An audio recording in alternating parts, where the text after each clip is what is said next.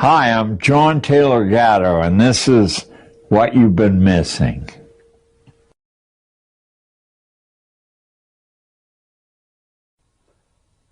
Nothing in the world can take the place of persistence. Talent will not. Nothing is more common than unsuccessful men with talent. Genius will not. Unrewarded genius is almost a proverb. Education will not. The world is full of educated derelicts. Persistence and determination alone are omnipotent.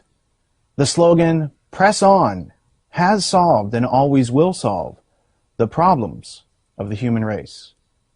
Calvin Coolidge, 1933.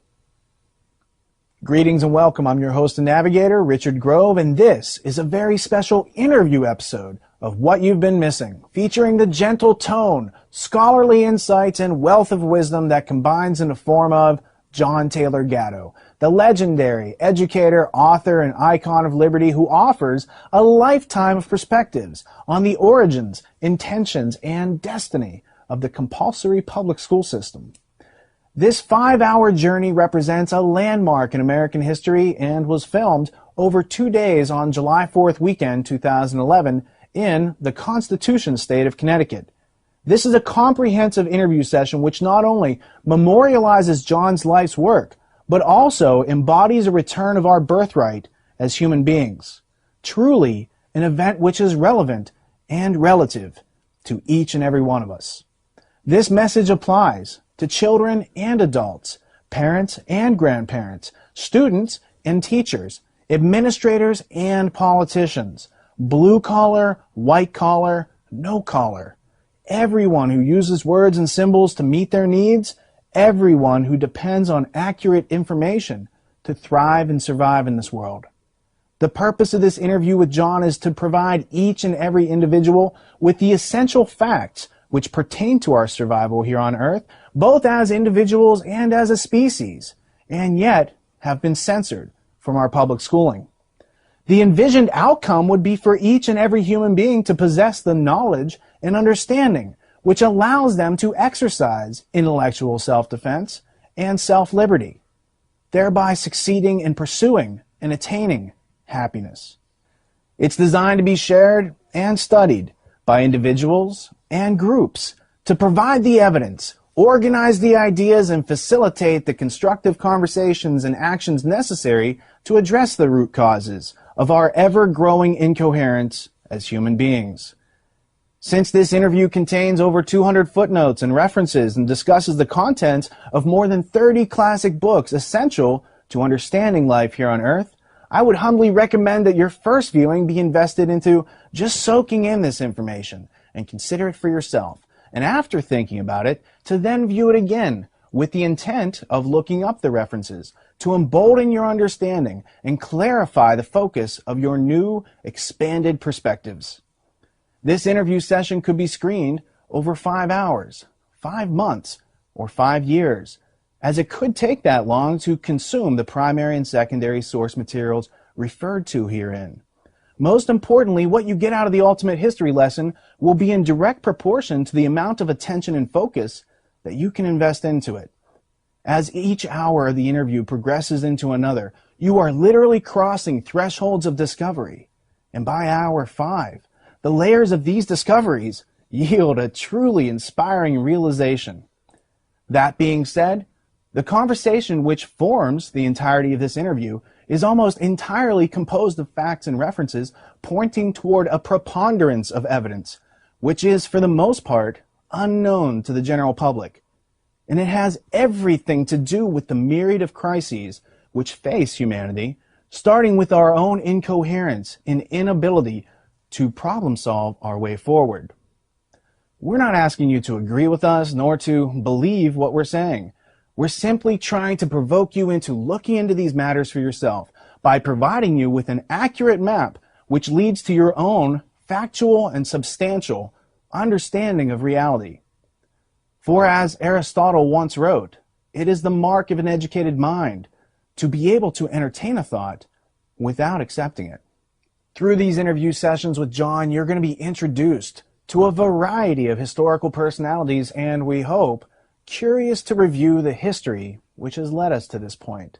And to that end, this is not about disproving or debunking what we've been taught so much as it is a journey of discovery to discern reality and to discover our birthright as human beings, so that we might go forward in order to meet the challenges we all face here on this planet together.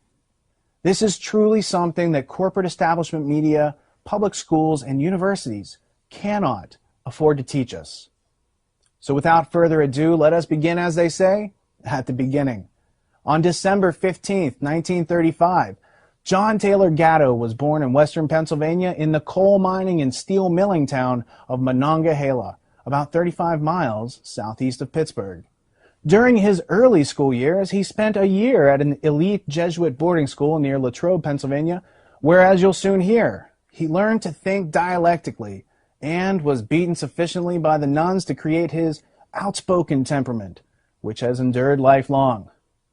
John did undergraduate work at Cornell University, the University of Pittsburgh, and Columbia University, and then served in the United States Army Medical Corps at Fort Knox, Kentucky, and Fort Sam Houston, Texas. Following Army service, John did graduate work at the City University of New York, Hunter College, Yeshiva University, the University of California, Cornell, and Reed College, which is a private independent liberal arts college located in Oregon. Like many famous American iconoclasts, John first honed his skills in a variety of professions before finding his talent for teaching, which proves to be his real gift to this world. After almost 30 years of teaching in New York City's inner-city schools, he was named New York City Teacher of the Year in 1989, 1990, and 1991, and that same year was also named New York State Teacher of the Year. Later in 1991, he wrote a letter announcing his retirement from teaching titled, "I Quit, I Think," to the op-ed pages of the Wall Street Journal, stating that he no longer wished to, quote, hurt kids to make a living, end quote. Soon thereafter, he was the subject of a show at Carnegie Hall titled An Evening with John Taylor Gatto, which then launched a career of public speaking in the area of public school reform. He then began a worldwide public speaking and writing career and has received several awards from libertarian organizations, including the Alexis de Tocqueville Award for Excellence in the Advancement of Educational Freedom in 1997. John has been invited to speak all around the world to share his research and has spoken to audiences in Australia, Spain, France, England, Mexico, China, and Canada, as well as every one of the 50 American states. Since his public resignation in 1991, he has traveled over 3 million air miles, spoken at Harvard University, NASA Space Center, the White House, Smith College, Cato Institute, and many other places. He's also been a keynote speaker at over 30 state homeschool conventions, and he supports something called unschooling and open source education for personal learning. In his book, Weapons of Mass Instruction, here's how John defines open source education. Open source learning accepts that everything under the sun might be a possible starting point on the road to self-mastery and a good life. In open source, learning sequences are personally designed or personally signed off on, and everyone you encounter in life is a potential teacher. In open source, teaching is a function, not a profession. Everyone learns and everyone can teach themselves how to learn anything, as well as learning how to teach others. In open source, students are the active initiators. You learn that you either write your own script in life, or by default, without your input, you become an unwitting actor in someone else's script. The main thesis of John's body of work can best be illustrated, in my opinion, by asking the question, what do public schools actually teach children? And answering it with the main themes contained in John's first book, printed in 1992, titled Dumbing Us Down. He makes the following observations about how public schools are designed in form and function. Public schooling teaches confusion by breaking coherence. It presents an ensemble of information that the child needs to memorize in order to stay in school. Public schooling teaches them to accept their class affiliation. Public schooling makes them indifferent and suppresses natural curiosity.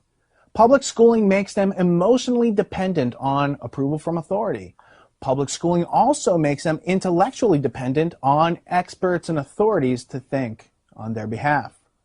Public schooling teaches them a kind of self-confidence that requires constant confirmation by experts and authorities, also known as provisional self-esteem. Public schooling makes it clear to them that they cannot hide, that they are always supervised, under surveillance, especially in today's society where everything online is tracked. Information is sold in a variety of ways to a variety of predators. Bibliography. John's poetic prose and diligent documentation can be studied in his prodigious preponderance of publications, including Dumbing Us Down, The Hidden Curriculum of Compulsory Schooling, 1992, The Exhausted School, 1993, A Different Kind of Teacher, Solving the Crisis of American Schooling, 2000, The Underground History of American Education, 2001, and in my opinion, this is an essential book to read as it stimulates your internal dialogue and draws questions as to why are children being methodically undermined, while simultaneously providing you with the answers and comprehensive references. John also published an article called Against School, published by Harper's Magazine in 2003, and last but not least, Weapons of Mass Instruction, A School Teacher's Journey Through the Dark World of Compulsory Schooling, 2008. John's website is johntaylorgatto.com, and you can help him fund his current projects, sample the underground history of American education, and browse his bookstore. We've also created a special website to support your further study of this project, theultimatehistorylesson.com, which acts as a single point of access to all the media, references, notes, and source materials and bonus features associated with this interview set.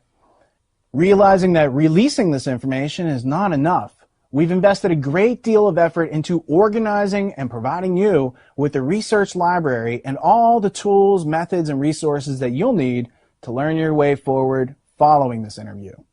Possibly one of the most useful tools is our use of the personal brain software to enter, organize, and connect all of this information into a comprehensive big picture, literally helping you to connect all of the dots of useful information and formulate a useful understanding.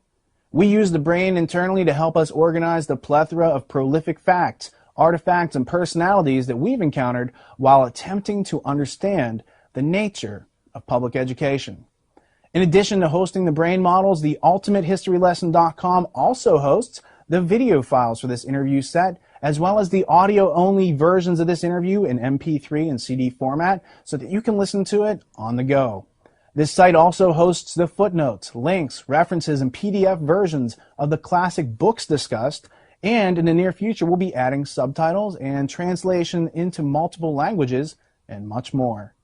TheUltimateHistoryLesson.com links you to our educational media producing partners, as well as the Tragedy and Hope online community, wherein you can leverage the research, methods, and tools in an international online community designed to be a fear-free zone of mutual respect, wherein individual explorations are shared to empower everyone with a comprehensive understanding. The Tragedy and Hope online community is free to those who need it and sponsored by the individuals who can afford to support our educational projects. And since this project was funded by more than 50 individuals in the Tragedy and Hope online community, I would especially like to thank those of you who gave us the ability to invite John and produce the Ultimate History Lesson so that this empowering information can be understood worldwide. We also produced the Peace Revolution podcast, a virtual classroom for adults designed to point out and provide useful perspectives, resources, and organized information. Each episode contains a subject of study essential to understanding a comprehensive view of reality, all of which is focused on providing you with the history, contextual information and references, and the various methods and tools so that you can learn for yourself that which public schools cannot afford to provide. Specifically, we've produced episodes 41 through 45 of the Peace Revolution podcast, which feature all 5 hours of this interview coupled with historical analysis and commentary, which we provide to help you really understand what's being said. These episodes amount to another 15 hours of educational content, which is also available on theultimatehistorylesson.com, providing you with the metaphorical handles, if you will, so that you can grasp this material and use it to your own advantage in everyday life. Unlike any other interview you've ever witnessed, the conclusion of the Ultimate History Lesson is actually the starting point on your own personal journey of discovery.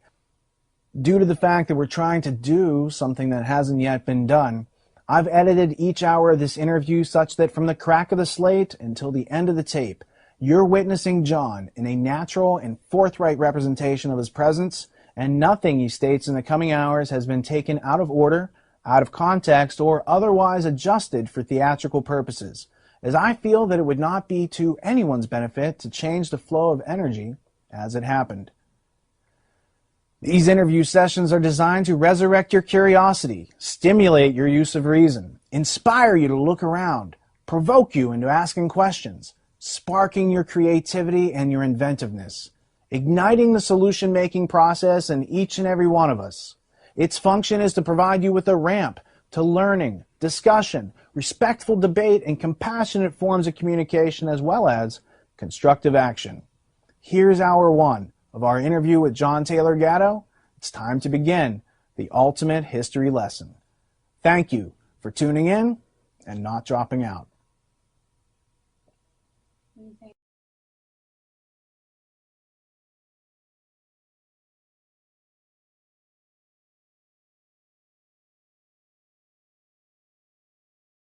You know, for pushing that button, you get a camera credit. That's pretty good. That's right. Awesome. I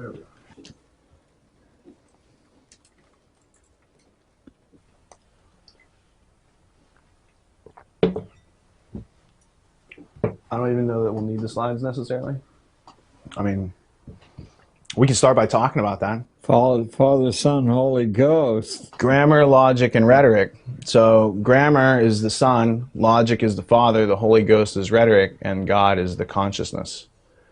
And so the Christian trivium came from the Greek trivium, but they used a metaphor to encode it. Now my question to you is a metaphor a lie, or is a metaphor something else? I think we better start a little less abstract. One of the things, a fatigued old brain. I arrive at abstraction by arguing with myself through writing. So everything I write goes through about 20 drafts. And since I handwrite it, it's quite painful to read and throw it out. But I don't really know what I say, what I'm going to say, or what I believe until I actually argue with what I think I believe. So, what do you think you believe about schooling? I think I believe that the metaphor schooling clearly tells you what it's expected to deliver. We only use the expression one other way commonly, and that's with the school of fish. And they are wonderful to watch. When one fin moves, all of them move. Thousands of fins move. And they're instantly receptive to what the group wishes. I don't know who gives the original signal, but education's diametrically opposite to that. I think it starts with the assumption that we get from a fingerprint or from DNA that no two people are alike, and that the ultimate realization of yourself is to find that uniqueness where your apparent physical resemblance to everybody else sort of dissolves as an illusion, and you stand absolutely alone, or you can select when you want to be part of the larger group. It seems clear to me that the business of schooling has done what Orwell clearly saw you do, or what Walter Lippmann said you do back in the 1920s. You steal the key language of the person or the group you want to overthrow, and you redefine it, and people then become confused. It's Newspeak in 1984.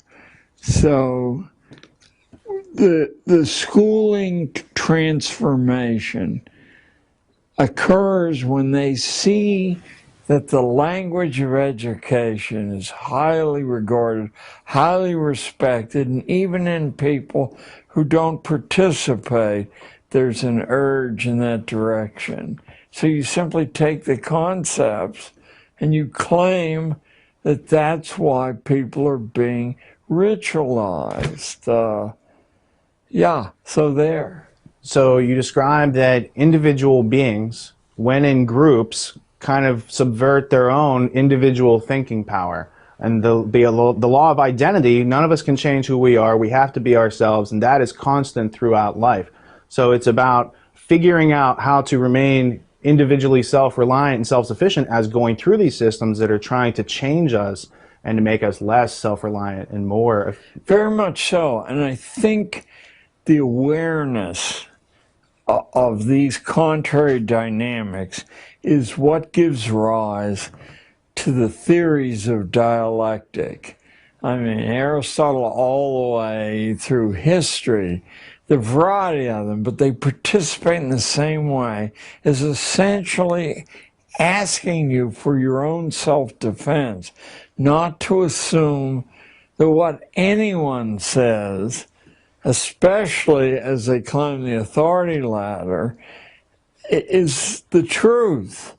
Often the misinformation comes from innocent self-delusion, but just as often as you move up the power pyramid, it comes from a malign intent toward your own individuality. So it's like a betrayal of truth that occurs, or a betrayal of belief in some authority structure that you want to believe in is true, and then little by little you realize that it's not necessarily how it might have been presented to you.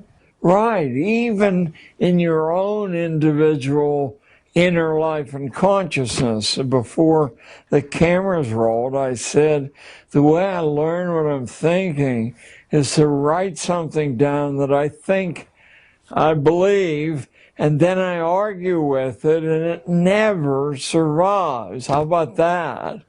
Now, what scares me is that when I go back to it year after year, most of it doesn't survive. I mean, it takes years before I get to a core and I say, I'm not personally capable of moving beyond this thing, so that we're so well conditioned from infancy not to see the truth or relate the truth, but to shave it, that the first step in reaching for an education, I think, is to mistrust what you most are certain of, to mistrust that. Now, it may survive, but it needs tested not once until you're exhausted from testing it. Is the school system designed to get kids to grow into a thriving, self-responsible, self-reliant adult? Or is it to whittle away curiosity and to kind of stop them from thinking for themselves? It's certainly not the former in any way, for the simple reason that throughout history, management doesn't know how to manage independent units, even partially independent units. Why shouldn't we ask, and any school people watching your film should begin immediately to ask politely, why are we doing this? It's a question you never hear because it's heresy. I mean, the beleaguered classroom teacher doesn't know why he or she's doing that. They're told to do it. Maybe they can give it 5% personal spin. That's why they're doing it. Does it make sense for this particular life that's asking you the question? you don't know, and if you started to care, the logic of schooling would dissolve. No one is able. You can answer the question for yourself. I used to say to my classes, and over the course of 30 years teaching, I taught kids from the Gold Coast to the Upper West Side of Manhattan, and I taught kids from the center of Harlem and Spanish Harlem. And I would say to all of them, you have a right at any time, you gotta be polite though, because I'm just human, to say, why are we doing this? And if I can't produce an answer that convinces you that I believe it, then you have a right to opt out and do something else, as long as you don't run wild and bring the whole house down. It helped me grow year after year. Not that they ask very often, because they're conditioned not to do that, but enough did ask that I was put on my own mettle to say, why am I doing this? And it was a continual expansion of my own insight until politically I couldn't do it any longer. The school, oddly enough, made me so internally famous that it drew extra attention, and my system couldn't survive under the scrutiny, because they would see the disparity between what I was doing and what the protocols were. So there. So it sounds like if I'm trying to get to the root cause of why your teaching career ended, it sounds like you started asking questions, John. And it sounded like the question started with why, with a question mark, and then maybe you were asking some other, like, the 5 W's plus how, and you were actually getting observed knowledge. Asking myself questions, then forcing my classes to ask me questions and themselves questions, and eventually the productive output of my classes was so great, inadvertently, I didn't care how the school measured product, but it was so great that I would get visiting delegations, sometimes on a daily basis, for months, and they would leave baffled because they wouldn't see the drama unfolding that they understood as schooling, and they were right. It was less and less schooling, and eventually the pressure became impossible, since I set out at the beginning of the year with an inner intention, if I had 120 kids, to have 120 individually written curricula. I never succeeded totally, but I got close enough that when the principal would drop by and only find 9 people in class and say, where are the rest, that I ran out of strategies to explain where the rest were. So yeah, I couldn't operate. I couldn't function any longer because my physical strength wasn't up to it. So how did part of the strength of your actual teaching come from releasing children from the classroom and letting them go out in the world and actually gain some useful experience? Huge amounts of it came from releasing anyone who had an independent course to follow, becoming that boy or girl's assistant, always with the mother's permission, because they couldn't deal with that kind of additional political pressure. So what they would learn and bring back would be like food for me. I would be like I was 120 people simultaneously. Oh, I learned much more than I learned at the 2 Ivy League colleges I attended.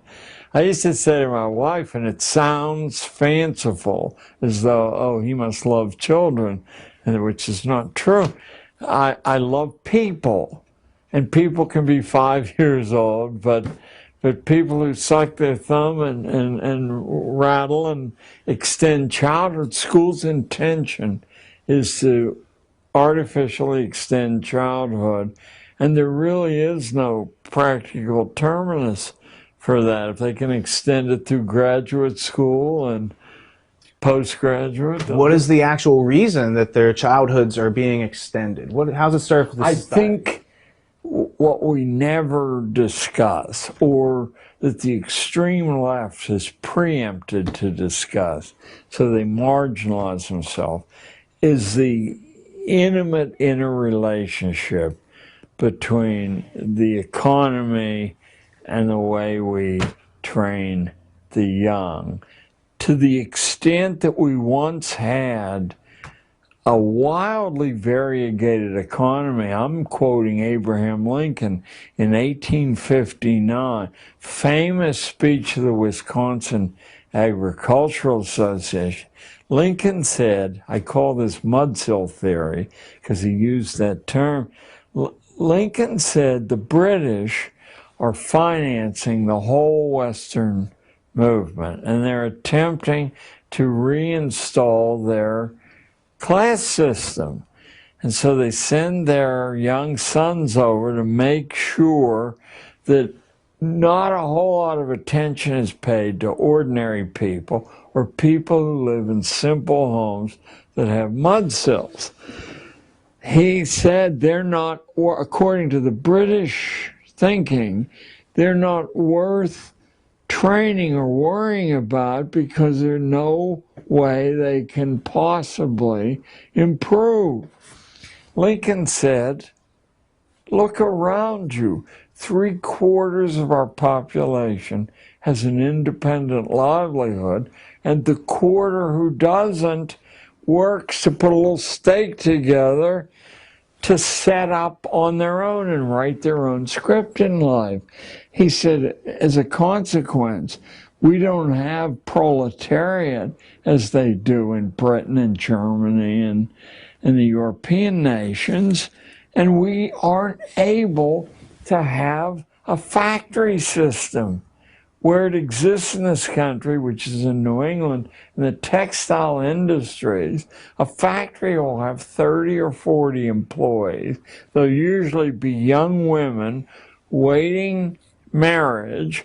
They'll be served tea at their machines, and there'll be opera performances staged for just to keep them at the machine, because these independent livelihoods lead to, totally private, independent systems of value.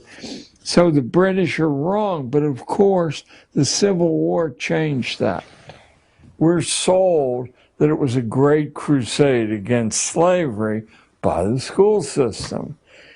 The major historians who've turned their attention to that say, to a person, that slavery was already dead. It was staggering through its last couple of generations, not because of a moral transformation on the part of plantation owners, but because the wives of the plantation owners were scratching their head and saying, the boss, my husband, vanishes for a couple of days. We have all these new slaves, and they're not black anymore. They're various shades of brown.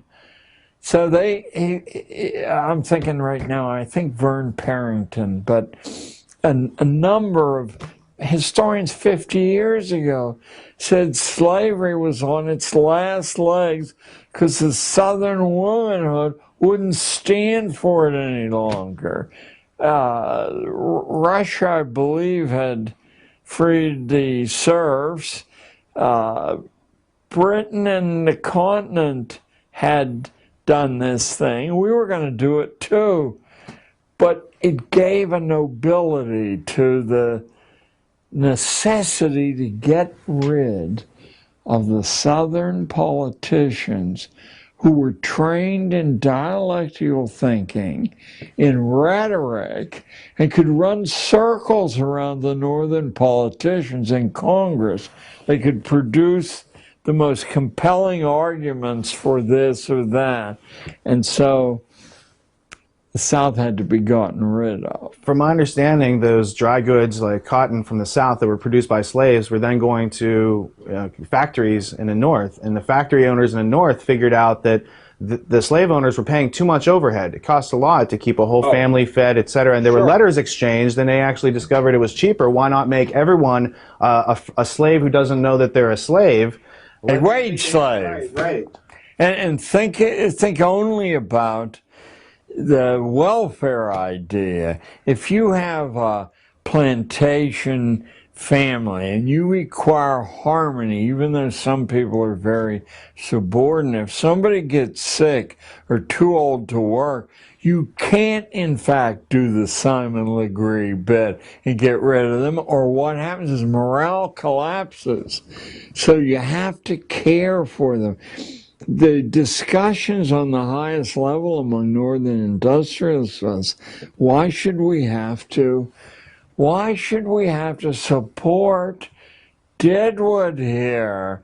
And we could do that if they were wage slaves. Yeah.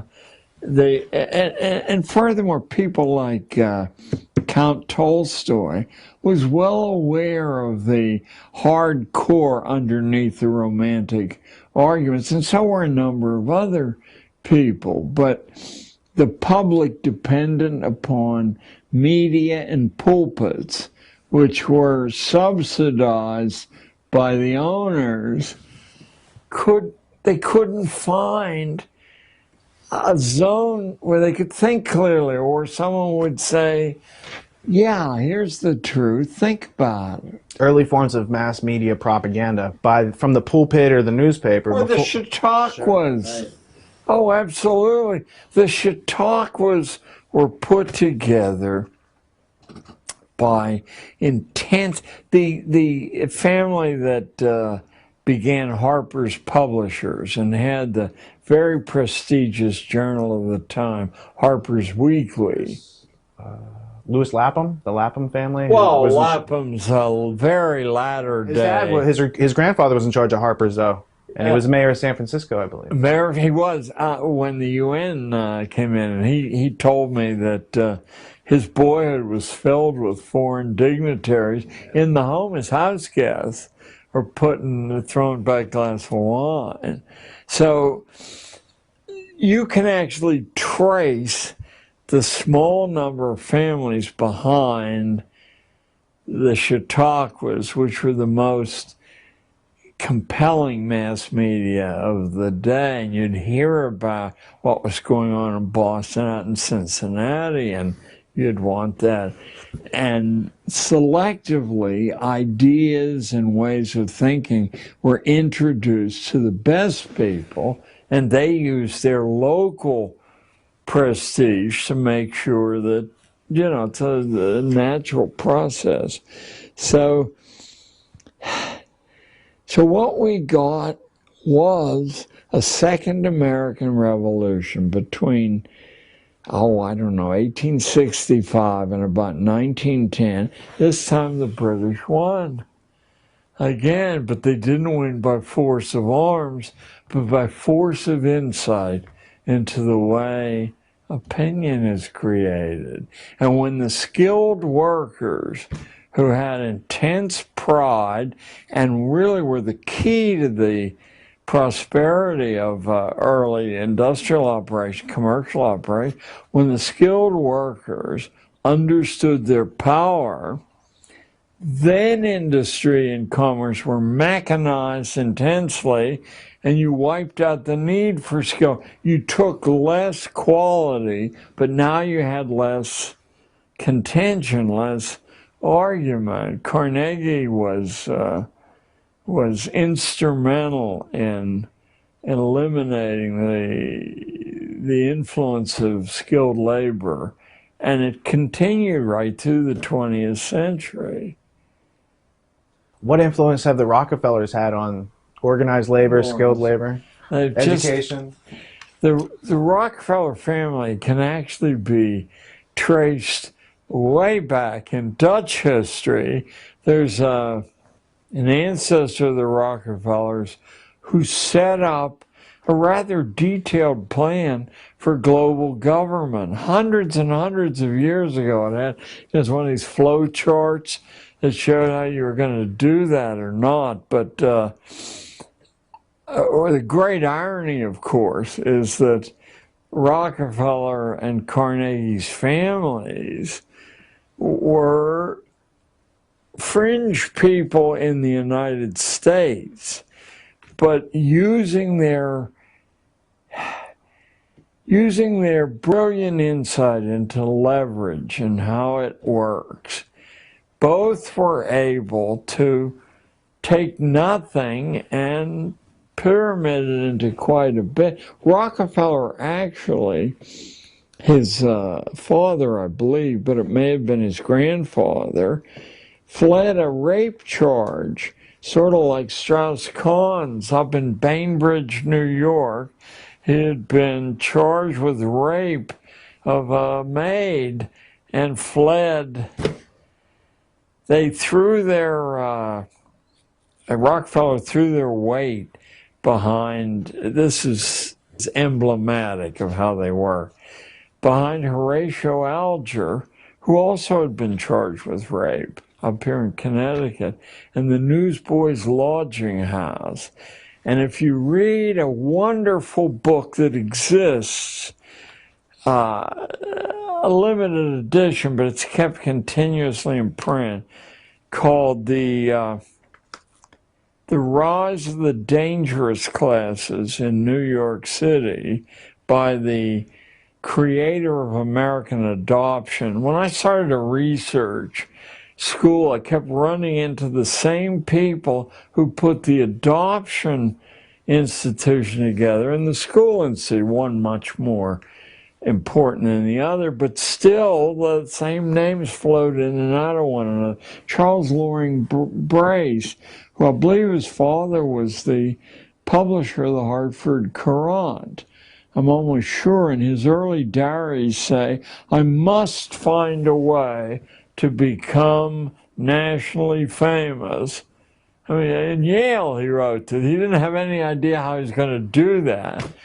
But finally it occurred to him that with these masses of immigrants being brought in to break the Irish labor monopoly in the mines and the mills, that the easiest way to lower the unit cost of labor was to bring the husband and the wife into the labor force. You double the size of the labor force, you cut the unit value of the labor in half. But you couldn't do that as long as they were worried about their kids.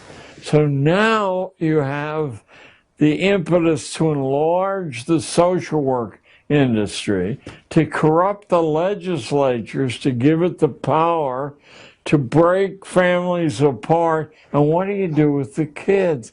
Well, the expression put up for adoption tells you you don't want them anywhere in the neighborhood. You want them far away. So you put them in boxcars. This great secret, monstrous event in American history that goes on for 40, 50 years. Boxcars full of the children of the labor sent west. They started upstate New York. That was too close. So they kept going farther and farther west. And then they'd stop at a whistle stop and a platform would be brought out. The boxcar would open. The children would be put up for adoption. They had a preference for who they wanted to adopt. They wanted Lutherans to adopt because they had the Episcopal idea of hierarchy, but they were just dumb farmers. They couldn't think clearly. Here was free labor, hey, and that will end the future career of these immigrants. What stopped putting children up for adoption was the police chiefs of the West. I think the year was 1888, but give me a few years either way. They wrote a stinging attack on this practice, not on moral grounds, but they said crime is everywhere in the West. And if you go to the psychological abstracts, you'll find that an enormous number of adopted children, for example, 6 of the 10 leading mass murderers in American history, but all forms of crime, because when you break the bond with the natural, you can't put substitutes in place.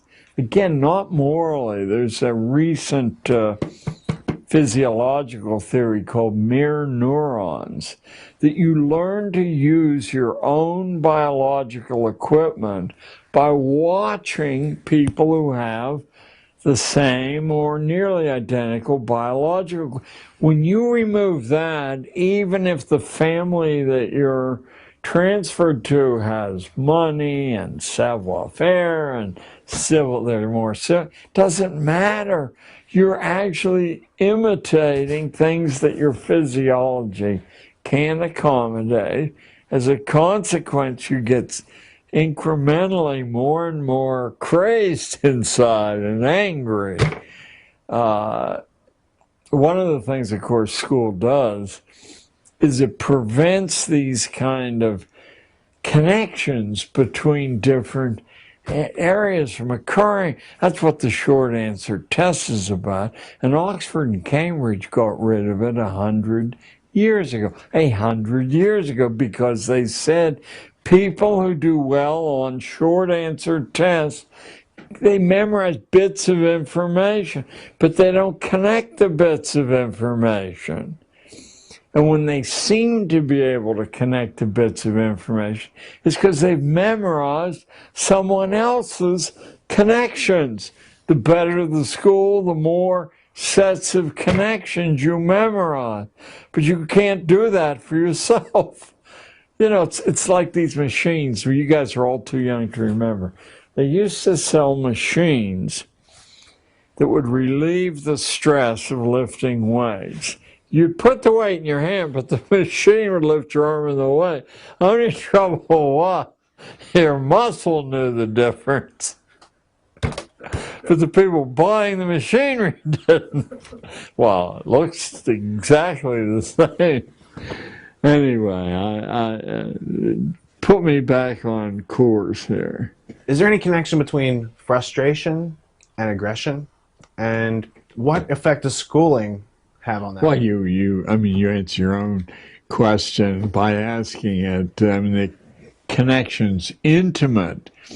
School removes your volition in all important ways. Even who you speak to. Are not the arts of association as valuable or more valuable than anything else you learn when you're young? I read how executive hiring is done, and it almost never has to do with your training in whatever you're being hired for.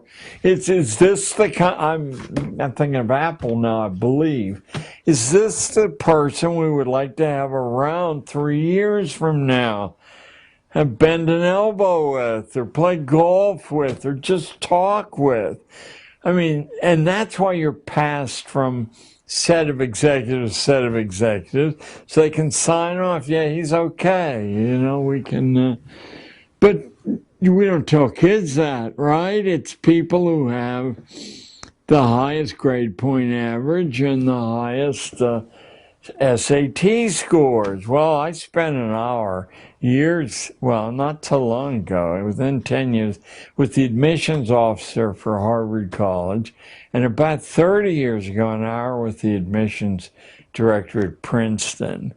And let me tell you, their polite dismissal of grades and SAT scores was intimidating to listen to, as if, You'd have to be crazy to let somebody in. Let me see if I can condense how you get into Harvard or Princeton. Of course, you get into both by donating a building, but how do other people get in?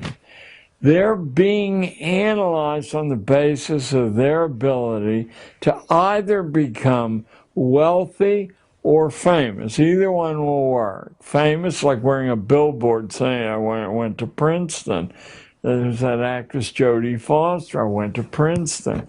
Look at where the rest of the actors and directors went. They didn't go anywhere, but Jodie did. So that's one we hear about. The Harvard lady said, we look for a record of excellence.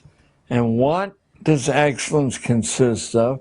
It's sometime in the first 18 years of your life, figuring out how to add value to the people around you. Although she didn't say this, in a way that catches public attention. So you might walk across the United States or bicycle the perimeter of the country or row across the Atlantic Ocean. Those are physical ways.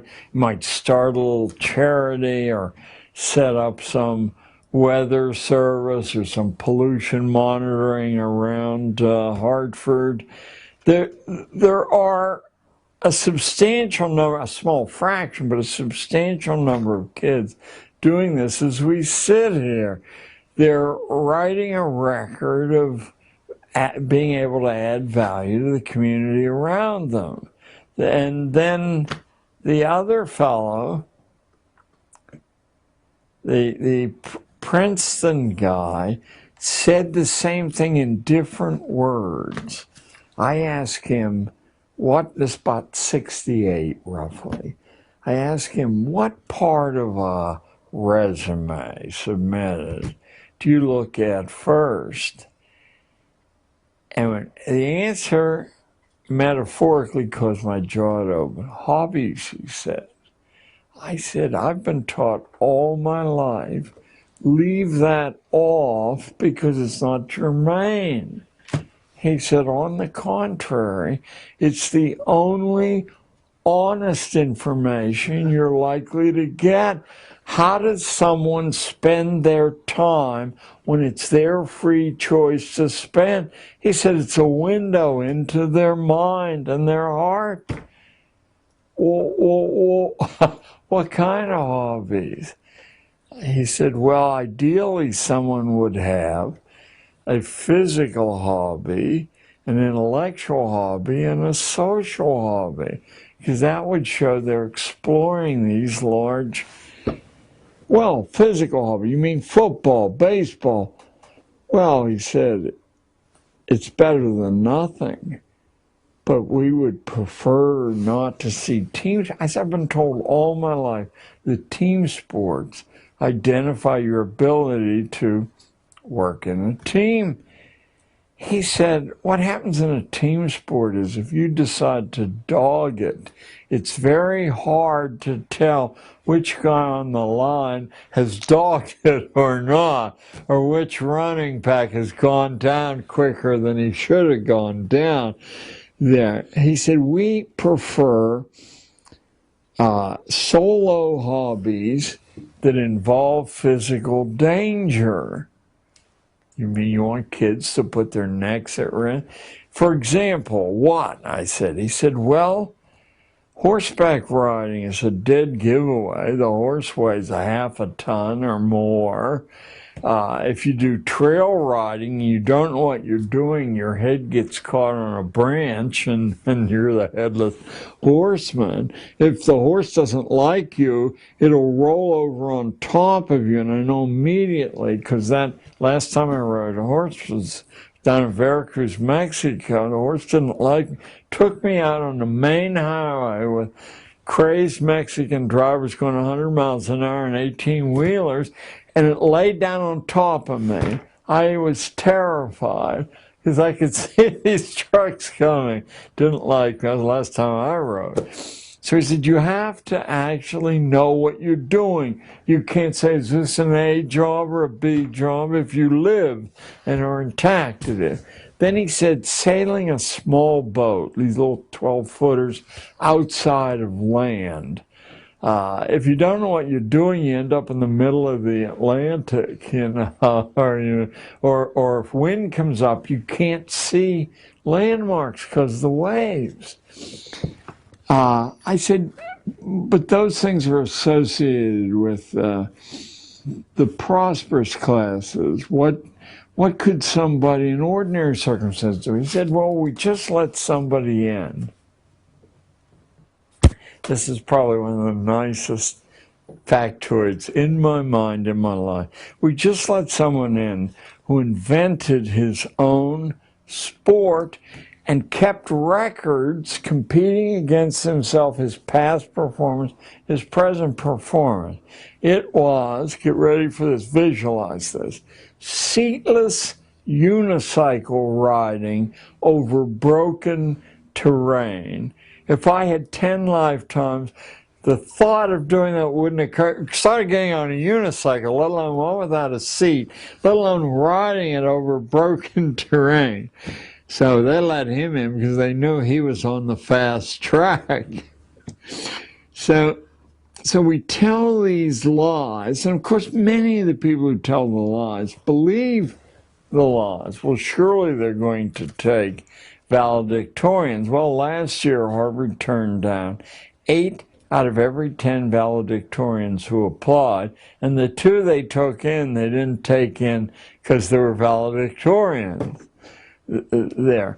So by removing this component from the student imagination, you can control to some extent who even applies to Harvard and then who gets in, who applies, because they don't know what they're doing. What's the IT garbage in, garbage out? So what I would do was I would examine. I have a friend who started a tutoring service called the Princeton Review, and 20 years ago, they were charging $300 an hour. I have no idea what they charge now.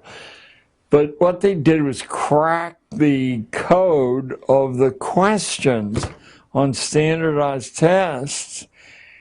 And Adam Robinson was his name. Adam took his money and left the Princeton Review to his partner.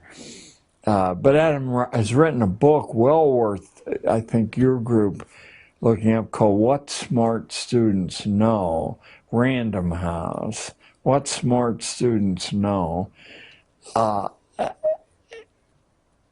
Adam was certain that you could pass standardized tests without having any knowledge of the subject, as long as you understood the constraints, the test, the question architects were under. For example, 2 of the 4 answers offered are always so absurd that if you know that, now you're left with a 50-50 guess.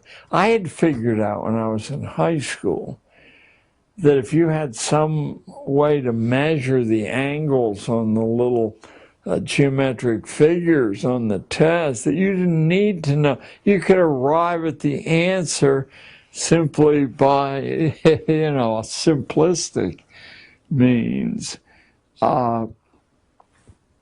The evidence that all of us know standardized tests don't measure what they claim to measure is that nobody, I mean nobody you encounter on the upper reaches of society would dream of hiring somebody on the basis of those tests or in grade point averages.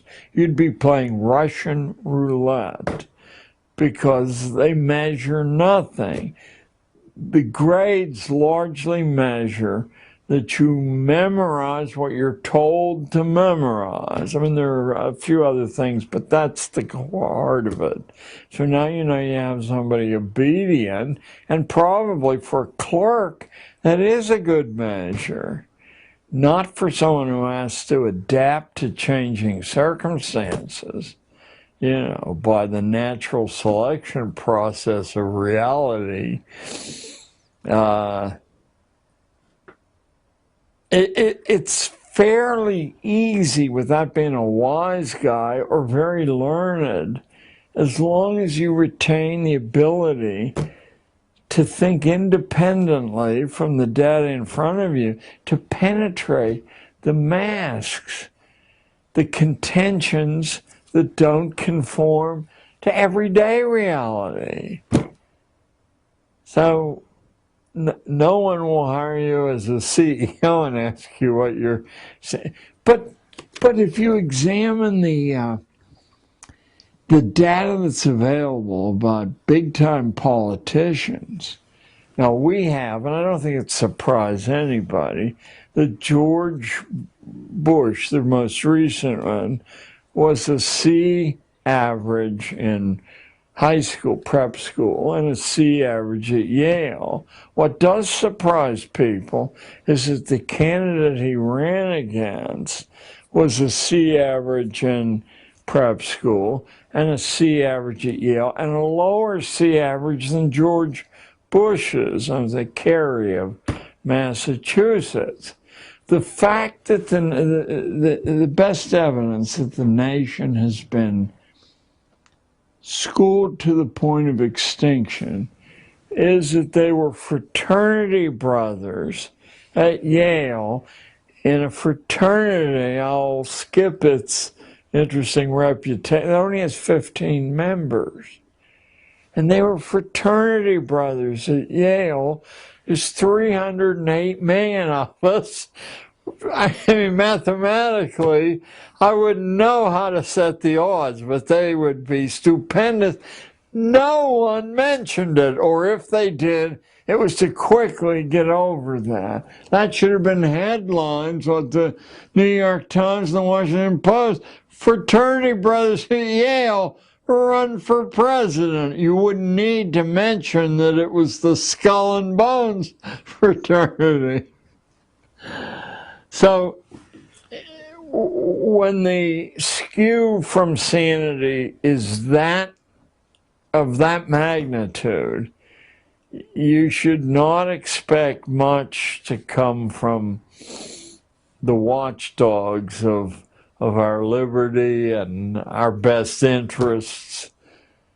How could that happen unless, but there's a Jewish expression, chutzpah, unless this feeling of contempt for ordinary people was very dramatic. I'm sure someone in the council who allowed that to happen said, maybe someone will notice. To dismiss that shows you how powerless. To believe, for example, another example, that the recent banking crisis, you know, the real estate bubble, it is an oddity in American banking. There have been 5 such since 1961, savings and loan, technology bubble. There have been 5 of those, and the central figure in all 5 is the Citibank of New York. Now, sometimes it's called First National, that's back in 61. Then it becomes Citibank, then it merges with another huge and it becomes Citigroup.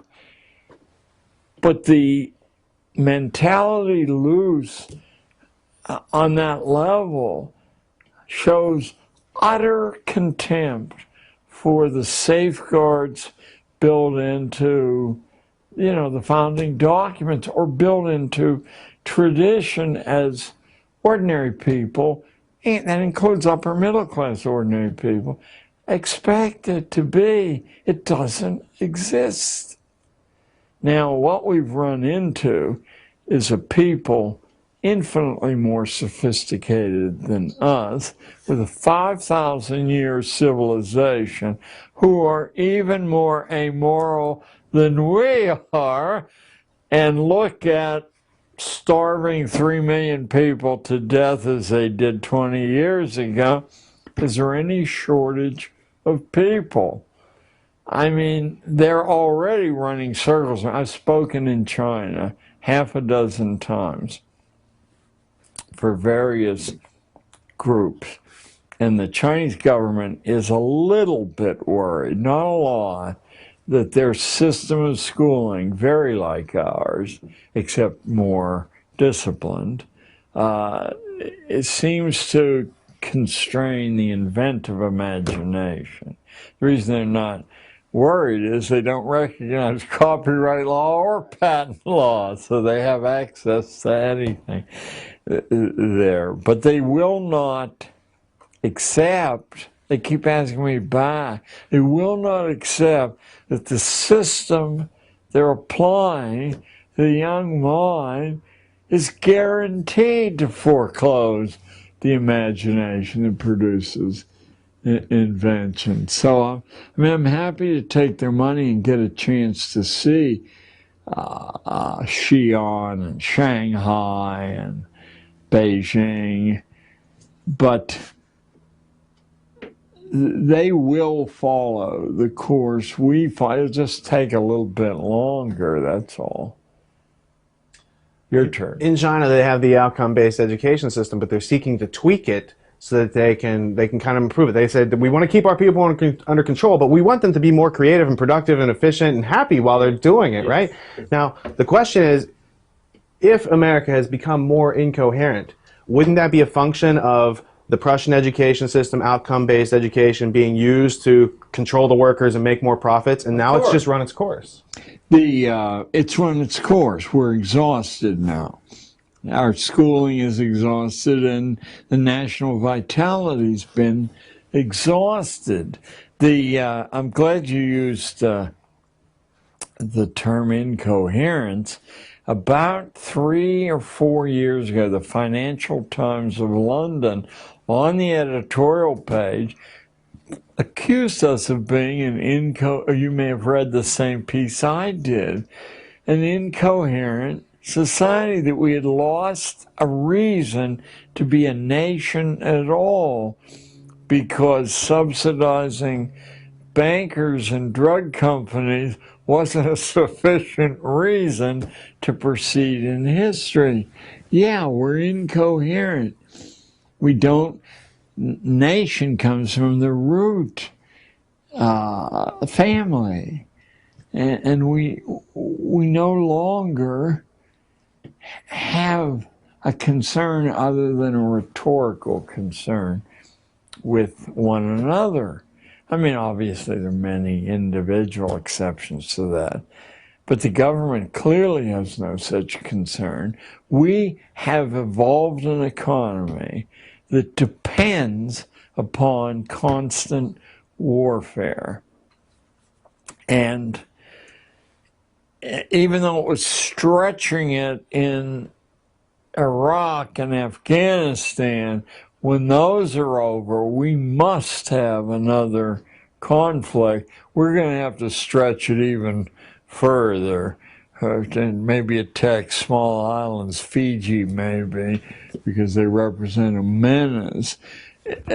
Being a child of World War II, the idea of calling something a war where the enemy has no Army, Navy, Air Force, intelligence service, where they blow up their feet in their underwear, it just stretches the bounds of the ridiculous to call it a war. But we got an object lesson from a television comedian who said, when you fly planes into a building, it certainly shows you have courage. And that was temporarily the end of his career. You do not speak in opposition to the main force driving events. Yeah, yeah, no. To look at America between, let me roughly say, 1800 and 1865, and then from momentum right up to the First World War, there's this explosion of invention, and it comes from the unlikeliest places. It does not come from university-trained inventors. It comes from everywhere. It's the way people saw the world around them. They saw the elements, the raw material. They processed it a slightly different way, and then they had the the rhetorical capacity to say, hey, look, there's a better way to do this. It was happening so frequently that a crisis occurred in capitalism. And without understanding this crisis, you really can't understand why our schools are the product of the Rockefeller family, the Carnegie family, the Astor family, the Vanderbilt family, the great capitalist families. They understood that the real problem in successful capitalism is assembling capital, getting people to give you their savings on the promise that you'll give them more back. But if you have people in an inventive matrix who can look at the way the expensive businesses doing things open up across the street and either do it cheaper or better or simply open up somewhere else where no one is doing it, capital is always at great risk. So oddly enough, I don't want to claim credit for what really is a brilliant insight, but I want to crave credit. It was openly discussed, let me say, from 1880 to 1900. We were being forcibly converted from an economy of small farmers, small engineers, entrepreneurs, into a corporate economy. And these men doing it, they weren't intellectual dumbcoffs. They could see that as long as the American inventiveness was loose like a wild beast, they were going to have a lot of trouble pulling. Someone would say, but I saw, Jack, and he went belly up.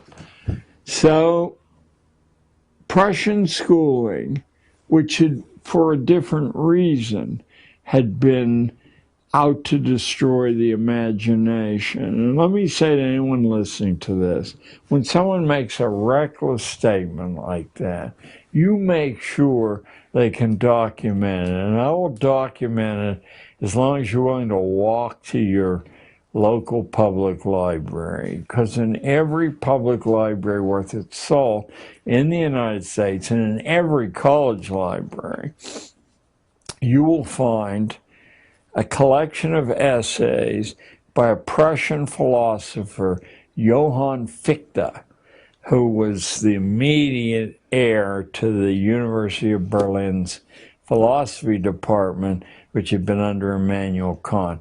Fichte wrote a series of, it was over a dozen public essays to the Prussian king from, let me say 1808 to about 1818. They're called Addresses to the German Nation. And the provocative event that set the first one off was the Prussian army, which was the Prussian economy, renting soldiers, stealing other people's stuff, had been whipped by Napoleon's amateur army at the Battle of Jena in 1806. And Fichte said it was because this demon imagination was loose among ordinary soldiers, and in situations they would override the orders from headquarters about what to do, and that's why we lost.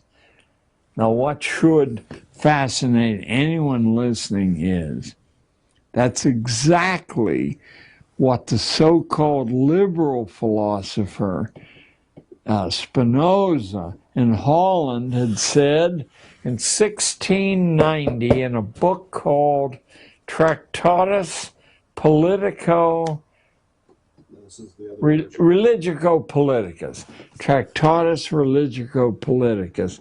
Spinoza said that the ordinary population was so psychologically diseased, murderously so, there was no way to heal it. Just as Fichte, 125 years later, said there was no way to heal the disobedience gene in people who thought for themselves. Fichte said we have to set up a system of forced schooling, universal forced schooling, in which we destroy the imagination. Bells, ordered lessons, constant testing, rankings. Now, if it were only those two major figures, but you now can go back a few hundred years in history to John Calvin's Institutes of the Christian Religion, which is this thick, tiny print. But if you ever go mad and actually force yourself to read it, rather than to read what an encyclopedia tells you it says, you'll find that Calvin says that the saved are saved before they're born. The damned, who are 19 to 1, are damned before they're born, and no amount of good work or behavior can save the damned, and no amount of evil behavior can damn the saved. The expression that used to be pretty common, but has vanished, I think on purpose, is justified sinners. The saved are justified sinners who can do anything. They can carpet bomb civilian populations, whether they're Nazis or Americans. You know, you've done no harm according to Calvin. Calvin said the only way the elect, he called the saved, the elect will ever be safe because they're outnumbered so heavily, is to set up a system of universal compulsion schooling with the intention of destroying the imagination and filling the head with garbage. Spinoza said the same thing. Fichte said the same thing. So I think we just ran out of tape. Is that what happened? Is that one still running? Yes, but it has no micro. Yeah. All right. So we're going to take a 10-minute break. Oh, good. We're going to change the tapes. We're going to turn all these lights out. We're going to turn the AC back on and cool you off. If you want to get up and move around, use the bathroom.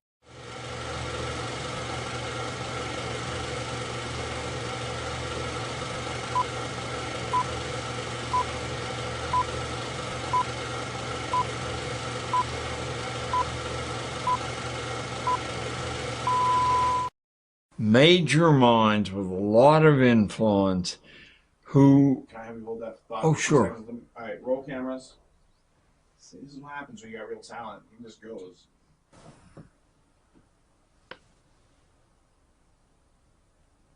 4 cameras rolling. Red dots, everybody? Cool. Floor is yours. So we have this ominous continuity among major minds with a lot of influence, including transatlantic influence on the states. We have, prior to the break, Fichte in Prussia, Spinoza in Holland, and Calvin really beginning in Geneva and spreading all over where his theology spread. But the father of this, at least in the form of written documentation that's easily available, has to be Plato, the Greek aristocrat who speaks through the mouth of Socrates and writes 2 influential utopias. One well-known, the Republic, and one not so well known, the Laws, which is the product of his mature reflection on what needs to be done. And all four of these men, and we could, if we had time, do 40, but these four major names spanning European history agree that the ordinary population is A, very dangerous to the social order if it learns how to think and if its imagination remains intact. And furthermore, we have this corollary that there is no way to improve this. And what I've left out is the killer app that occurs in the middle to the end of the 19th century from one of the wealthiest families on planet Earth, the family of Charles Darwin, and their former Anglican minister-trained son, Charles, who in his second major publication, The Descent of Man, says that the evolutionarily retarded are fatally dangerous to the physical integrity of the human race, the advance of civilization, because of the few evolutionarily advanced, like the Scandinavian blondes and the English blondes, crossbreed, God forbid, with the Irish or the Spanish, evolution will march backwards into the swirling mists of the dawnless past, and nothing can change that. Maybe a few million years might change it. Certainly nothing that current generations can do. Darwin, of course, is in every school, including every elementary school in the United States, probably the world, and no one bothers to mention that he doesn't say the human race is evolving. There's a few, a fraction are evolving. Now put yourself, if you're watching this, in the position of a responsible person who learns that. As someone who's made worldly success, has a little bit of time on their hands and resources, and now you know that if these ordinary people walking around in the American democracy, if they happen to crossbreed with your daughter, evolution is going to march backwards. You now have a justification beginning in 1871, second to none. You can argue with Calvin, you can argue with Spinoza, you can argue with Plato, you can argue with Fichte. This is science and mathematics. And furthermore, an unknown connection that has for some reason escaped the attention of the Darwinians. Darwin's earlier cousin, Thomas Malthus, has said there is no way mathematically to feed the poor, because if you feed them, they'll reproduce more successfully, and then there'll be twice as many, then 4 times as many. That population expands geometrically, but food only arithmetically. So and of course in Darwin's diaries, he said that his pursuit of the secrets of biology are stimulated by the work of his cousin Malthus. Now we have, after Darwin's 2 blockbusters, the second of which... I'm going to raise my hand from now on. Yeah. What's the full name of Darwin's Origin of Species? The progress of the favored races, and he does not use the term race the way we do. he recognized about 57 separate races, of which the Irish are on the very bottom.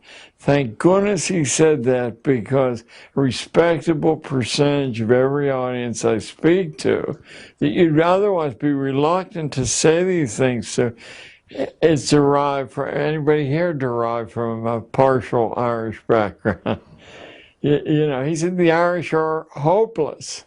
There is no hope for the Irish. Of course, what's left out of simply relating what Darwin said is his training as an Anglican minister. And if you happen to pick up the Anglican Book of Common Prayer, hundreds and hundreds of years preceding Darwin, you find that God's will is to divide all the living creatures and plants into an infinite number of layers, and to attempt to leave the layer you're placed in is the worst sacrilege at all. So that Darwin's theory, fully explicated, is the Anglican homily of obedience. Homily of obedience says exactly what Darwin says hundreds of years ago. Don't try to get out of your biological category because it's hopeless. And prior to that, don't try to get out of your spiritual category because it's hopeless. There's a great similarity between the two ideas. Now, if you set out to find evidence that this is so, it's much easier than simply setting out to look at the, you know, the abundance of natural forms. So the real actor in the piece, Darwin's a shy man, fantastically wealthy. That's been left out of all the fantastically wealthy. The high-tech, upper-class purchase of the day was Wedgwood pottery, and that's the source of the Darwin family wealth. So Darwin's first cousin is a man I was taught in high school back in the early 1950s, is estimated to be the most intelligent single human being ever lived. I was told that over and over. His name, Francis Galton, a world-famous explorer, mathematician, inventing little statistical formulae to discriminate shades of quality that the schools are infested with. And he has, Mr. Galton, a worldwide following of Galton clubs, including in the United States. He makes several pilgrimages to the U.S. to spread the insight that a menace to the human race exists in 95% of the population, and there has to be a way to put them, render them harmless. School, recommended by Fichte, Spinoza, Calvin, and Plato, that's the way to do it, and we'll defend this with precise mathematical science. We will keep to ourselves the biological reason. Meanwhile, we've got to find a way for the biologically advanced to breed with one another. If you will trace the founding years of the elite private boarding schools in the United States, with the exception of no more than 6, you will discover that all of them, male and female, emerge in the 30, including the women's colleges, the 7 sisters, in the 30 years after the descent of man, which will be in every respectable library in the United States, and of course overseas too. I urge you, especially if you're Irish, to pick it up and read it. You will not be disappointed to find yourself at the bottom of all the races on earth. Just as the English without Darwin would have agreed. You know, well, anyway, so this package of high-level evidences, contentions, is capstoned with scientific mathematical evidence and the proselytizing of Francis Galton, vigorous, rigorous. Out of that comes, in the period right after the American First World War, a phenomenon in country fairs all over America called the Better Families competitions.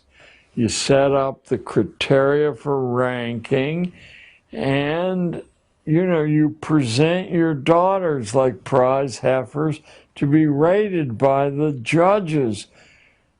So we have a series of these reinforcements of Darwinian theory, which is really a reinforcement of Anglican theology, or Calvinist theology, or Platonic philosophy, or Fichtean philosophy, or if you want to go liberal, of Spinozan philosophy, until finally we get to this capstone. Now the cap is off the tunnel to hell, because not only are people justified in setting up a form of schooling that's anti-educational, but they're doing either nature's work or the Lord's work. You decide. You want to go Calvin, you're doing the Lord's work.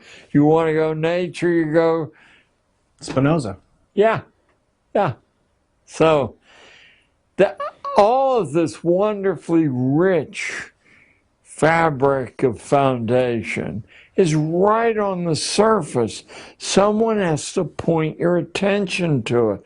Please, no one watching say, oh, this fellow Gatto is spun off, this phenomenal, interesting, but wacky theory. I didn't spin off anything. I took the dots and I connected them.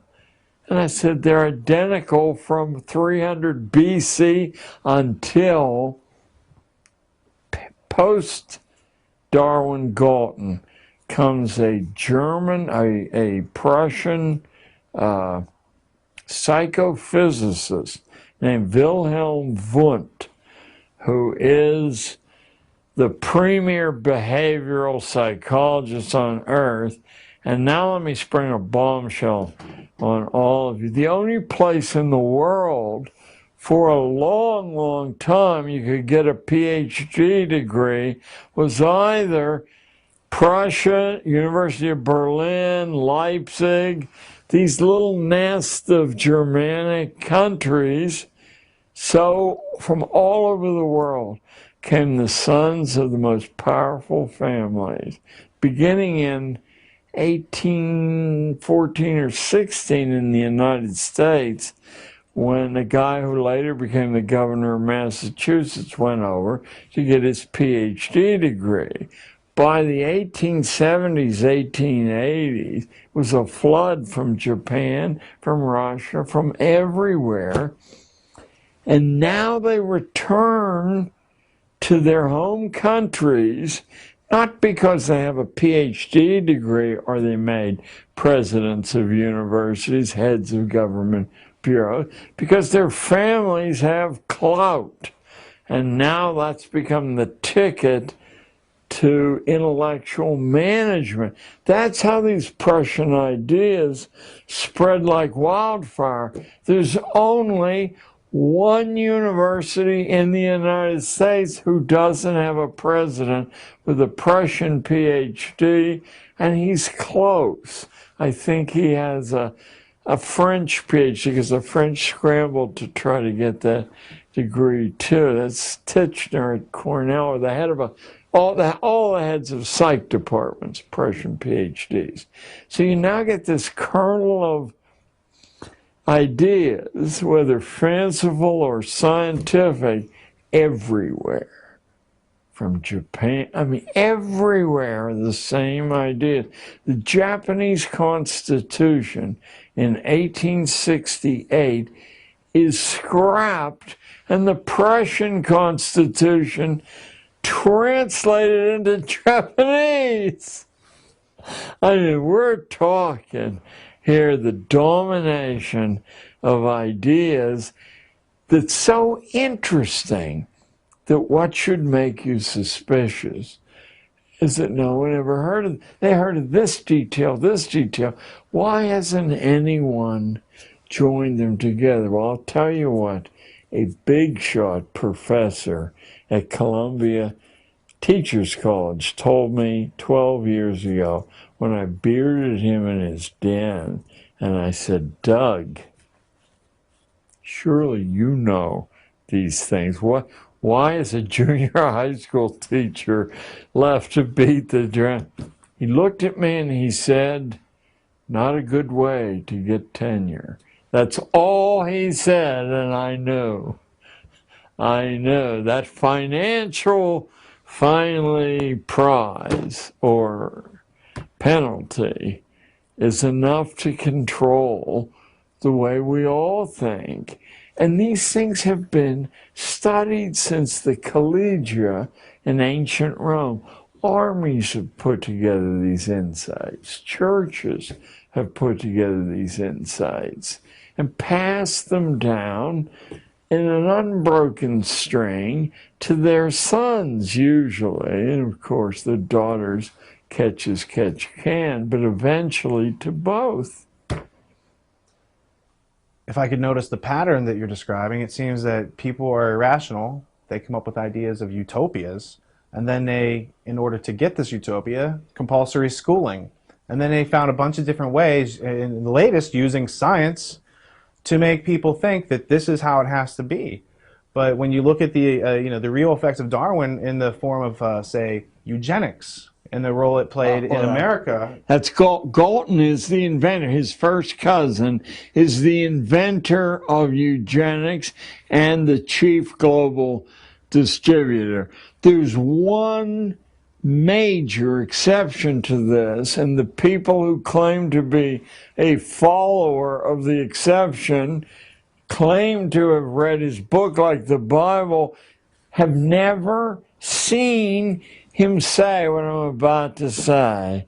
I'm talking about the so-called father of capitalism, the wealth of nations, Adam Smith, who in the first 15 pages says there's no difference between the duke's son and the street sweeper's son except early training. A dead giveaway that this idea was known to be highly dangerous, and I don't think this has ever occurred in publishing that I know of before or since. In the 1809 reprint of Wealth of Nations, because it immediately became an international must-read, the publisher of the book, a man with the ironic name of William Playfair, an economist, takes his own author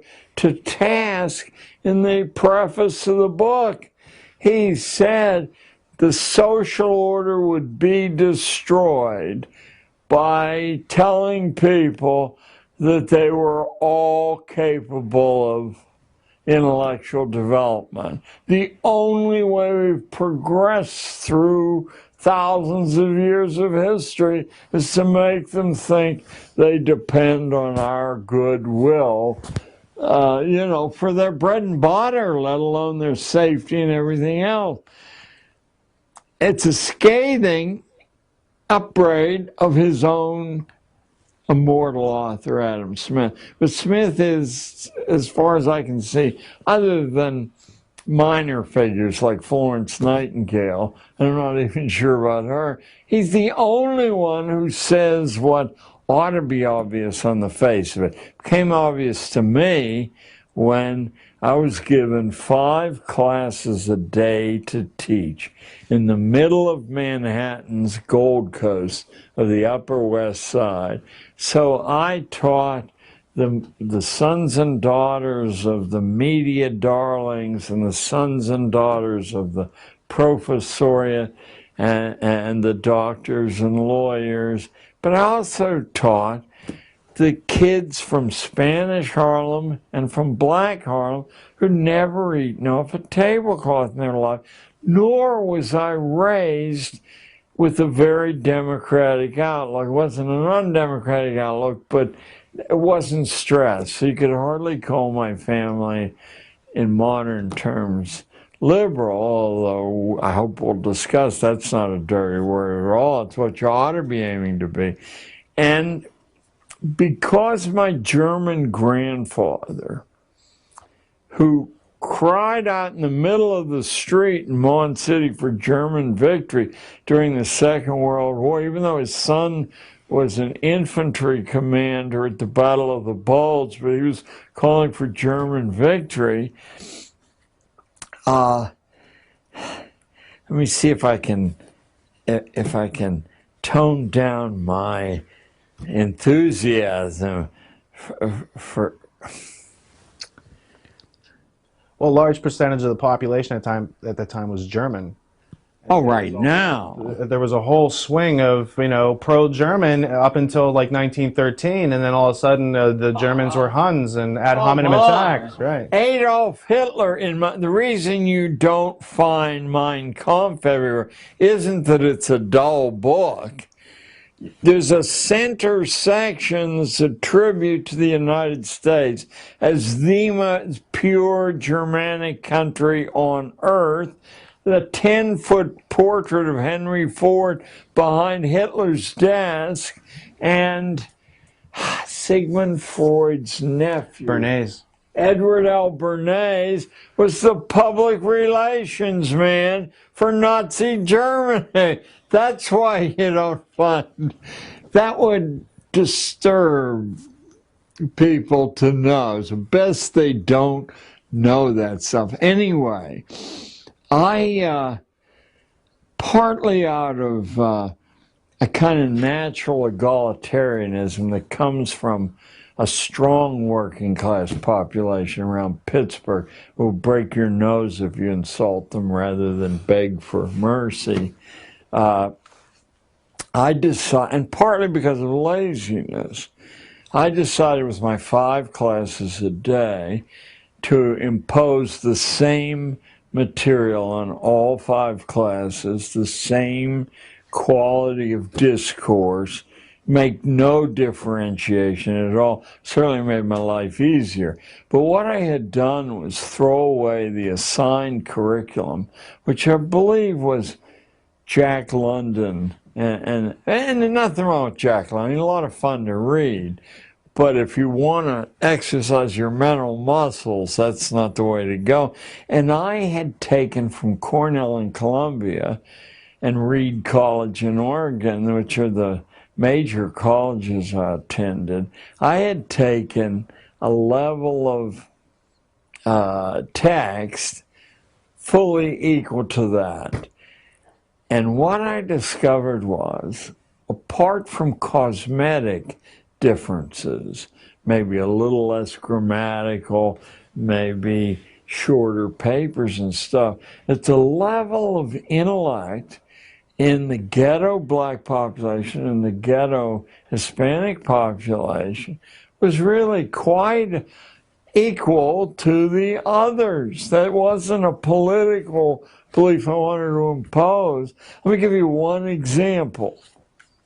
I had a little black kid named Gregory Smith. Gregory, I hope somehow or other you're alive and you're listening to this. And I'm replacing Jack London with Moby Dick, the most difficult American novel ever written that explores all the great ideas of European history, predestination, and all the rest. And I'm holding forth on those ideas at the same time we're reading a book that's way beyond anything in difficulty they've ever read. and I hear a crash. I look, and Gregory Smith has fallen asleep and crashed to the floor. Well, I'm fresh out of Pittsburgh, and the way we deal with people like that is to kick their soles of their feet. They wake up real quick. That's the way the cops do to us when we're making out under cars around Pittsburgh. And if our feet stick out, they kick our feet.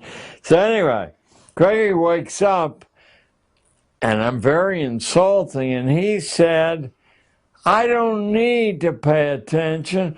I learned that stuff in 3rd grade. We're in 8th grade now. So I'm really insulting, but I say, what do you mean you learned that in 3rd grade? He said, well, I learned that there are these sets of ladies who weave your future and you can't change it. Either the Norns in Scandinavia or the Fates in Greece. And as I was reeling back from that, because he had made a connection Cornell and Columbia never made for me between predestination and these, he said, and I learned these things from the visiting science teacher called genes and chromosomes, and they dictate the color of your hair and how you scratch your nose. You can't change that. So I don't need to listen to you talk about predestination. Well, at that minute, I mean, at the exact second, I said, this kid has written a PhD thesis that'll become a book, you know, that'll make his living for the rest of his life, and he's Gregory Smith, a stupid kid. Yeah, you know, and then I completely opened my eyes, and sure enough, behind the street idiom was active mentality, you know, fresh ideas. It just had been treated with such disrespect for so many years, it wasn't worth bothering to waste it on a school teacher. It revolutionized my teaching, but then over the balance of that was the first year I taught. Of the 29 years I taught, I decided to use the fresh eyes and perspectives of the so-called hopeless ghetto kids, and huge benefits flowed to me, and I hope some to them too, because I took what they wanted to do seriously. If Jamal Watson wanted to do nothing but draw comic books in the back of the class, I would go back and use my superior experience, not intelligence, to say, listen, Jamal, I used to read comic books, and if you want to do this seriously, you're doing it wrong. He'd get angry. He'd say, I'm the best in the school. I said, yeah, maybe, I said, but in a real comic book, all the panels aren't the same size. Look at the one you're copying from. They're all different sizes to show movement. And in a real comic book, the figures don't stay inside of the box. The head comes out, the fist comes out. I said, look, you're copying and you don't see that. Why don't you take a week out of school, go to the local public library, I'll cover for you, take down a stack of books on graphic art and learn what you're doing. I mean, that's a worthwhile use of your time. So I found out that each person, one girl wanted to do nothing but swim, and she snored in class. And when I finally said to her, what's going on? She said, I've devoted my life to being an Olympic swimmer. She's 13. And I said, well, why don't you do that for the rest of the year? You can't do it in school. We don't have a swimming pool. But there are about 150 public swimming pools in New York City. Why don't you plot them out on a map with pins or stickers, visit every one of them, set up a rating for these swimming pools. concentration of chemicals in the water, depth of the pool, length of the lane, lighting, access, cost, and you will produce an information reference that will make you somebody, because I'll go around to the local public library, say you're doing that, and could you be cataloged? Because who else has such a reference as this? Well, she was.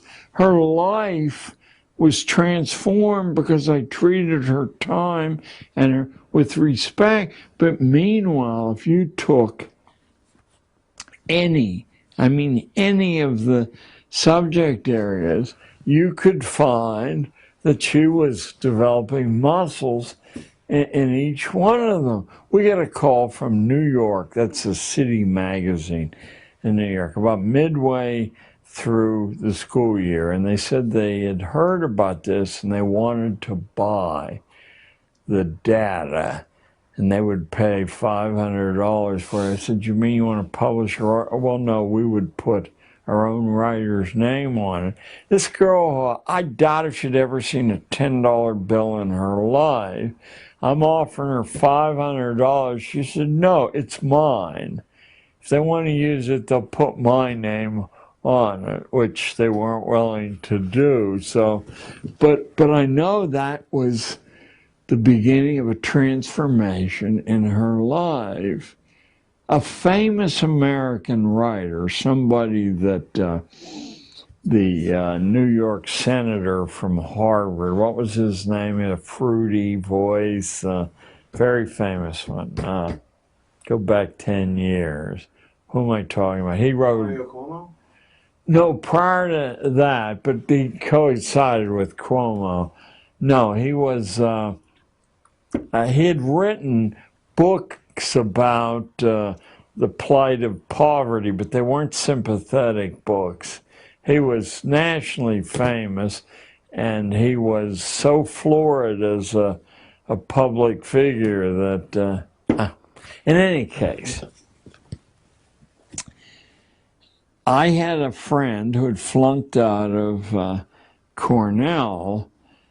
I'm reluctant to mention his name without, because he's a nationally famous writer about assassinations.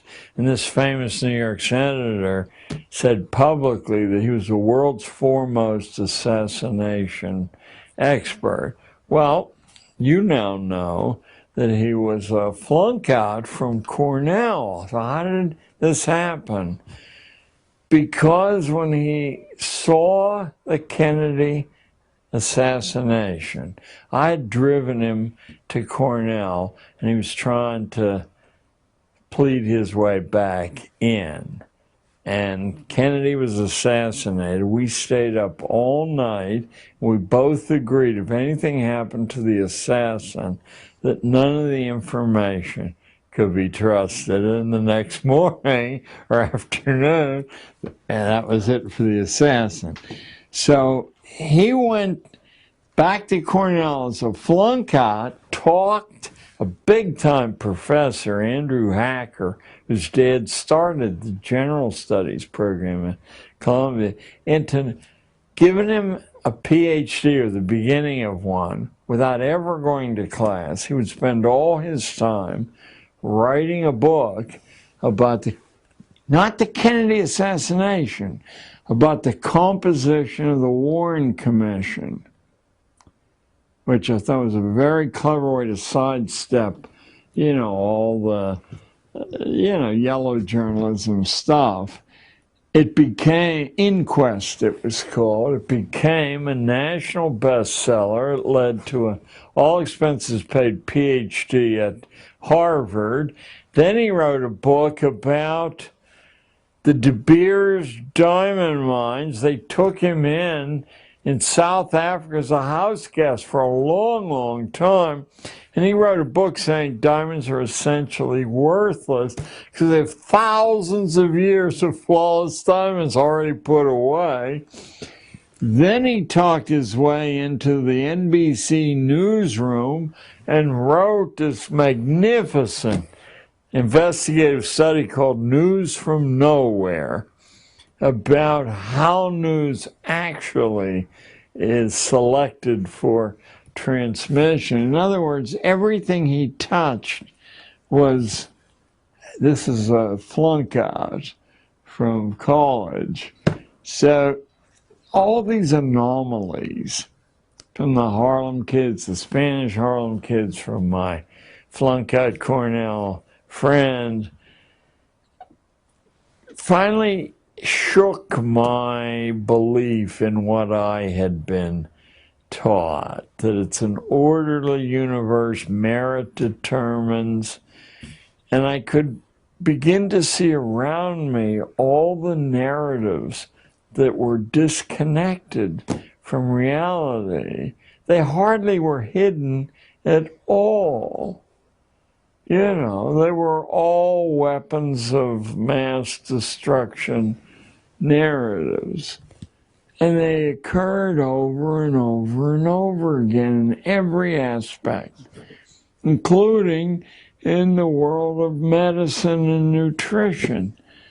You know, there seemed to be no ethical or moral break on what insiders were able to say and all the other insiders would agree with. So that when I turned to what obviously was wrong with school was that we were creating, I as a school teacher, was creating the hideous discipline problems that we then said we must have money to relieve. That it seemed like a closed universe in which one hand washed the other one. That all these horrible kids from horrible ghettos were perfectly able to rise into valuable contributors, and it wasn't a very long distance to go. For example, I remember one, I started a school year with, they were trying to get rid of me as a teacher. They gave me the worst class on the 8th grade. The kids were huge. They had no tradition of scholarship at all. But I determined to utterly ignore that and to say that we were going to start with Shakespeare's 3 most important plays, and if they could master the parts, that I was willing to cut them loose from school for months, and they could travel around elementary schools, put these plays on, and then talk about the problems of staging them, of mastering the character, or something or other. And I'd say 10 days went by. It was as if I was in a Harvard seminar, and all of a sudden, some kid burst out laughing in the middle of, oh, that this too solid flesh would melt, thaw, resolve itself into a dew. What are you laughing about? Don't you know? He said, we're the dumb class. You know, and from that point on, it was no longer easy because the other dumb kids had had the illusion, but it wasn't an illusion, broken, but we still got some good work done. We invent the problems that we then have to solve. That's what I think all experts do. I don't think, including brain surgery, that there's anything the human skill is capable of that's very hard to learn. It takes some time. So you can benefit from prior experience, but it doesn't take anywhere near the time, expense. So the point is that individuals have an innate, infinite potential, and that we're not limited by genes or species or Even race. a lust to. People wish to learn. It used to be called emulation. You're around somebody who can do something well, of course you respect, I mean, you're watching how they do it. Yeah, you know, we talked earlier about the disadvantage adopted kids have. When you watch your mother and father and you're 14 months old and have no language, you're still seeing how they deal with frustration, how they merge with one another or not, contend with one another. You're seeing so many hundreds of skills that, in fact, you're biologically programmed to imitate. Later, when the mind kicks in, you have some selection, which ones to, and which ones to. But we don't allow that to happen because the very first thing schools do is strip the experience base away. I mean, the easiest way to turn your kids into geniuses, I mean, by the time they're 7, is just to front load huge amounts of experience, including dangerous experience. And my favorite story is Richard Branson tells it in his autobiography. His mother, who was an airline stewardess in 1946, flying the Atlantic, so not exactly, you know, the safest thing to do, she was desperate that he wouldn't become a dependent. And so when he was 4 years old, picture 48 months, she drove him miles from their London home in Shamley Green and asked him if he thought he could find his way home from there. And he said he thought he could. Get out and do so, then, she said. And now he said, where is he? He doesn't even have many words, you know. So 8 or 9 hours later, when he finds his way home, he said nothing in his life ever seemed hard for him to do again. He drops out of high school, never goes to college, has his first $1 million by the time he's 19 by figuring out what people need and want and giving it to them cheaper or better or bringing anyone to offer it. What would our society be if we put millions of people through the same experience? I think it would be closer to what colonial America was and early federal America, when nobody wanted to work for somebody else. They wanted an independent livelihood.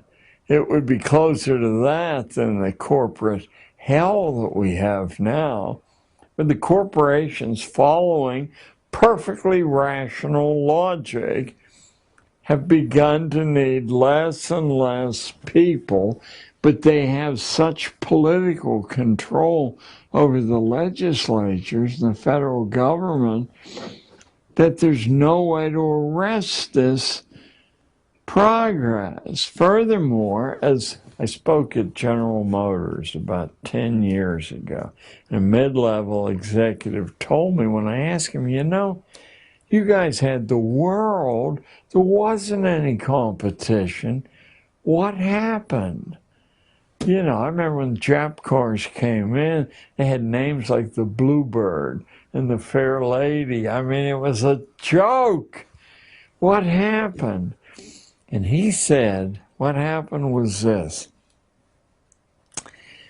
that engineering, which used to be the fast track to the executive suite and profit sharing and all the rest of that good stuff, stopped being the fast track. Finance became the fast track, taking these huge profits, speculating in variable rate mortgages, in foreign currencies. That became the road. The same thing that happened to the steel industry in Pittsburgh. Wasn't moved out of Pittsburgh because any of them were losing a penny. They were making great profit.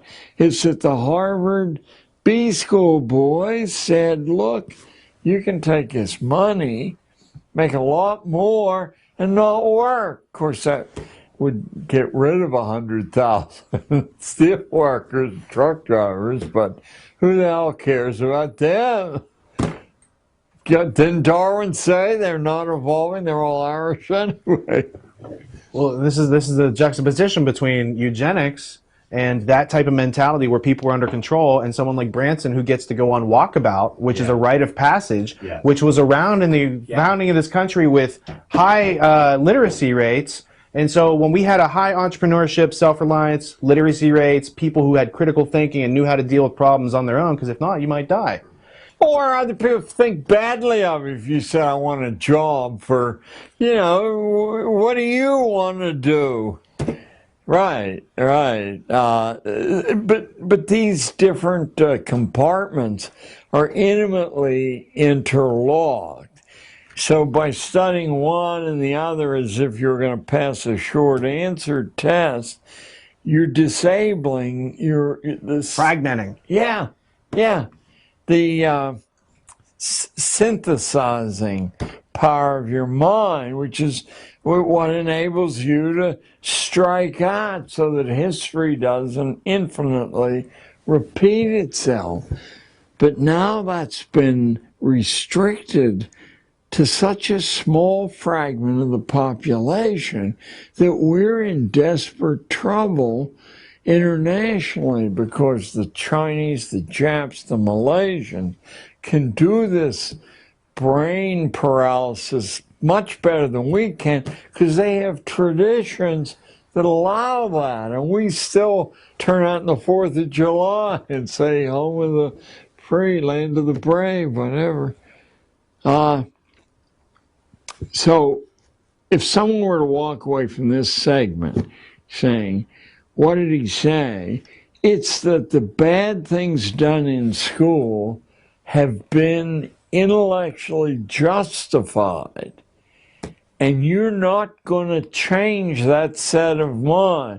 So all the effort you make to systematically change schooling is a huge waste of time, energy, and resources, because now the majority of the important people in the country make their living either directly from that or indirectly, because you no longer have a critical mind. And what is the definition of marketing that when I took marketing at Columbia, they taught me? It's overcoming sales resistance. Well, if there is no sales resistance, you do that by juggling balls and dancing. Here's a pretty girl, buy the product, you can have her. It's quite a pickle that we're in. Not our managers don't think they're in a pickle, but they are too, because the Chinese, for example, are so much more well-versed in screwing rival power. We've only been around a few hundred years. They're reeling us in very nicely, thank you. If they cashed in the bonds they hold right now, just forget, the dollar is paper. Give us our money back. How are populations kind of prepared and indoctrinated and conditioned into receiving, such low? They provide such low resistance to the Ponzi scheme mentality of the predators. Yeah. Well, the interesting thing about leverage, and it has been studied since ancient Rome, is you don't have to do everybody. You just have to do a few opinion makers. They do the rest. Here's how Andrew Carnegie did it with the Protestant churches of the United States.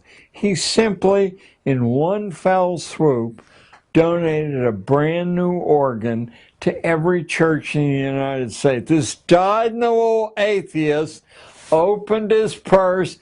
Everybody got a new organ. Do you suppose there was anyone turned the organ down, or there was much resistance? Now, you accept the organ, but You know, you grew up in a Christian tradition. Don't you thank Mr. Carnegie for his organ? Don't you, being human, hope that something else will follow that organ? And you bet you do. How did Carnegie and Rockefeller get a hold of the schools? There were no pensions for teachers. The government didn't set up the pension system. Rockefeller and Carnegie set up the pension system out of their own pockets. And of course, they didn't give it to everybody. Your school had to conform with what they said was a balanced educational diet. 4 credits of whatever they were, or 2 credits of math, whatever they were. You could compete for the pensions if you followed the Carnegie credit system. Is there any school in the country who didn't? I never heard of one. How could you? Because the local parents would say, what are you, nuts? You're not taking this free money?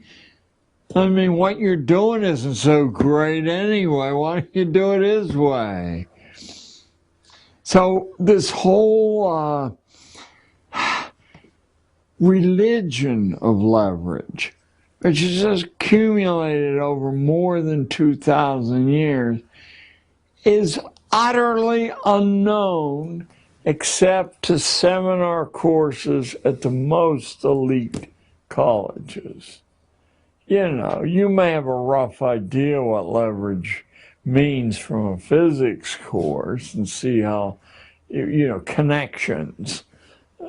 But you don't have any idea how you can plan the future for an entire region or a nation or a city by using leverage. The Chautauquas used the leverage. The best leverage available wasn't the newspapers, although it was good. It was the pulpits. And so mixed in with the real things the Chautauqua wanted to teach were traveling Christian ministers. The whole Harper's publishing empire is, I think it's Methodist, but don't hold me to that. Maybe it's Baptist. I think the Rockefellers are Baptist. Yeah. But they're not Baptists like other, you know, there's about 40 kinds of Baptists. There's one small fragment of Baptists who are like Episcopalians. I forget the name of it. When I was studying the Quaker transformation from pious, humble people to among the most powerful, certainly the most powerful small sect in the country. There are only 100,000 Quakers. They've had 2 American presidencies out of 40. So that's 5%, and they're, you know, this being the most recent, right? Huh? Nixon being the most recent. Nixon and Hoover. So you can't think clearly, and all you computer folk know, unless the data is available, you can't think clearly. Well, someone knew that thousands of years ago. What data to remove, how to spin a local authority into your scheme. Let him do the work. School teachers, I was about to say by and large are innocent. They're all innocent, because if they're not innocent, they're gotten rid of. They're drawn out of a pool of college graduates. The New York Times says are the lowest single scoring graduates on standardized exams, except for school administrators, who of all the coherent occupational groups in the country, they're 50 points below the teacher group. So the managers, so-called, are the dumbest people of all. They know that their paycheck depends on, because there's 20 people to take their job. They don't want, they may sit in a parents' meeting and say, we've got to do something different, but they're listening to the tom-toms telling them what to do different. And of course, what to do different always says, identify the most influential parents. They're not always the richest. Do something different for those people. They'll be gone in 3 or 4 years. Then go back and do what you always did. So that's if you looked at schools in 1905 and schools today, the correspondences are overwhelmingly similar. You would not say, wow. You would say, hey, history hasn't moved. Frederick Gates helped out Rockefeller at a time when the family was getting a bad reputation, and like Carnegie, they were having a lot of labor disputes. How does the idea of philanthropy and altruism affect American education?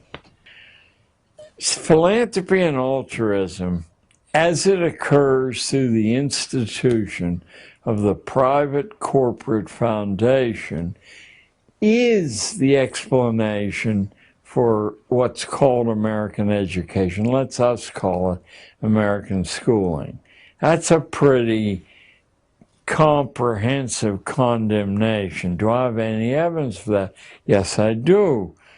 The 2 congressional investigations of where schools came from, one in 1915 by a guy named Walsh, one in 1959 by a guy named Carroll Reese, both came to the identical conclusion that all the mysteries vanish, at least source mysteries, when you see how the foundations, which don't spend very much money, use leverage to control the curriculum, the testing system, the public perception of what's going on. And of those foundations, until very recently, Rockefeller, Carnegie, and Ford were the ringleaders. They had divided responsibility. Ford took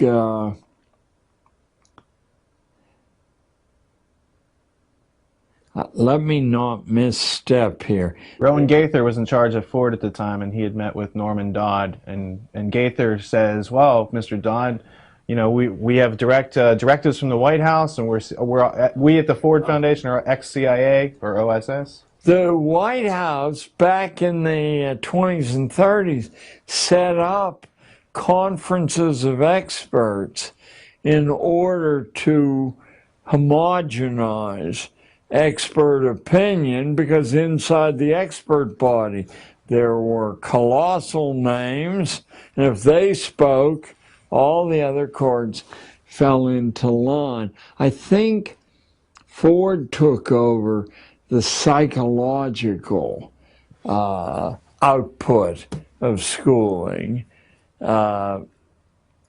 Rockefeller and Carnegie, in different ways, were attempting to globalize this thing. The Carnegie Foundation, still today, if you go up to their library, I think it's in Ossining or around there, and just read their annual report for the Carnegie Corporation, everything you ever saw on the front page of the New York Times in relation to schooling was cooked up in the project offices, and then it's dumped on the world through the control of the media. How's the media control?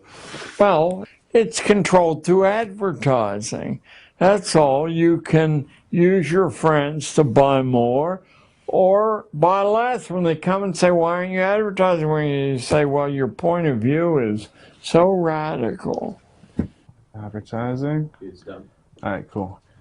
All right, so let's take at least a 15-minute break, cool this room off. I think the mechanics of how it's done is the most useful thing to someone just new to this. Yeah. Because they say, well, it seems like everyone would have to be in on this. No, only a few. Right, absolutely. So, Yeah, we can cover that. We'll cool the room off. Let's get the lights off.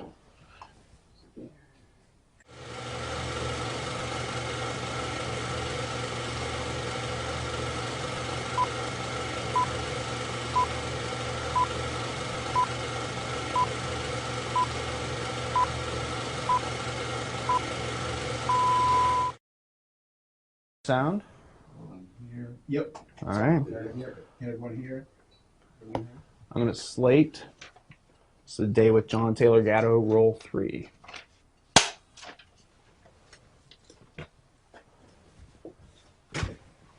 Start with dropping my handkerchief. When we left off, we were talking about how the committees were investigating the foundations. So there was a Cox committee, there was a Reese committee that were looking into the origins of the education system and what is it really doing versus what do people need to survive and thrive in this world. And they discovered there was more than a crevasse, more than a Grand Canyon. There was a gap between what we need to survive and thrive and be successful entrepreneurs pursuing the American dream with a real hope of attaining it versus being a servile class. And these committees kind of snapshotted and said that there's some foundations and there's some things in action, and they're trying to evoke real change, and they're going after our children. they were puzzled because they detected an agenda, but they couldn't figure the agenda out. And with the second commission, the Reese, a firestorm broke loose. In fact, Reese was never able to finish, thanks to the chief counsel. Was that Cox? The chief counsel, well, I know there was a lawyer involved with the Reese Committee, Catherine Casey, who was the lawyer sent by Norman Dodd to go into the archives of the Carnegie Foundation. Oh. And after being brought up in a traditional, status quo education, she went there and saw the actual minutes and the words of these men in these meetings, planning on how to take over this country and to take over the diplomacy and power of war. Yes. Subvert Was education. Dodd the chief counsel for Reese? Dodd was the chief researcher, and he was out of J.P. Morgan earlier, and he had said, you guys need to return to sound banking, and they said, Norm, we're going to let you go. And then Carol Reese had called him up and said, Norm, we want you to head up research because we think what they were describing as communist activity from my research, like in the comprehensive Well, they sense. didn't see clear. That was the Benoit of the moment, and so that was the easiest way to organize, but it was something far, far more profound than communism. Yes. Right. So that gets back into Pestalozzi, Lavater, other people who were intellectual elites who joined clubs. It's like the Bavarian Illuminati was one such club that has a lot of the intellectual elite of the area getting together, and in their drawing rooms, they're drawing out the plans for other people's lives. And they basically, when you look at the origins of our education system in America, it goes directly back to Adam Weishaupt's plans, which are planned on earlier plans, but still there is an organized effort to go after our education system. Well, there's one more recent than that. There was the Metaphysical Club at Harvard, right around the turn of the 20th century, and it contained such muscular figures as William James, who is the reason we have a course in colleges, academic psychology. That's James Prestige brought that in, and James was a kind of, he had a ligature to Wundt, although Wundt intimidated James a bit because he wrote so much and so copiously about everything. But in the Metaphysical Club, besides William James, was John Dewey, Oliver Wendell Holmes, and a number of other the shapers of 20th century American institutions. The most important figure, though, is not known to many people. He's perhaps the last major philosopher human history has produced. It's pronounced Peirce, but it's spelled as if it were Pierce. Charles S. Peirce, a strange figure, a part-time lecturer at Harvard, created the pragmatic philosophy that William James was probably the chief distributor of. But your key man's Peirce, because he's much less, how would I put it? He's much more direct than James. James comes from a long intellectual tradition, a genteel tradition, and in a sense, James knows just what to say in every situation.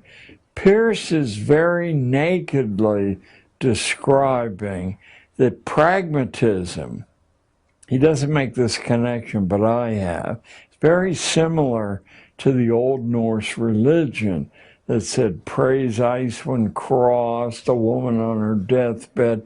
In other words, no predeterminations until you see performance. Peirce said that truth and justice flatly do not exist. This was picked up, by the way, by Oliver Wendell Holmes, who then said truth and justice are what the strongest members of society say they are, and any sane judge decides a case before he hears the arguments, because you don't want to rattle the framework of society.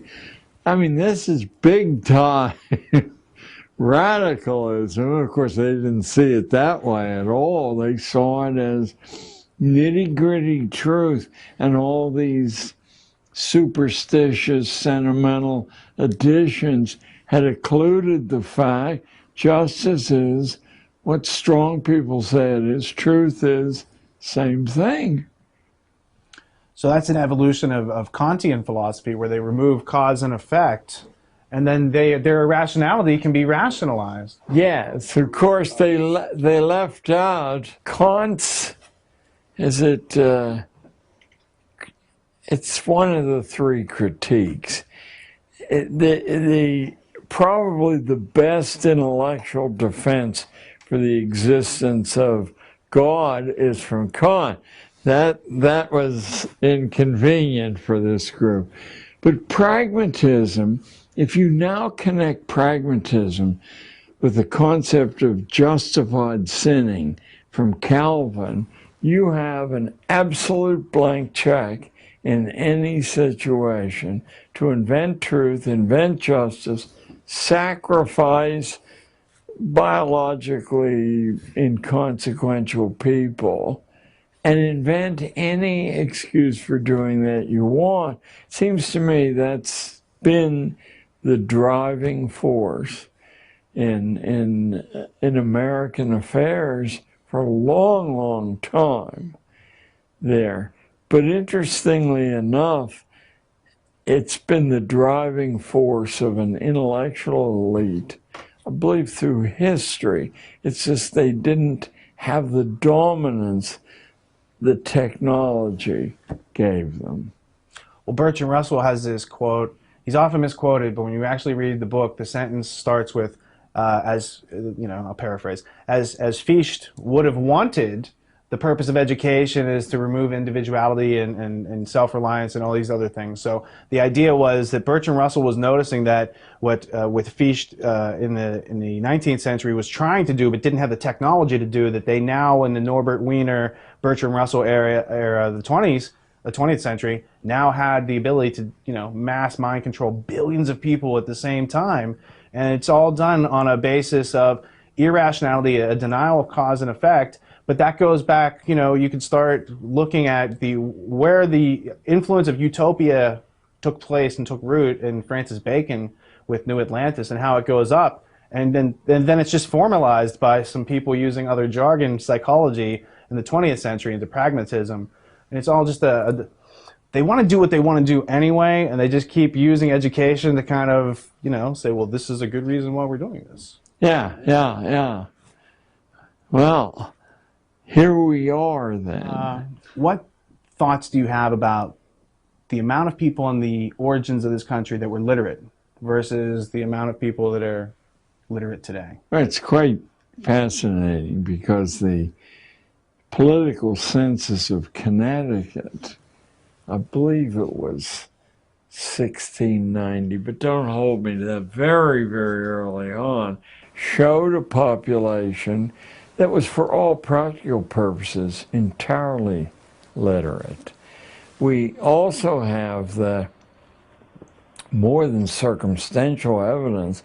If you simply look at the popular writing in early colonial times, it's taught in a seminar level in colleges today, and it's as well known a novel as Fenimore Cooper's Last of the Mohicans is in truth unreadable by college friends. Not because he's not a skillful writer, but the allusions to science and politics, history of all sorts, is so comprehensive and interwoven that the allusions themselves defeat an ordinary reader, including an ordinary college reader. The book I saw in your bathroom, Common Sense, sold 600,000, sold in a population of 3 million. You know, a country that was half serf, slave, and now you can find it on seminar level in Princeton and University of Chicago.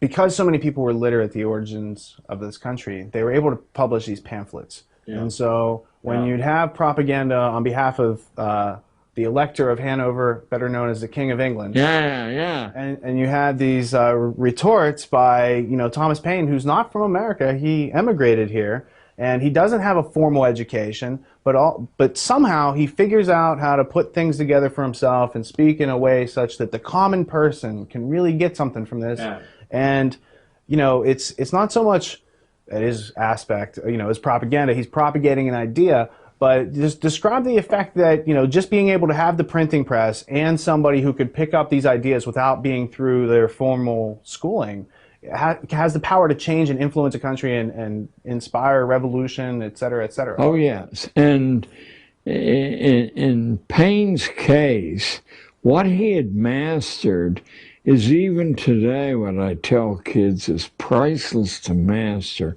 No complexity of ideas can't, in fact, with the pains on the part of the speaker, the writer, be reduced to plain talk and speech without harming the delicacy of the idea. And Paine really hit that on the button. He's quite a model. In a sense, it's like if you want to write adventure stories, you want to read Edgar Rice Burroughs and the Tarzan books and the Mars books, because you're just propelled from beginning to end on a somewhat more rarefied level. Dickens had that ability.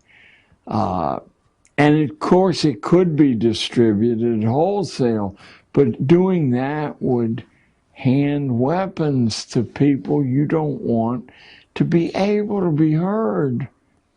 You know, when you teach people to speak and think in academies, you've reduced their effectiveness to their associates there. So, yeah, no, we had some very productive experiments in mass literacy, including a phrase, a label that's vanished from use. There was constant talk of something called the active literacy. As long as you read well, you can develop original thinking, but you can't communicate it. But to be able to master spoken speech, you can talk to anybody and they can actually understand what you're saying, or written speech were known as the active literacies.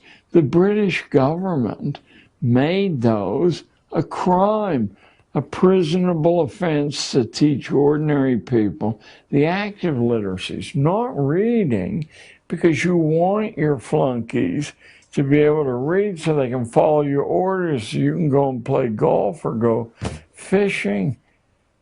But to actually communicate dissident thinking and writing, you can reach way beyond yourself. So the active literacies are, you find in the handful of elite private boarding schools, this tradition preserved. And in fact, in the academy tradition all over the world, there's a clear understanding that to be able to blink your eyes and knock off 300 words on anything at all, including a subject you know nothing about, is de rigueur. And so it is to be able to speak fluently, even on things you don't, where you can see, and I would love to know how it was done. The current president is masterful, not just good, he's masterful at the nuances of speech. That can only, doesn't happen naturally there. Where on earth was that training? There are little figures he uses that have fancy Latin names to them. Sure. There. And of course, Bill Clinton was no slouch, but he comes out of a populist preacher tradition and is masterful with what he does. But the other is a formally trained science of speech. And I listen to the modulations and how he can shift from one idiom to another. And I said, somebody with this odd background, you know, all over the world, who's my daddy, who's my mommy, you know, something intervened there. It's no accident, by the way, that Bill Clinton suddenly emerges from a state in which Rockefeller is the governor. Who was Bill Clinton's mentor? Well, he has a variety of mentors. The very fact that he steered into Yale, which is probably, of the elite universities, the one that keeps the class tradition, the British class tradition, most actively alive. In fact, they all fled from Harvard when the Unitarians took over and are talking, you know, we're all in this together. So they bailed out of Harvard, headed west, dropped the biggest load, no pun intended, in New Haven, but continued on a line that you can trace all the way across to Seattle, leaving behind traces of this brilliant class-based thought. I once, years ago, and don't ask me to reclaim it now, but I once actually did trace the movement from the evacuation of Harvard in about 1805, 1810.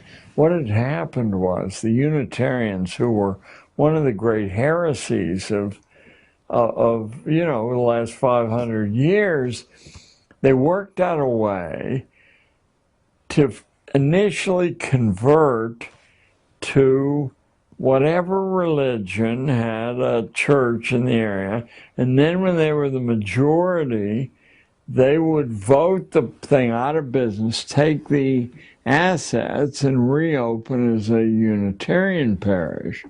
The entire Massachusetts school committee, no accident, every last member was a Unitarian, even though there were less than 1% of the Massachusetts population, because they understood leverage.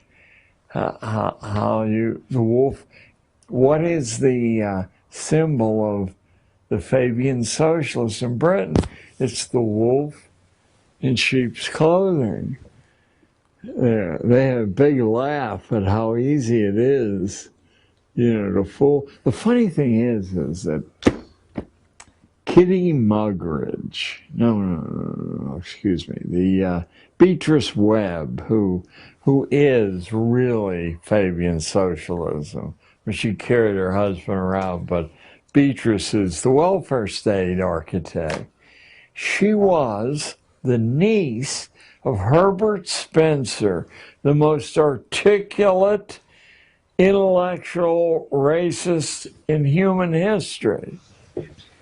Root hog or die. She sat with him on his deathbed for 6 weeks, and both of them agreed they were after the identical goals, but by different means.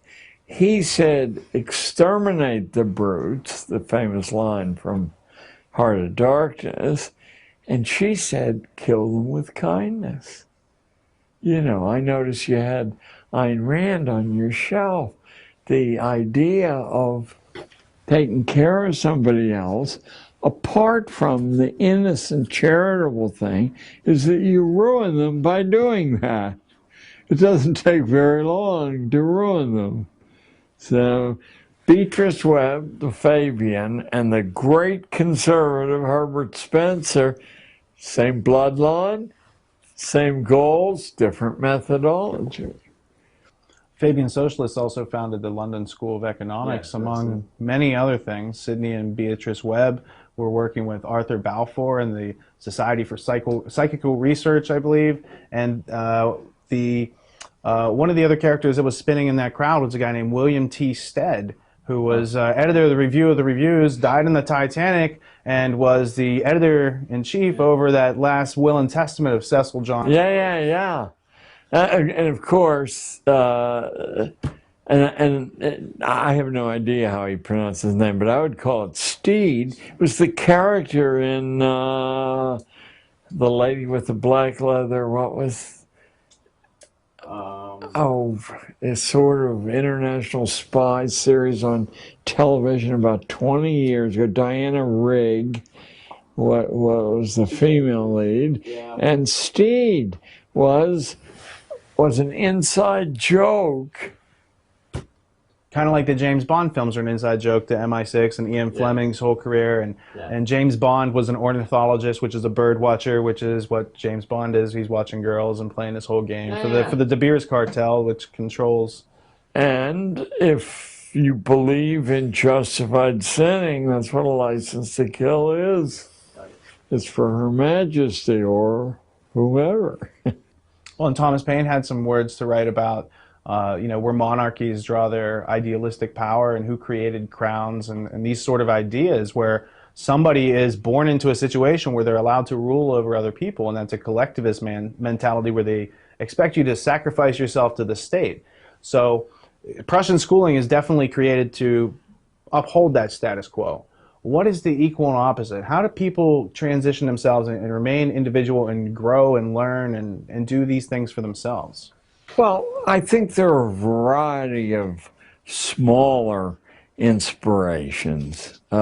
Besides the fact that if you and I are correct, it's the natural instinct of people who've sort of been made aware of the life and the arc of a life. But oddly enough, the Congregationalists are the little white-spired, beautiful churches that once I believe you couldn't vote in this state unless you were one. They taught that the Presbyterians, as Milton said, new presbyter is but old priest writ large, because they met together once a year. And he said, that will ruin you, having this collective mentality. The congregation is sovereign in a real Congregationalist church. I don't know how they've mutated through history. And the minister is simply, you know, the official of the moment to organize the back and forth. But the minute the minister becomes cheeky or out of line, out he goes, and usually if he asks for more money, because the minister is a functionary. The congregation gets the word directly from God. This is, of course, Martin Luther's enormous breakthrough, which he couldn't sustain. That's probably the great freeing line in human history. Every man his own priest. No organization is necessary. The communication's direct. Congregationalists modified it and said there's some value in other people's opinion, but not too many others. The people who show up and donate to the church, yeah, we want to hear what they all have to say. But the minister, you know. So that was one source for a long time. These dissenting and independent religions that were unwelcome in Britain came here, and there's so much space, and it was so disorganized outside of cities. I mean, we had this infinite splintering. So that was one sort. I think the scale of the country itself, which couldn't be really monitored until very recently. Long ago, it occurred to me that when you have to depend on, say, horses, no telephones, no iPads, when you get about 20 miles from the center, they don't know what you're doing. Once a year, blue moon, they send somebody out and you say whatever the guy wants to hear. Back goes, it looks like everything's cool. That's how we had. There are no continuous governments in human history. None of them last very long, and I'm sure it's because this ferment on the fringe, which isn't very far away, eventually is fatal to the idea that, you know, the hierarchy must be preserved. I think that's just a sign that there's so many people in this country. When things can get that obviously irrational, that there's just no intellectual self-defense. There's no one left to form, you know, a sentence, let alone a paragraph, let alone have the power to get it printed in front of millions of people anymore. And that's what I noticed. And no editor would dare print it anyway for fear the ads would dry up. Senator Oscar Callaway in 1917 addressed to Congress, and he said that the J.P. Morgan interests, the shipbuilding, powder interests, had all gotten together and bought the top editor. You know, they placed editors at the top 25 newspapers in order to control the content on political policy and military policy. So that was really the declaration, the first origins of the Council on Foreign Relations, which goal is to kind of control and mold the minds of the masses using official experts and historians. And so these clues won't leak. How about Harry Truman's speech before the U.S. Senate in 1942, denouncing the Rockefeller interests as traitors because they were selling oil to both sides. What he didn't know was that the Krupp cannon makers were doing the same thing, making the German cannon, selling them to the French or anyone else who would buy them. They had already become a virtual global society. But Truman's denunciation of the Rockefellers on the floor of the Senate, you would think that would be just elementary sharing with generations of school kids. No, doesn't exist for all practical purposes, unless you're willing to sit in the, well, my generation, sit in the library stacks and go through. I did that in Columbia. I said, I'm going to find out. Oh, no, I'm going back to 1958. So I got a stack pass. I've heard about stack pass. I'm down like in the 6th level. There's these huge stacks of popular magazines. He says, you know, I'm interested to find out what the popular newspapers and magazines said about the Second World War before it started, for like the 90 days before it started. Let me tell you, to a publication, there not only was a certainty there was going to be war, but no worry at all. They all agreed that there was no ability on the part of any potential enemy to sustain a war, that all the gains would be right away, then they couldn't replace their losses.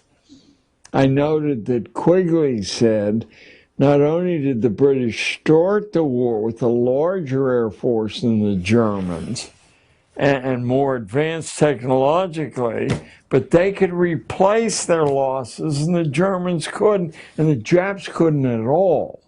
So they ended the war with the same plane they began the war with. Well, this was understood before we had a war. This is a good way to get out of the Depression. Good way to cow dissidents in the population always is to declare a national emergency. Then you have an excuse for foreclosing freedom of speech.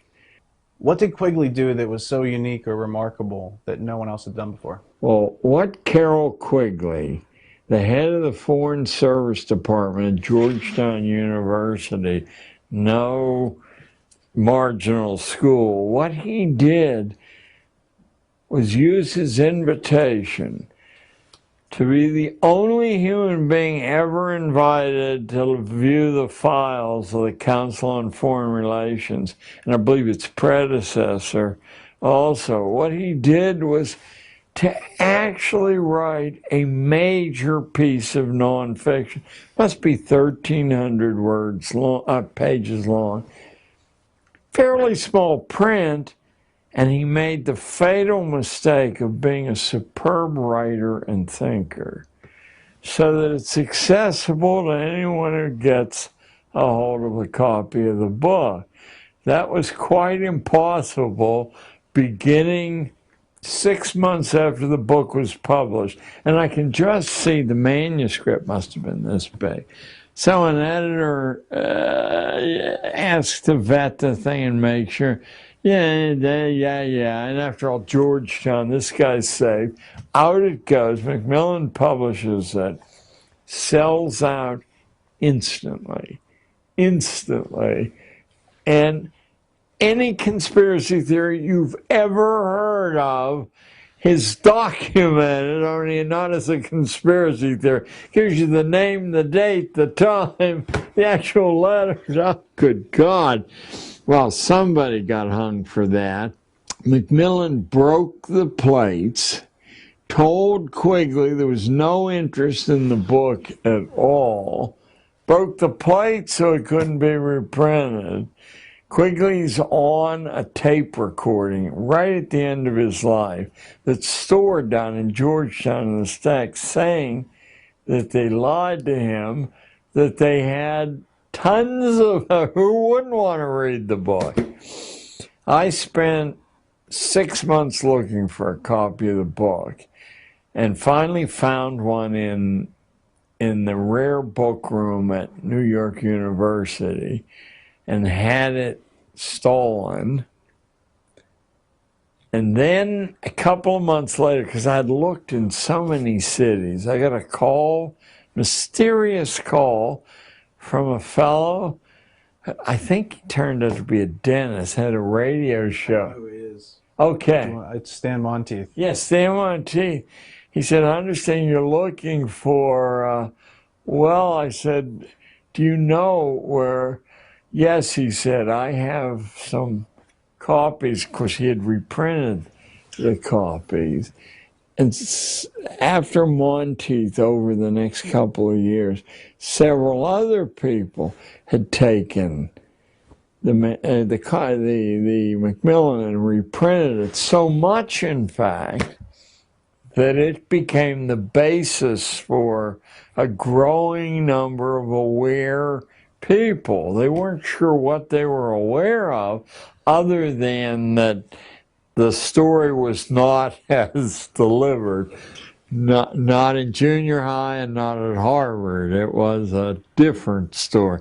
It was a story that could accommodate two fraternity brothers at Yale running against one another for president. The big agenda. But Quigley's real gift to the rest of us is his absolute mastery of prose and his really interesting mind, and his confession that he agreed with the plot. He simply, as a good Roman Catholic, didn't apply with the secrecy. He said, I believe there's nothing anyone can do about this anyway. It was marvelous. I'd go back whenever I feel despair.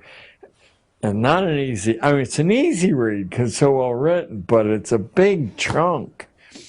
He says, for example, that the only times liberties ever appeared in human society is when the population is privately armed with deadly weapons. And to reach the acme of liberty, they have to have the same weapons available to them that the government has available to them. And yet we're not talking about some guy who rolls his collar up. We're talking about this internationally famous scholar.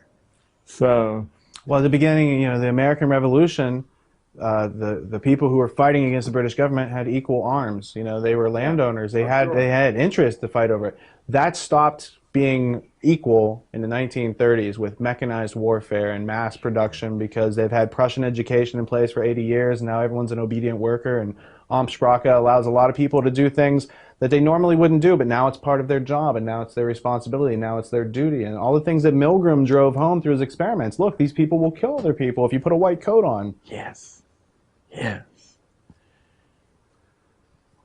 Well, it's quite exciting. I mean, it's a hideous turn in human history, but it's quite exciting.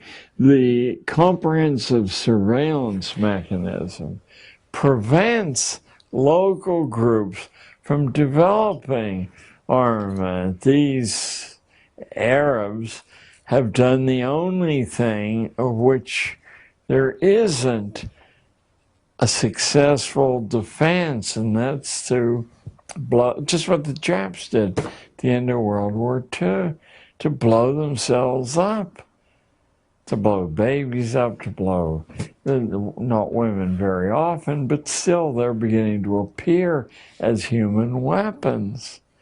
What you can do is suppress that activity, but you can't do it and say, this is a free society and we're all in the game together.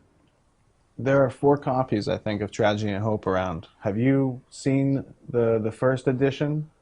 I have, and I'm wondering when Macmillan has been forced to reprint it very recently, the last year or two, and I'm wondering, you only have to delete key sections, still be a big book, to take the real sting out of it.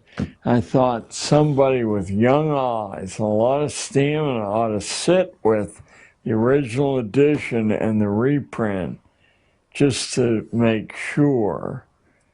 So what we're doing tomorrow afternoon, we have a first edition and we have several other reprints, and we're going to... Oh, do let me know, because I have other people I'm trying to see the idea, and I could say the project's underway, and why don't you send them a little check? And, Yeah, absolutely. What do you think about Quigley's book, Anglo-American Establishment? I was impressed by the thinking and the scholarship, but I think the presentation puts it beyond the reach, not beyond the understanding, but beyond the reach of ordinary people without a coach. And I do think we have a pressing need to find, without diluting the complexity, to find the idiom. I think I said to Rich earlier, it drives me insane. There are things I've been rewriting for years because I'll try them out and I'll feel that an audience misses how that plugs in.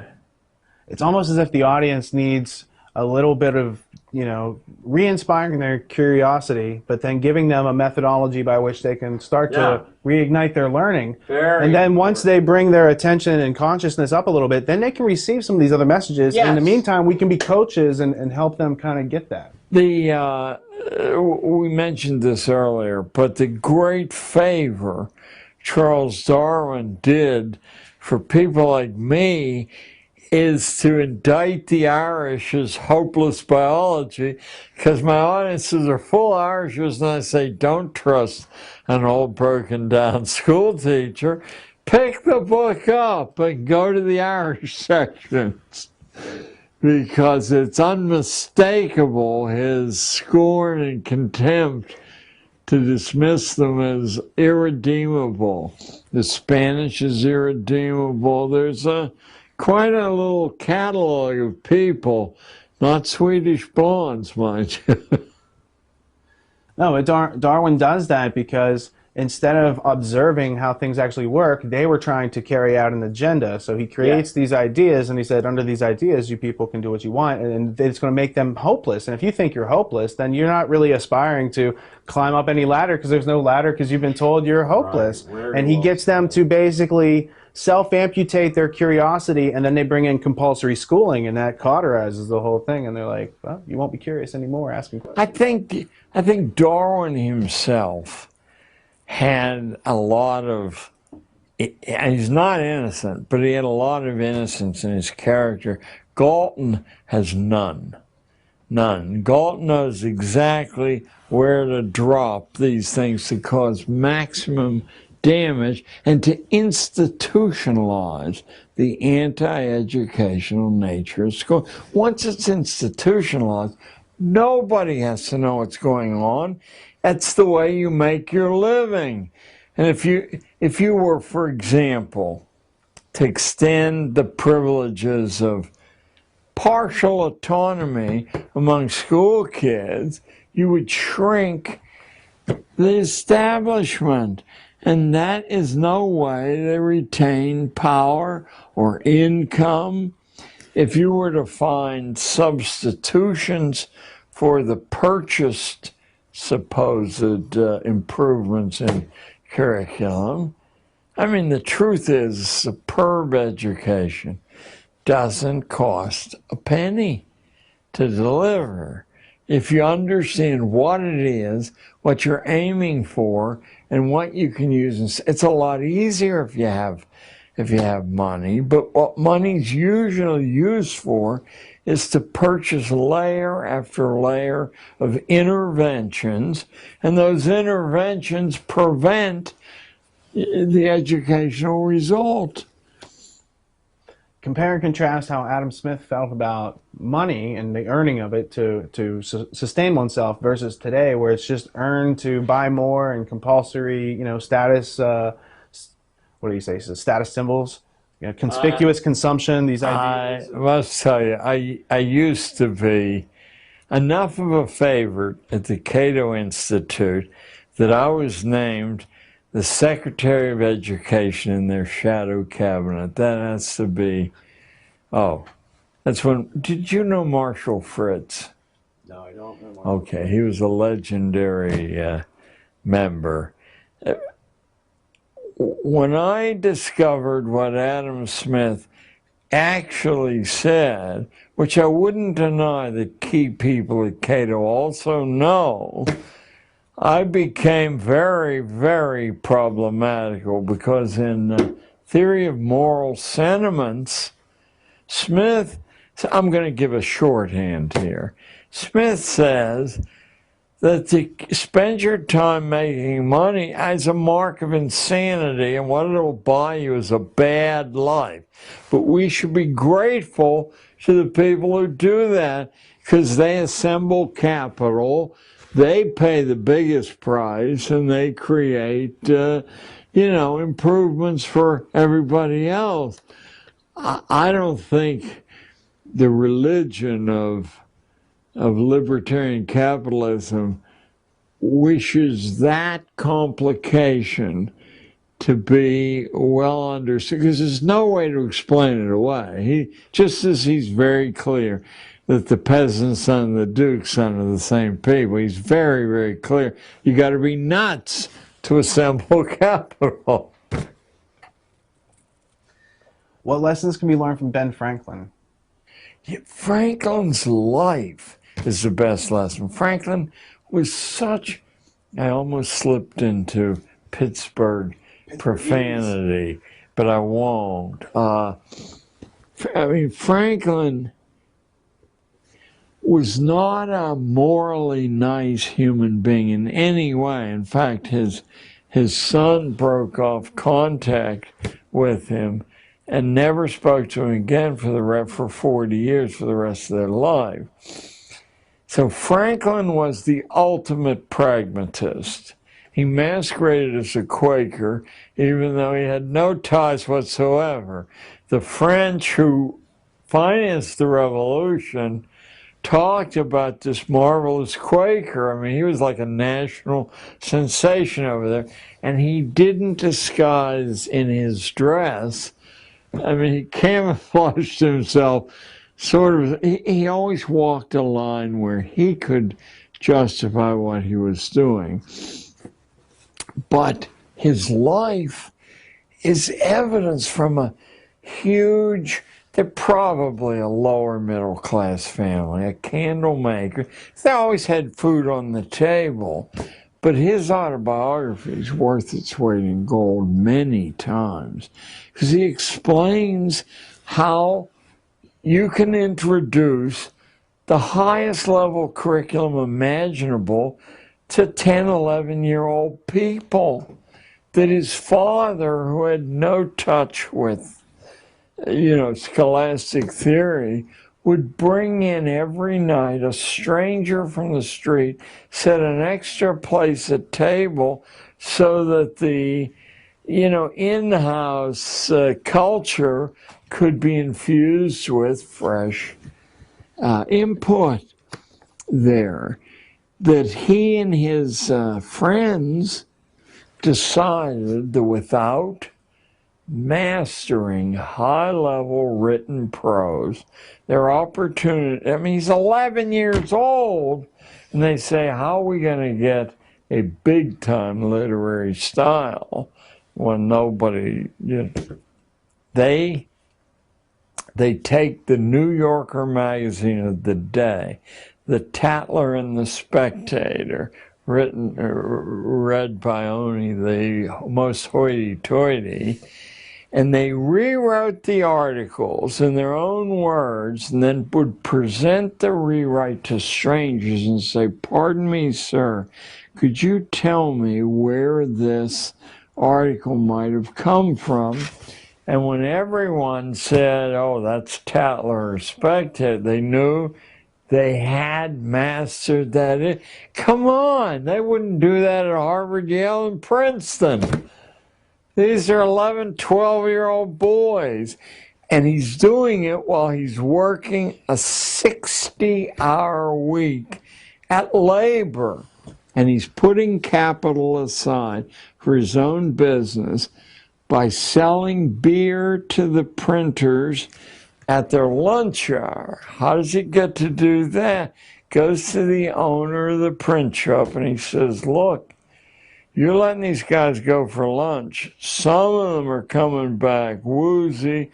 Some of them are not coming back at all. Let me bring the buckets of beer in, make a penny, and they'll be chained to the machine. That's Ben Franklin, mind you.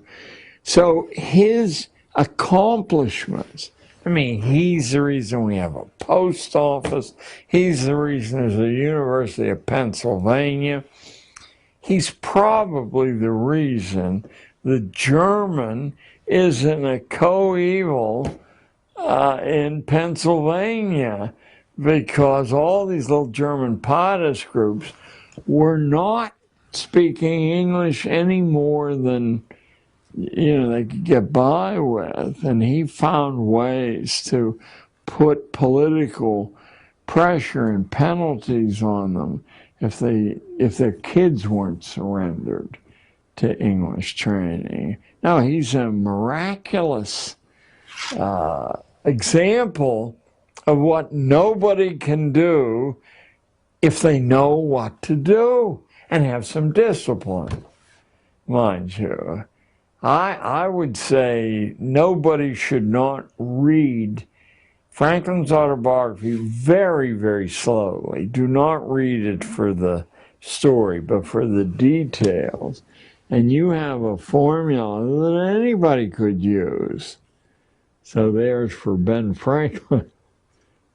What could a student learn from the life experiences, young life experiences of Thomas Edison? Well, Mr. Edison,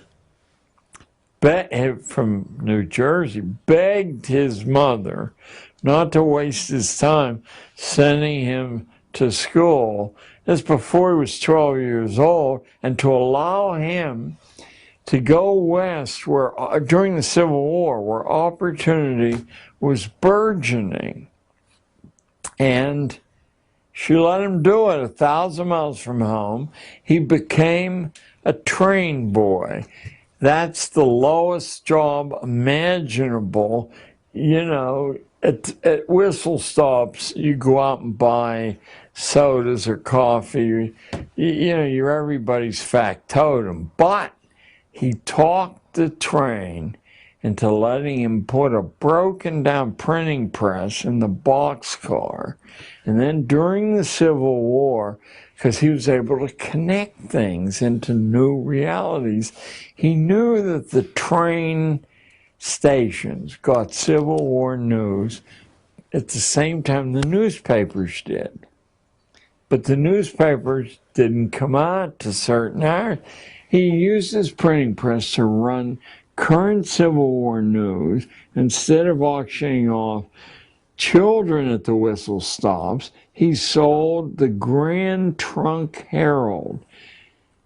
And because he wasn't the nicest guy in the world, he varied the price from a nickel to a quarter, depending on what the audience could pay. He put together a substantial stake that founded his own. Plus, he used the stake in the years he was doing this to start 3 businesses, each one of which depended on the advantage he had by going up and down the Michigan length there. Now, let me see. I'm years away from one of them. One of them was that he could distribute magazines and newspapers free. He'd just pick them up at some drop point, and he could put anyone out of business because he didn't really have to charge much to do that. There were a couple of other, I think one was a food business, so that when he ran out to get something for the passengers, he was the owner of the business. And there was a third one. He, of course, has 1,007 patents without a day in college. In fact, when he founded GE, it wasn't called GE, but that's what it became, he made the test for hiring executive staff so hard that he used to laugh and say nobody with a college degree can pass this test. Now notice if all of this documented history was, and it's your birthright, if this were shared with you in 3rd grade and 4th grade and 5th grade, notice that you would arrive at the age of 12 with a whole different idea of what your prospects were, rather than your hand shaking because you got a C on your report card, and that probably would doom your career. I mean, it's a colossal crime, and I'm speaking now as a detective story fan. You know, I'm staying away from the moral high ground here because it's so far beyond what we define as good and evil. And for the people who do this, it is good because as Darwin's Malthus, as Thomas Malthus says clearly in his essay, Climbing the Mountain, the high ground, the moral mountain. He says it's a kindness. These people are doomed to such miserable lives that to hasten their demise is a great kindness to them. You work them to death, you starve them. You're doing God's work. He, of course, was a parson of the Church of England, which Charles was trained to be, but you know, left in Galton. We had people like Lippmann and Bernays who recognized that people were inherently irrational. And instead of trying to teach them critical thinking, they say, let's use fear and confusion to control them even more. That's Spinoza as the author of that. Get a hold of, they're around, a translation of Tractatus Religico-Politicus, published in 1690. And any outlook you have on Spinoza will change radically. You're in the hands of a man who could put Adolf Hitler and his high command in the shade. He had worked out all the ways. There weren't any escape loopholes. And he sold the plan to monarchs, you know, who had a long, hard slug to sell it to, you know, the traditional upper classes who still had scraps of morality, traditional morality. They still hadn't become justified sinners. Thomas Jefferson, in Notes on the State of Virginia,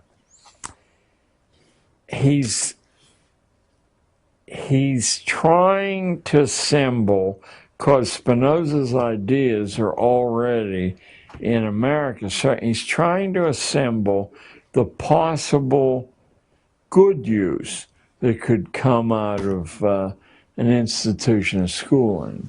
That's why shallow teacher college texts said that Jefferson was one of the pioneers. But what Jefferson said was that unless 5 things are done, it will be a mere secular religion. And as soon as I saw it, that's Spinoza's direct positive program to get rid of emotional religion. That's a wild card. Secular religion's okay. I mean, that's what the Church of England is. Wasn't inspired. Men sat around in committees and figured out what God would want. We have 1 minute left on this tape for today. My question would be, in the last minute, who was Niccolo Machiavelli, and why should every school child take a gander at what You've got to take a gander at Machiavelli. Machiavelli was a Florentine at a time when Italy wasn't a unified nation. It was a collection of powerful city-states, or at least some were, and Florence was one of the most powerful, but it had important rivals. And Machiavelli, he was a middle-level politician, call him. And he was ambitious. So he wanted to, it was the famous Borgia family. Cesare Borgia and Medici family. Yeah, he wanted to do what Henry Kissinger did. is to establish himself as a fountain of utility for the bourgeois. And he really had an excellent mind. And it's hard to tell what his character was, because he has other books that are rather morally grounded. But for the first time in history, the secrets that have been talked about in drawing rooms, maybe leaked a little bit like Hobbes' Leviathan there. Suddenly it was an unbroken presentation of how the prince should maintain and enlarge his power there. It electrified the planet. First of all, the people who already knew these things were ticked. And the people who suspected them were put in a moral quandary, a bind. Now it would be a deliberate choice.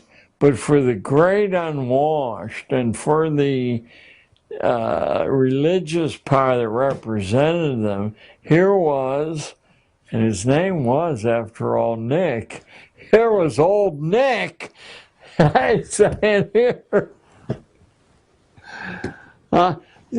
you know, we could give us 10 years and no one could pass through school without being aware of these high or low points in the creation of their own society.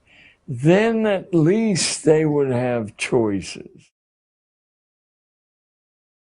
And I know some would choose to sell out, but others, because of that romantic quality in the young, you know, that's why we send them over to get blown up, you know, they do what they did in the 60s. There's a turning point in American history. After national policy. That tape end? Mm-hmm. All right, we're going to turn the lights off. You can continue talking. I'll just mark where we are. Oh, this probably ought to be on. But remind me tomorrow, we'll do this. After national policy was contradicted by the riffraff in colleges and high schools, word went out that was never to happen again. A group called the Trilateral Commission published a book they subsidized at NYU. It's worth picking up. It's called The Crisis of Democracy, 1975. And in shorthand, the crisis is, if the people take it seriously, we've got trouble on our hands.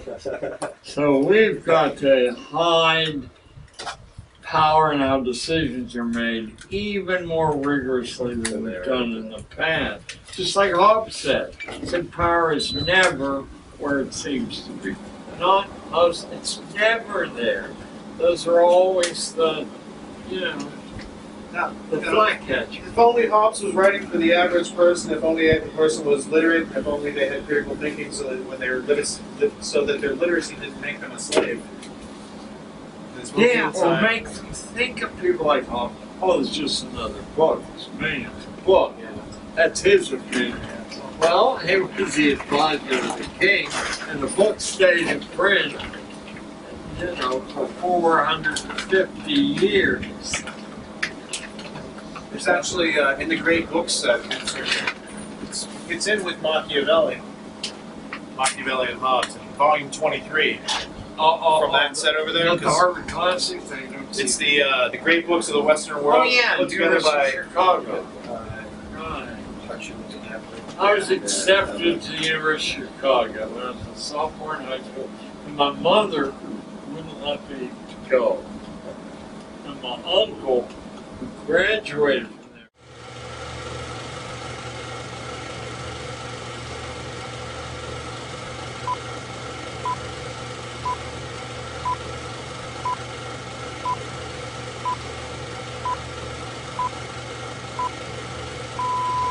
It's all good for right now. Okay. Some won't be up there. I just wanted to make sure. That was loud and clear. All right. First, I would like to present you with a book. Not that you don't have enough books, but this particular book was written by a friend of Thomas Becket, and he wrote it for Thomas Becket. For Thomas Becket didn't have, in this author's opinion, enough intellectual self-defense to do what he was doing, and he was trying to help him out. And his name is John of Salisbury, and it was written in the 12th century. And I thought, if there was such a thing as reincarnation, this guy reminds me of you, and that you would greatly enjoy this. I will read it with pleasure. 12th century defense Thank you, Rich. of logic and reason in a time of irrationality.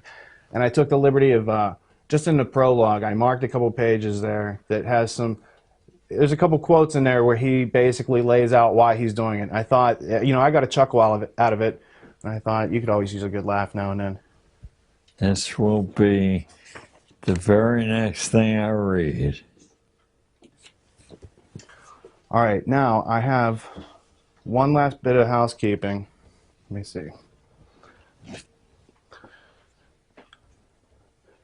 If you could read that to the camera while, at the same time, holding this mug, and it'll be the intro for the episode. Or you could change it however you like. Give me the high sign. Hi, I'm John Taylor Gatto, and this is What You've Been Missing. Awesome. Yesterday the name of R. Gordon Wasson came up and you raised your eyebrows. What does that name mean to you? Well, it means to me soma, the magic mushroom, and that Wasson wasn't some fringe nut, but some Wall Street heavy hitter. So I read it with great pleasure, not once, but until it fell apart. Before you leave today, I have a DVD for you. I just have to burn it. I have the folder made and everything. And in there, I put Wasson's Russia, Mushrooms, and History book, which is very hard to find on PDF. So I just thought you'd get a kick out of it. I will get a big kick out of it. What does the name Anthony Sutton mean to you? Actually, I corresponded briefly with Sutton. He made the contact after he read Underground History. And his books about the rise of Wall Street and the rise of the Soviet Union and Wall Street and the rise of Nazism were important parts in a slow process of overcoming my own skepticism. I mean, I had all the pieces. I had many of the pieces, rather. But they seemed to add up to a reality that I could find no hint of recognition of. And in the copious reading I had done and kept current, why weren't there any references to this at all? Or occasionally when someone like Ramsey Clark would seem to breach the wall of security, Ramsey was toast. He was marginalized. No one ever mentioned Ramsey again. He wasn't a guest on any show. Well, the same thing happened to Sutton, because he worked for the Hoover Institute at Stanford University, which is very prestigious. And then once they started reading his work, they're like, you can't write this. And he said, that's the ticket out of here. I must go find out what's going on. And I think he wrote like nine or more books on these various subjects. And when you see how Wall Street funded the Bolsheviks, and Wall Street was funding the Nazis and the Bushes and the Harrimans and all those families that were also eugenicists, and the ones that want to do compulsory schooling and tell you what to do with your kids and all these other things, like there's a very small knit group. And once you try to understand the philosophy of what makes them the utopians that are trying to shape everyone else's lives and violate their volition, I thought it was like, it's overwhelming to discover that. But then you discover someone like Lysander Spooner or Bastiat, Frederick Bastiat, and read the book The Law, and it's so simple. And yet, if you don't understand the simplicity, it's easy for these other groups to take it away from us. Yes. Very easy to marginalize as who has time for this nonsense. I mentioned in our session yesterday that as I was poking around for other reasons in the history of American adoption, I kept running into the people who were the architects of American schooling. And I said, what possible correspondence? The chapter in Underground History, Daughters of the Barons of Runnymede, is actually a kind of lens into my brain trying to prove to myself there was some sense in following this road.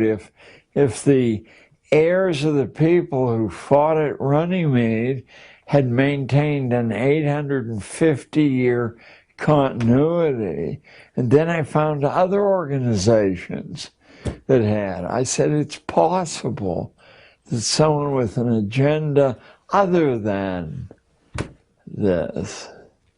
So, Who was Ignatius Loyola?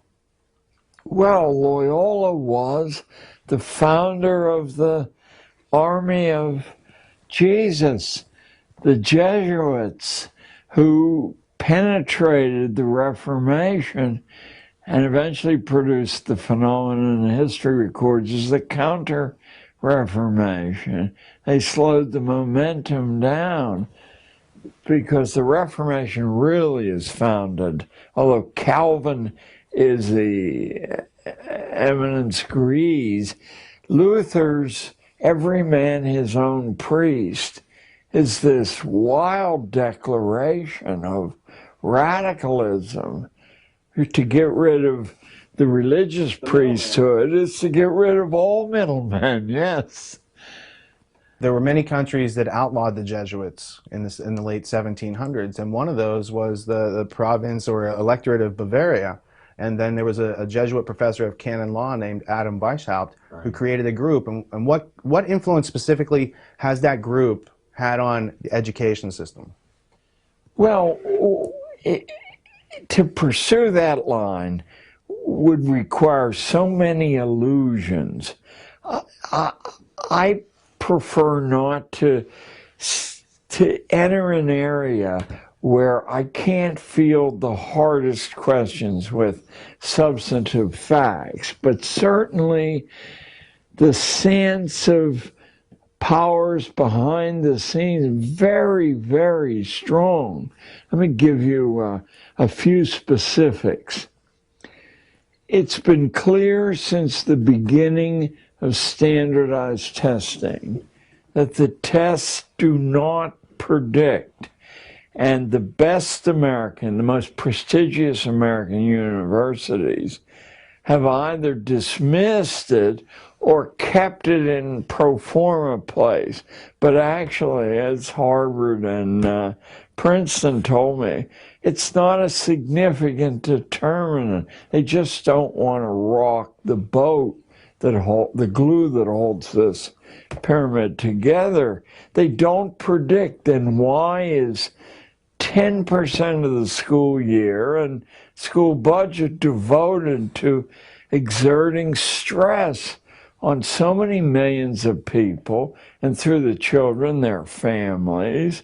And why do so many innocently ignorant school teachers say this will determine your future when it only does if you convince yourself that it determines your future? It has no predictive power at all other than to signal this is someone who will memorize whatever you ask him to memorize. This is a useful skill. I'm an anti-skill. In the book, the Leipzig Connection, Basics in Education, toward the end of the book, after talking about Pestalozzi, it talks about Pestalozzi's mentor, who was Johann Caspar Lavater, who was working and experimenting on Swiss lower privileged children in a universal schooling system. He was also a Grand Master of the Illuminati. So since Pestalozzi and Lavater and all these other key figures that were in the Prussian education system were also members of the Prussian Illuminati, it just seemed natural to see the takeover and undermining of nationhood of our society, the taking away of our identity through the school system is also making we as a nation incoherent. And it just seems like there is a very militaristic strategy that's been in place a long time. And notice what the specific mechanism is. It's an artificial extension of childhood, theoretically to the grave, but certainly beyond the point where learning anything is easy. As long as you indulge childish fears and childish appetites long enough, you've effectively rendered somebody harmless. You can see it in its crudest form in the military, in the training of recruits, or in fraternities, in the hazing of freshmen. But actually, yesterday I hope we talked about Richard Branson and the turning point of his life at age 4, when his mother drops him miles from home. Throughout most of human history, anywhere on the planet, childhood is over by the age of 7, and even in the most permissive cultures, it's over by the age of 11 or 12. People are, even in our own country, at the beginning of the 20th century, a substantial number of young women at the age of 13 were married or becoming married. I'm thinking in particular of I'm thinking of a 18-volume history of the world that used to be for 20 years the premium of Book of the Month Club, written by a husband and wife team. And still, a rather respectable history. Inside historians say it's not bad history. It's very, very... They also do a history of philosophy set? Yes. I have it. Gene O'Denning just sent it to me last week. I just scanned it in. It's on my desk if you want to go get it. There's like... All we need is the last name, and it'll trigger. And in any case, the fellow who had been trained, I think, at UChicago as a historian, marries his wife, who becomes his co-writer, and Will Durant and Ariel. Ariel was either 13 or 15. There's a dispute on the internet about how she wasn't older than 15, and I suspect she was 13 when they married. Was Will some form of sexual oppressor? No. Instead of going to junior high school, Ariel studied professional historiography and its protocols. And she was a full partner in the writing, and Will died, predeceased her 10 years, and she continued to lecture, having begun her productive life when people began their productive lives. To extend this to the late teens or beyond the late teens is to fly in the face of the first admiral in American history being in charge of a warship. Farragut at the age of 12. Or George Washington being the surveyor of Culpeper County, Virginia in his mid-teens. Very entrepreneurial attitudes that they Or got. Jefferson running a plantation, his parents both dead, 250 employees. He's 12 or 13. But these examples go on and on and on. Why have we marginalized the young who, whatever they lack in experience, more than make up for in resilience and acuity? They bring new eyes to old situations, which is the secret of scientific invention. So it's done because they're the most dangerous. They're the least overlaid with these conditioning. And of course, that must have been understood way, way back in history. Alexander the Great, after all. You're observing that values have changed since the time of our founding fathers, who were literate, autonomous, entrepreneurial. They also grew hemp. They knew the value of hemp. Oh my, George wrote he did it for medicinal purposes, so I assume it wasn't. And Jefferson traveled the planet collecting different strains, and they had contests, and they wrote letters about their, hey, I grown this strain, and it does this, and they're like competing. And so the fact that you're not taught about this in school, and the role that hemp played in making the sails and the clothing and everything was hemp dependent. Oh, it's a miraculous fiber.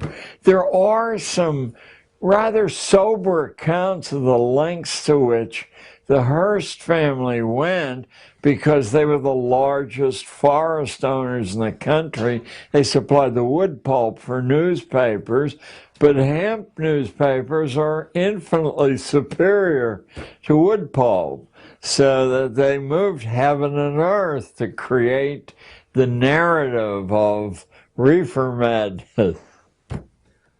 So if we're using wood pulp paper to make books these days, we're not only killing trees, which eat CO2 and produce oxygen to make paper towels and toilet paper and all these other things beyond books, but I noticed that a lot of the books that are printed recently, the pages are disintegrating. And when you get old books from the 1800s, 1700s that are printed on hemp paper, they're still pretty, existent. We have a Johnson's dictionary from 1848.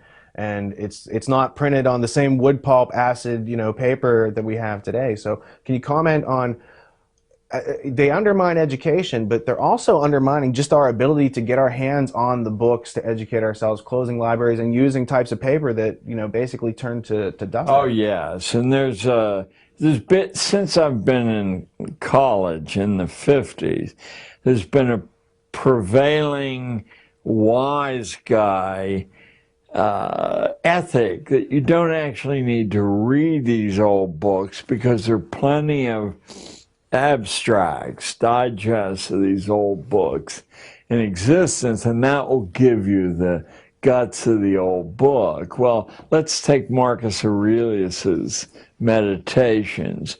What the digests don't give you is the wealthiest, most powerful man in the world. I mean, I don't know if that confluence has ever existed after Aurelius, saying that nothing you can buy is worth having, and nobody you can order around with your power is worth associating with. That's a rather acid. So how old were you when you first met Marcus Aurelius? I was initially in translation in 6th grade in a coal mining town in western Pennsylvania, where it was offered in translation, and of course it's eminently readable. And then in 9th grade, there was an option of reading it in Latin or doing something else. So my mother insisted that I read it, Julius Caesar in Latin, Gallias omnes suis and partes tres at 75, Quorum unum in colon Belgia. We had to memorize the early part of it. But Caesar's Gallic Wars isn't some old piece of fustian that, if you're an elitist, you read to plug into the ancient world. It establishes the principle that a weaker force can whip a larger force by dividing. And being better prepared. Yeah. You can set the larger force against one another. And you see that in schooling, the ordinary classes are set against one another by constant, meaningless testing and small, inconsequential prizes being given to the people who test best and wiggle their hands in the air, so that the ordinary classes are divided for a period of 12 years through meaningless competition. I noticed when I was in basic training in the Army and was told that I was going to learn in 3 hours how to take a rifle with 57 parts of blindfold and put it back together. I knew that I could not do that. I knew I could not do that.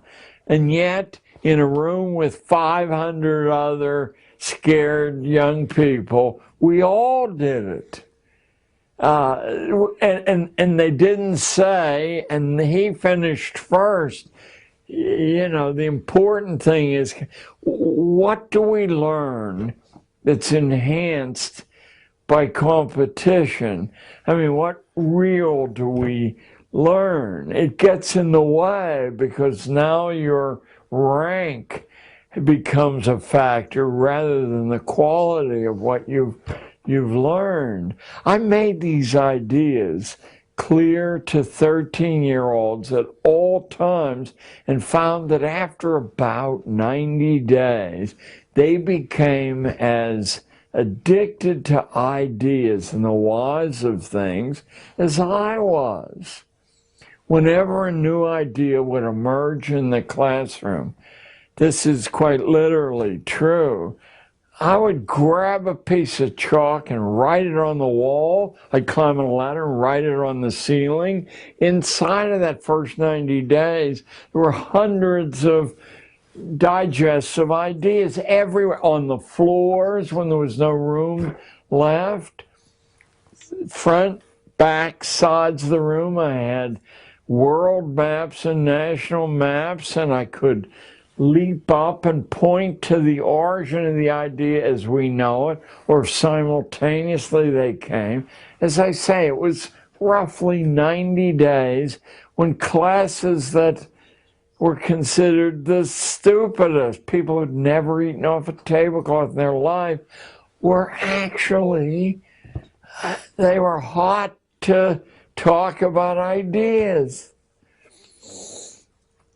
We couldn't have that. How could we maintain the social order and the economic order if we had people who became fully alive when they were young and could get up when they're knocked down? You know, I think a lot of the problem, it's very easy to assign this completely to sinister motives, and there are certainly sinister motives at work, but I think part of it is the problem of how we would manage a society that didn't require managing.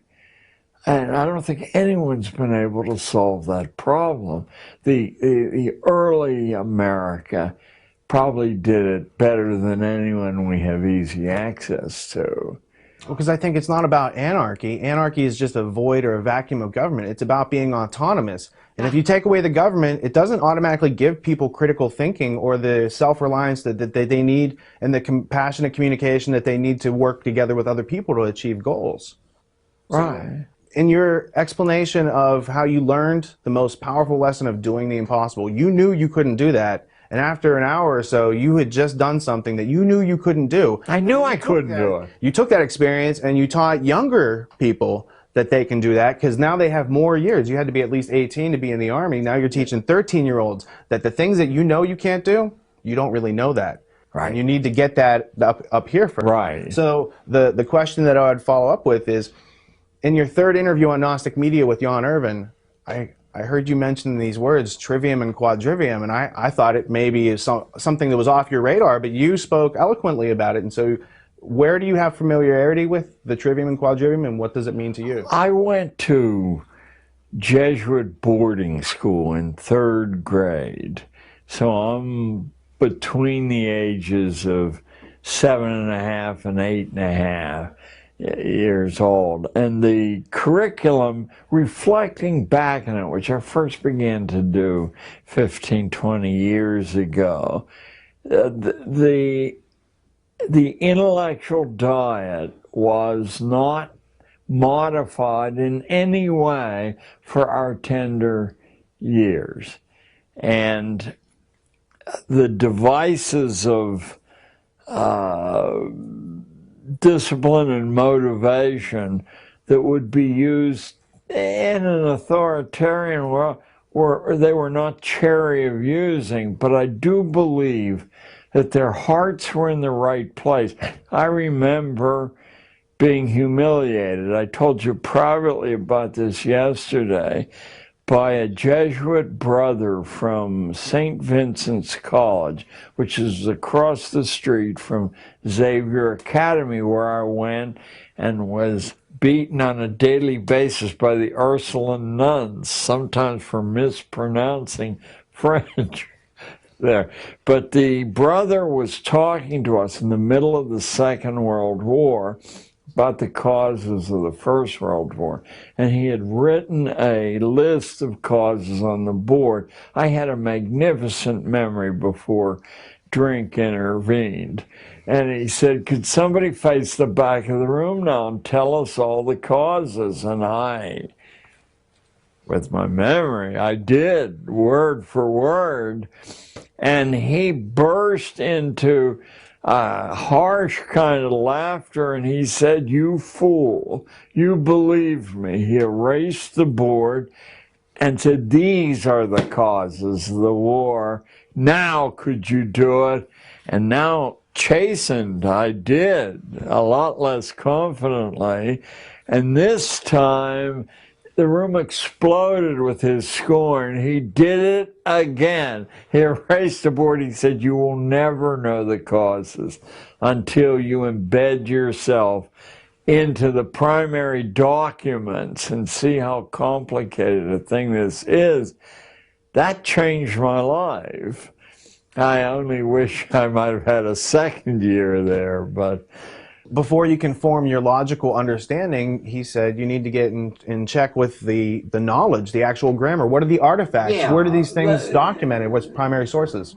And it probably has occurred to other groups, but the intellectual part of the universal Christian religion, the Catholic Church, had a respect for scholarship. And what happens as you collect data is that it forms itself into patterns, and if you record the patterns and test them to see that they hold true, eventually that suggests behaviors.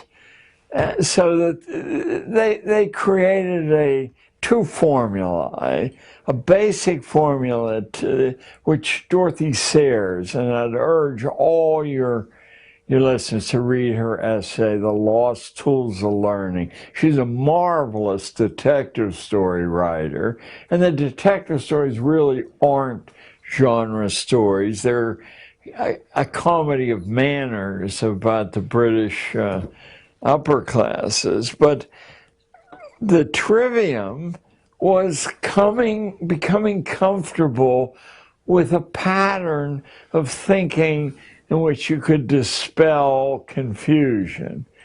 And then the quadrivium was pushing it farther into specialized areas. One of the huge mistakes that schooling makes, even homeschooling, is to organize the agenda and the goals in terms of subject learnings: English, math, social studies, science, because those categories, while better than chaos, are so crude they tend to mask what you're actually after.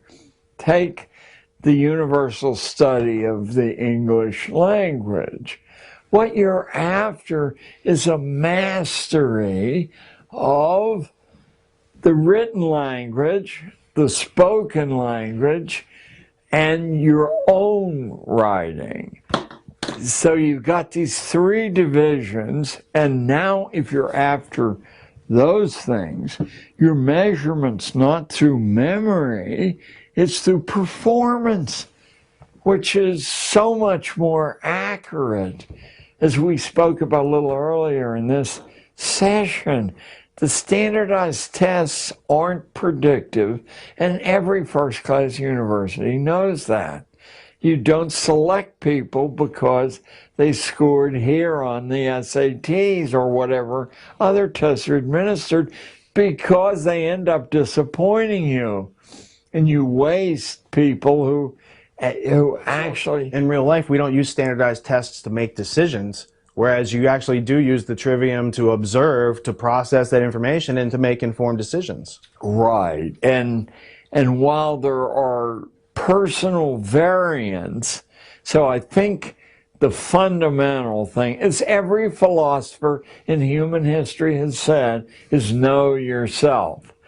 This is the fundament. Now you can take principles like trivium and quadrivium and you can do a personal adaptation of the, you know how they will work for you. But the course I actually followed at the beginning was to say, I know this is not good for the kids I've been hired to teach. And where will I find an unerring structure? I said, obviously it will be in the most expensive elite private boarding schools. So I made a 10-year study, although it paid off at the end of the first year, and I distilled the 12 secrets of the boarding school curriculum of power. Now I'm talking about not private schools versus public schools at all, because most private schools follow the template that public schools laid down. I'm talking about the inner circle, 20 or so. Let me just name a few of them. I'm talking about Groton, where Franklin Delano Roosevelt emerged. I'm talking about St. Paul's, where the senator from Massachusetts who ran for president, the tall, skinny guy, John Kerry, emerged. I'm talking about Andover, where the Bush family went. I'm talking about Choate, where John F. Kennedy emerged. I'm talking about one that not one person in 10,000 has ever heard of, Episcopal in Virginia, where John McCain, the populist, give me a break, emerged. I learned about Episcopal from the sports section of a newspaper. I'm looking for the next Pittsburgh Pirate defeat, and suddenly I see a tiny item that says at the homecoming football game for Episcopal Prep School in Virginia, 25,000 alumni showed up. I said, wait, it's got to be a misprint. I mean, I can understand 1,000, 25,000 people came from all over the world for a high school alumni game. So now I start to look and I discover that Episcopal, it's the naked revelation of the importance of religious tradition in upscale education. Over half of the elite boarding schools in the country and all of the inner circle ones are grounded on religion, almost all on the Anglican religion, which isn't faith-based. It was put together by committees arguing about what must have been in God's mind.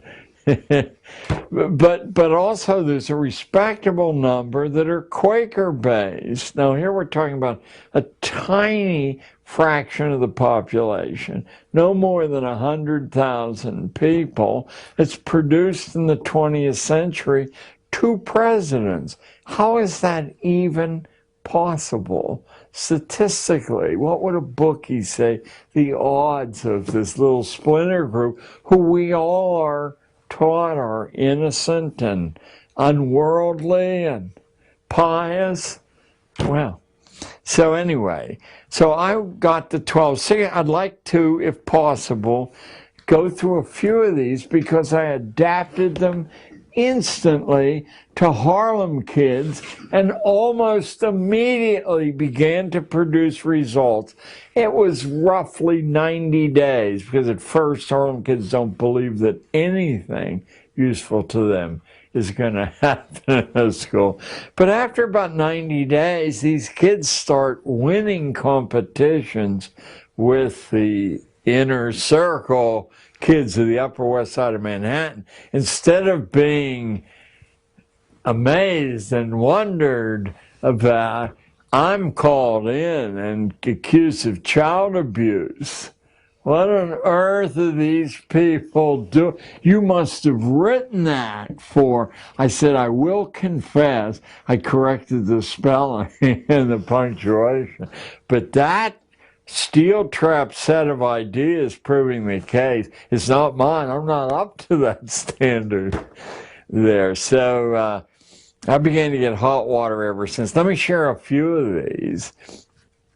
We all are vaguely aware that literacy is at the heart of an intellectual inner life. But what we don't understand is that prior to the First World War, literacy commonly was divided into passive literacy, reading, and active literacy, speaking and writing.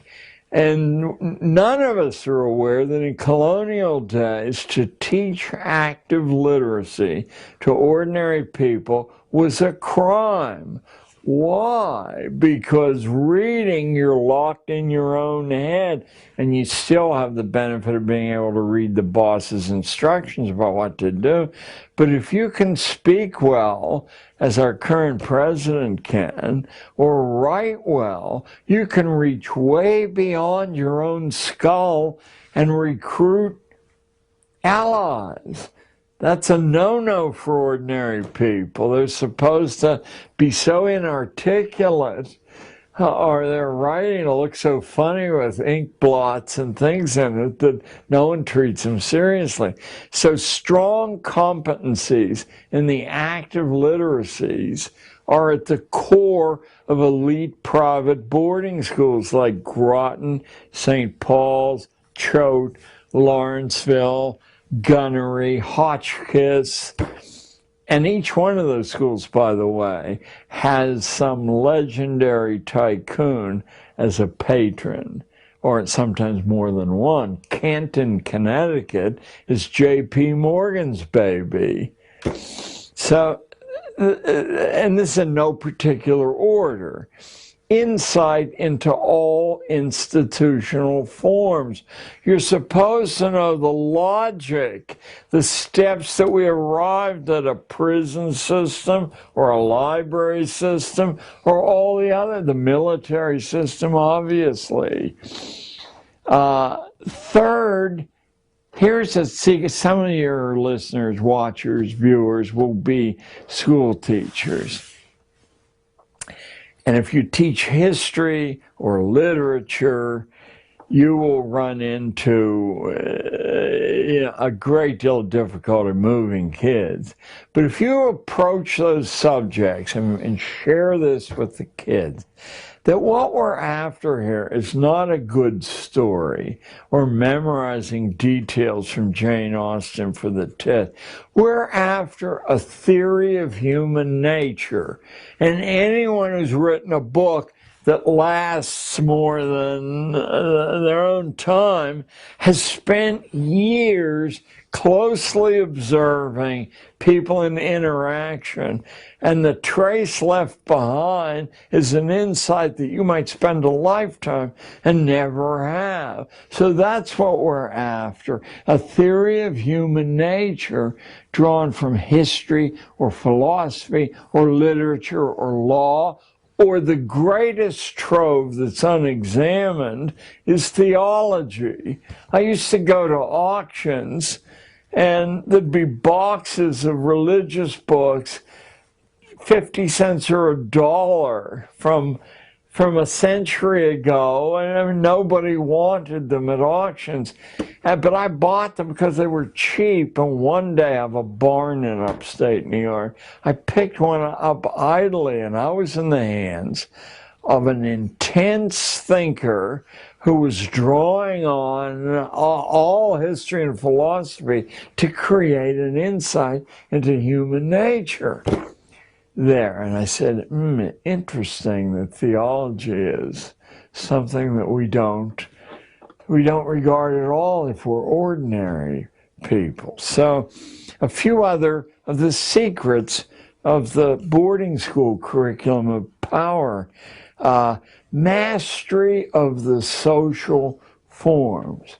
And I would say it didn't take more than 2 days to take kids who had never eaten off a tablecloth and get them to see that the signs they give off when there's an egg spilled on the shirt, or when they walk down the street listening to the radio, or when they're too aggressive in approaching somebody, shuts off opportunity. They're like little badges that I don't want to speak to that person.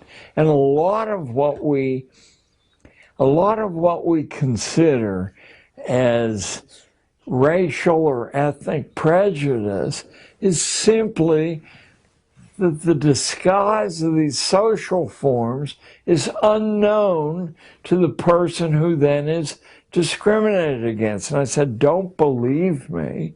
I said, I'm going to instruct you in a superficial gloss of how to approach people, and then the intellectual excuse we'll use is I'm sending you out of school for days to gather data for statistical processing.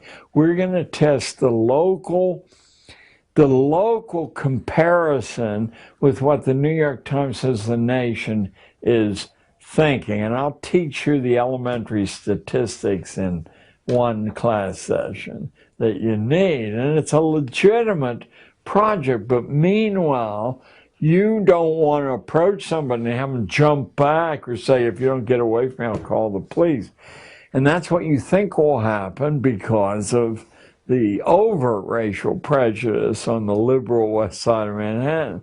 But it won't happen, I guarantee. Nor did it. Nor did it.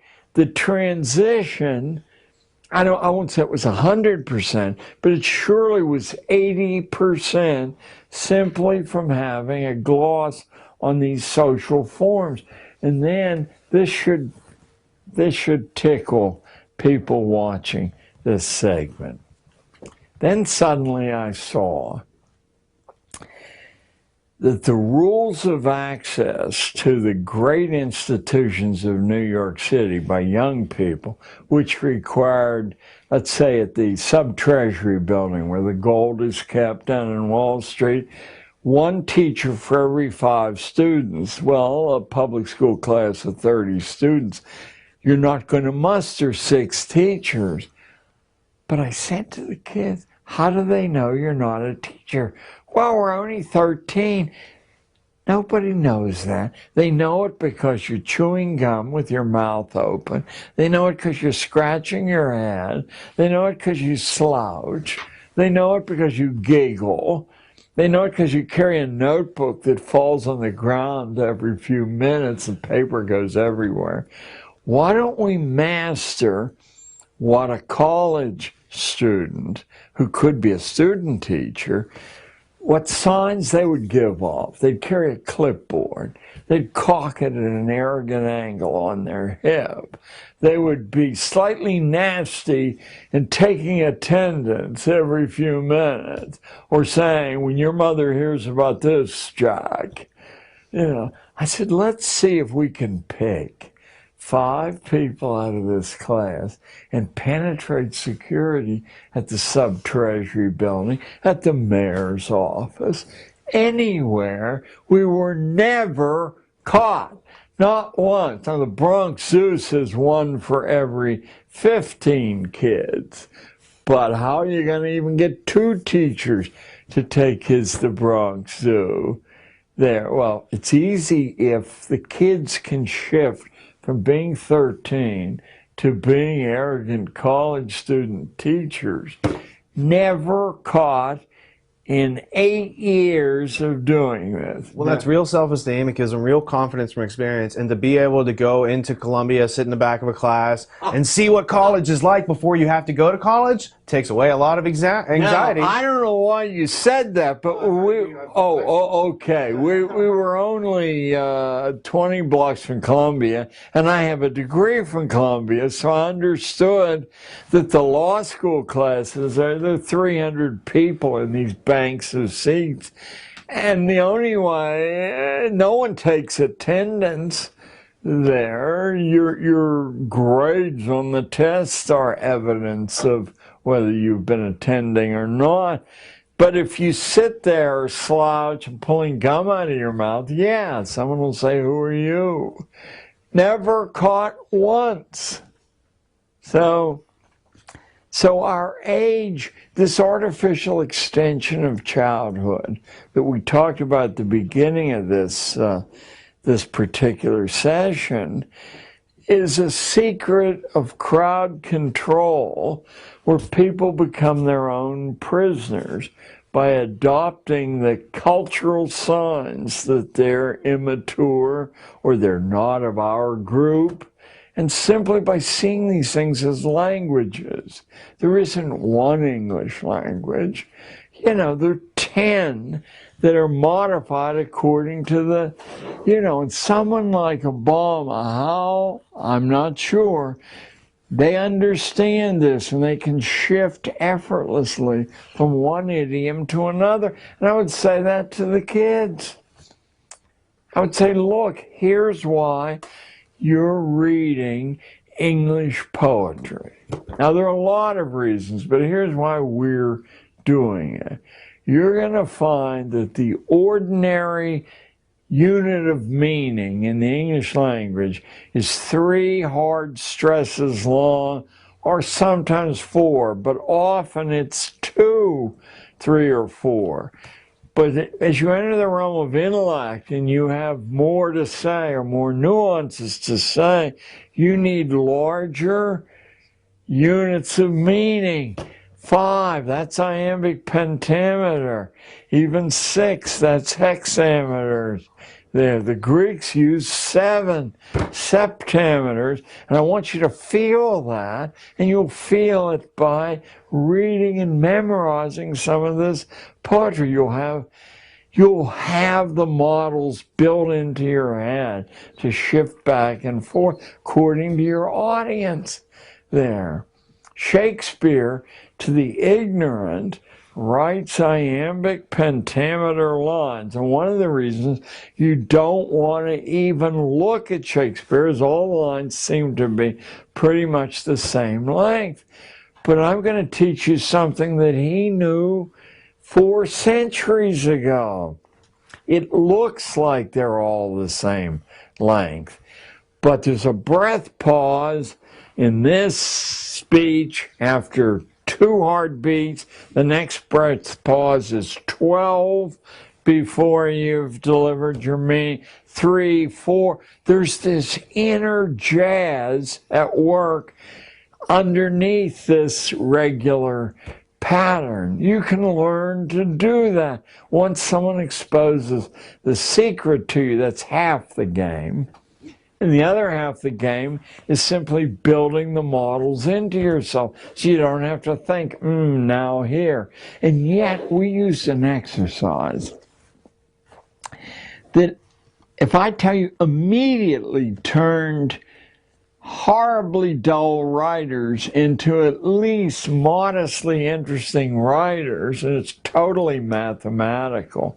I said it'll take you a while to incorporate what I just said. So what I'm going to ask you to do is write 1 to 20 on 20 pieces of paper, put them in some sort of container, and draw them out at random, and then list what you've drawn out at random on and now I said, now you're going home, not for homework, but to learn this massive skill, and you're going to write a paper on X subject, and if 1 is the first number that came out, the first sentence will be 1 word long, 1 beat long, and if the second one's 20, it'll be 20 long. Immediately, these remember, I had to read 120 of these things at a time, and one of the reasons they were horrible is everyone had either a 3 or a 4 unit or a mixture in there. Now they had the kind of jazz that readers aren't completely conscious of, but they record as something interesting about, even when he's writing about a milk separator. And you as a filmmaker, remember Eisenstein's film of the peasants watching milk being separated on a Russian farm in the 1920s. Why is it so awfully interesting?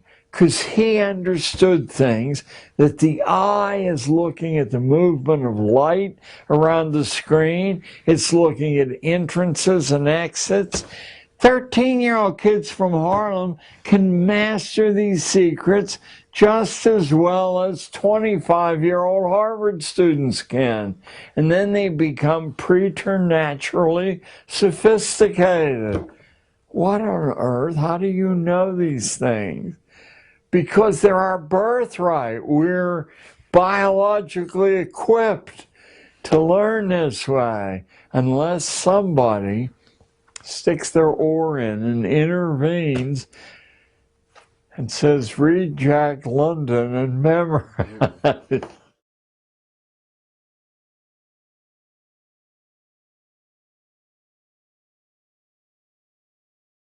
That's the school system. We've all heard about the hardware. What's going on with this camera? Okay, I just need you to, for a minute, if you could just reframe this camera, because I think something happened. And No, it's when I not. came in, the camera was moved. I guess someone was monitoring on it or something. Or Either way, I just want you to make sure that he's focused. fine. I think, 30 seconds. and I won't be as windy and the rest, but I think that everyone will profit, and you'll see some evidences of the trivium at work here. These are the 12 secrets of the elite boarding school curriculum of power. Are we on yet, or? Just 1 second. We'll be back on. Because the next one. That's what people don't learn in public schools. Specifically, like what is different. They're doing this, and this is about their success in life and managing the other people who don't know it. Oh yeah. Right. Well, the next one will be an absolute eye-opener that took me about 5 years to tease out of the admissions procedures at Sarah Lawrence or, you know, the other inner circle colleges. You guys might as well do a tape change now. Yeah, no, mine's out. I have to. Really? I'll turn these lights off.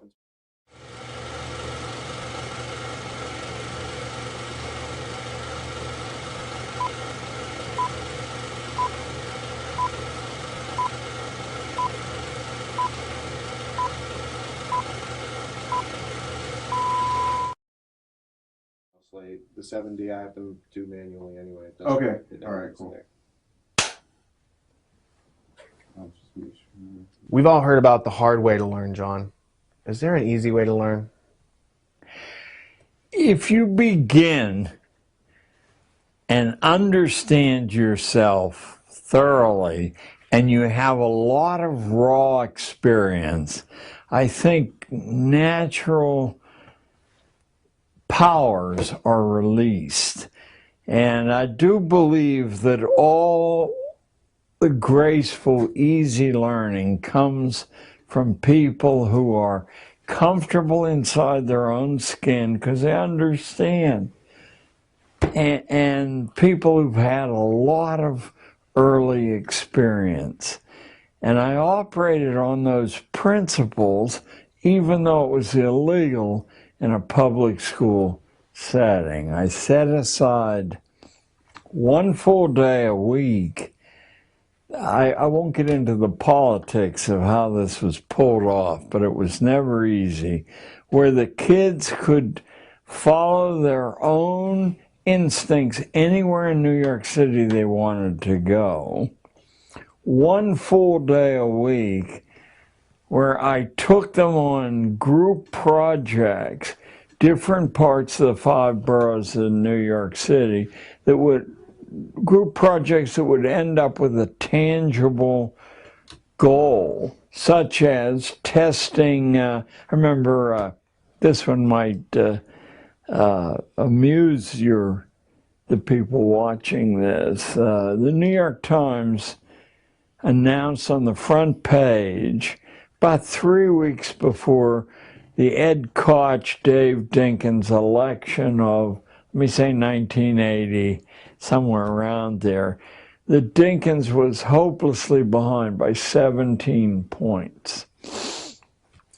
And I had a black kid in the class come up and ask me why the city was so prejudiced. And I said, why do you say that? And he said, well, look at this. And I said, well, why do you believe that's true? Maybe that's to get you not to go and vote. I don't know, I said, but I do know that it says here in small print that they only interviewed 300 people. There's 8 million of us.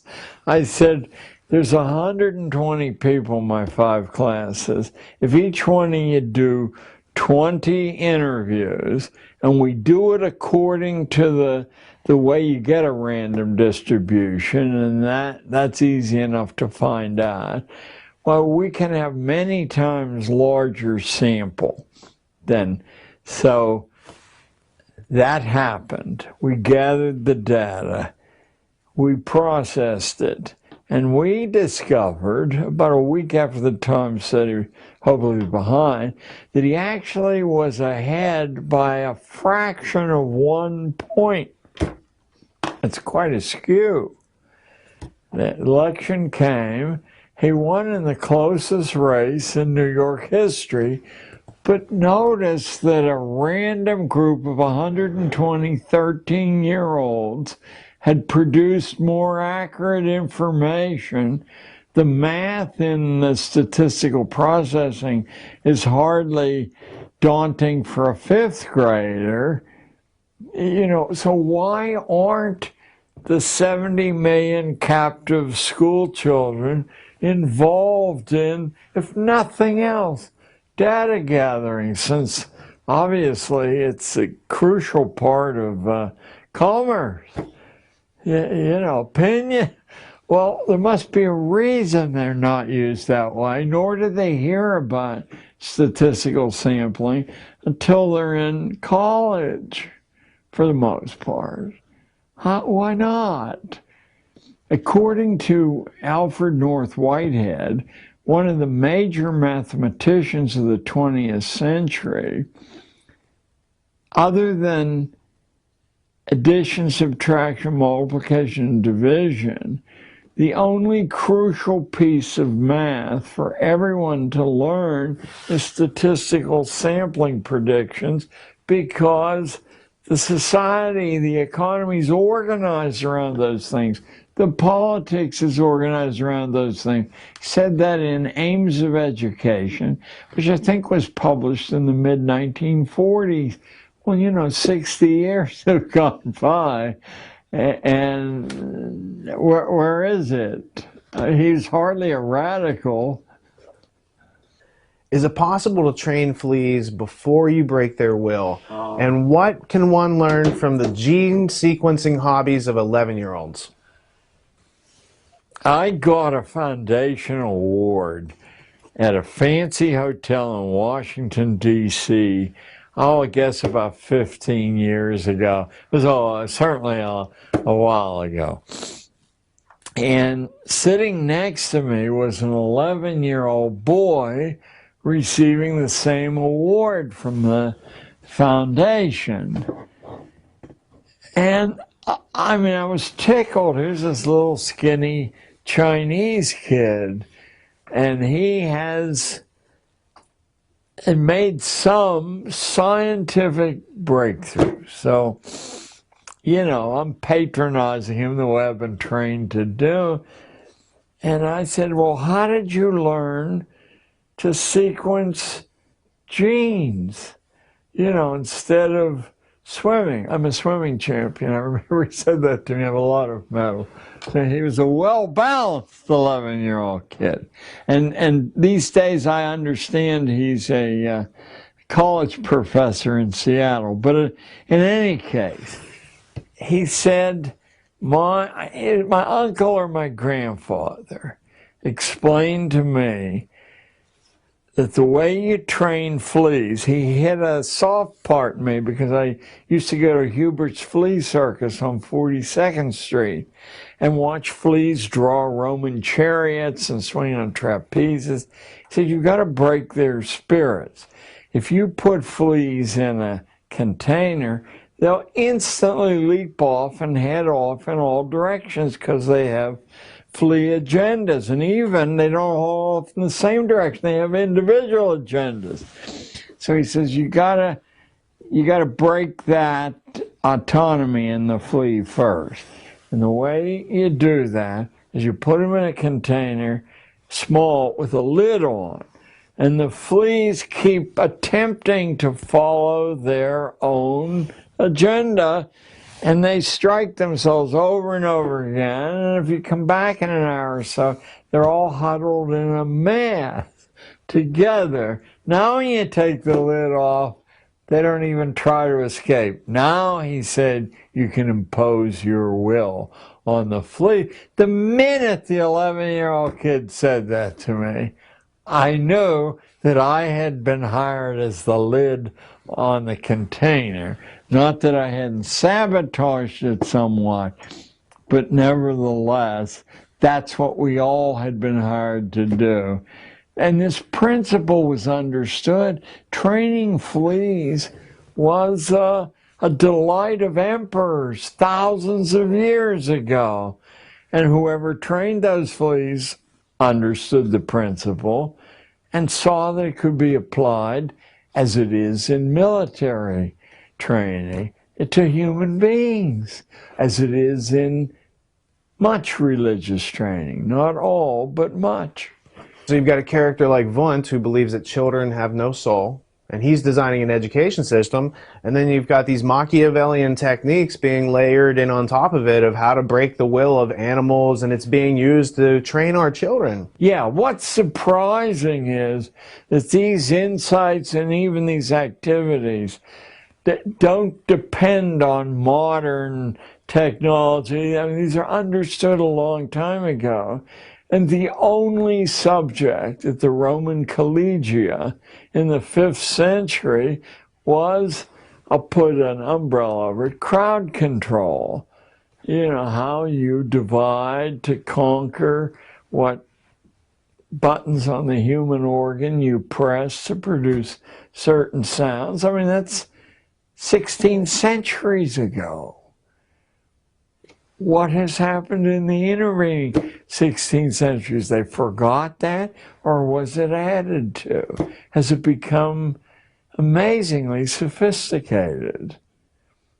Less and less people necessary to produce more and more leverage.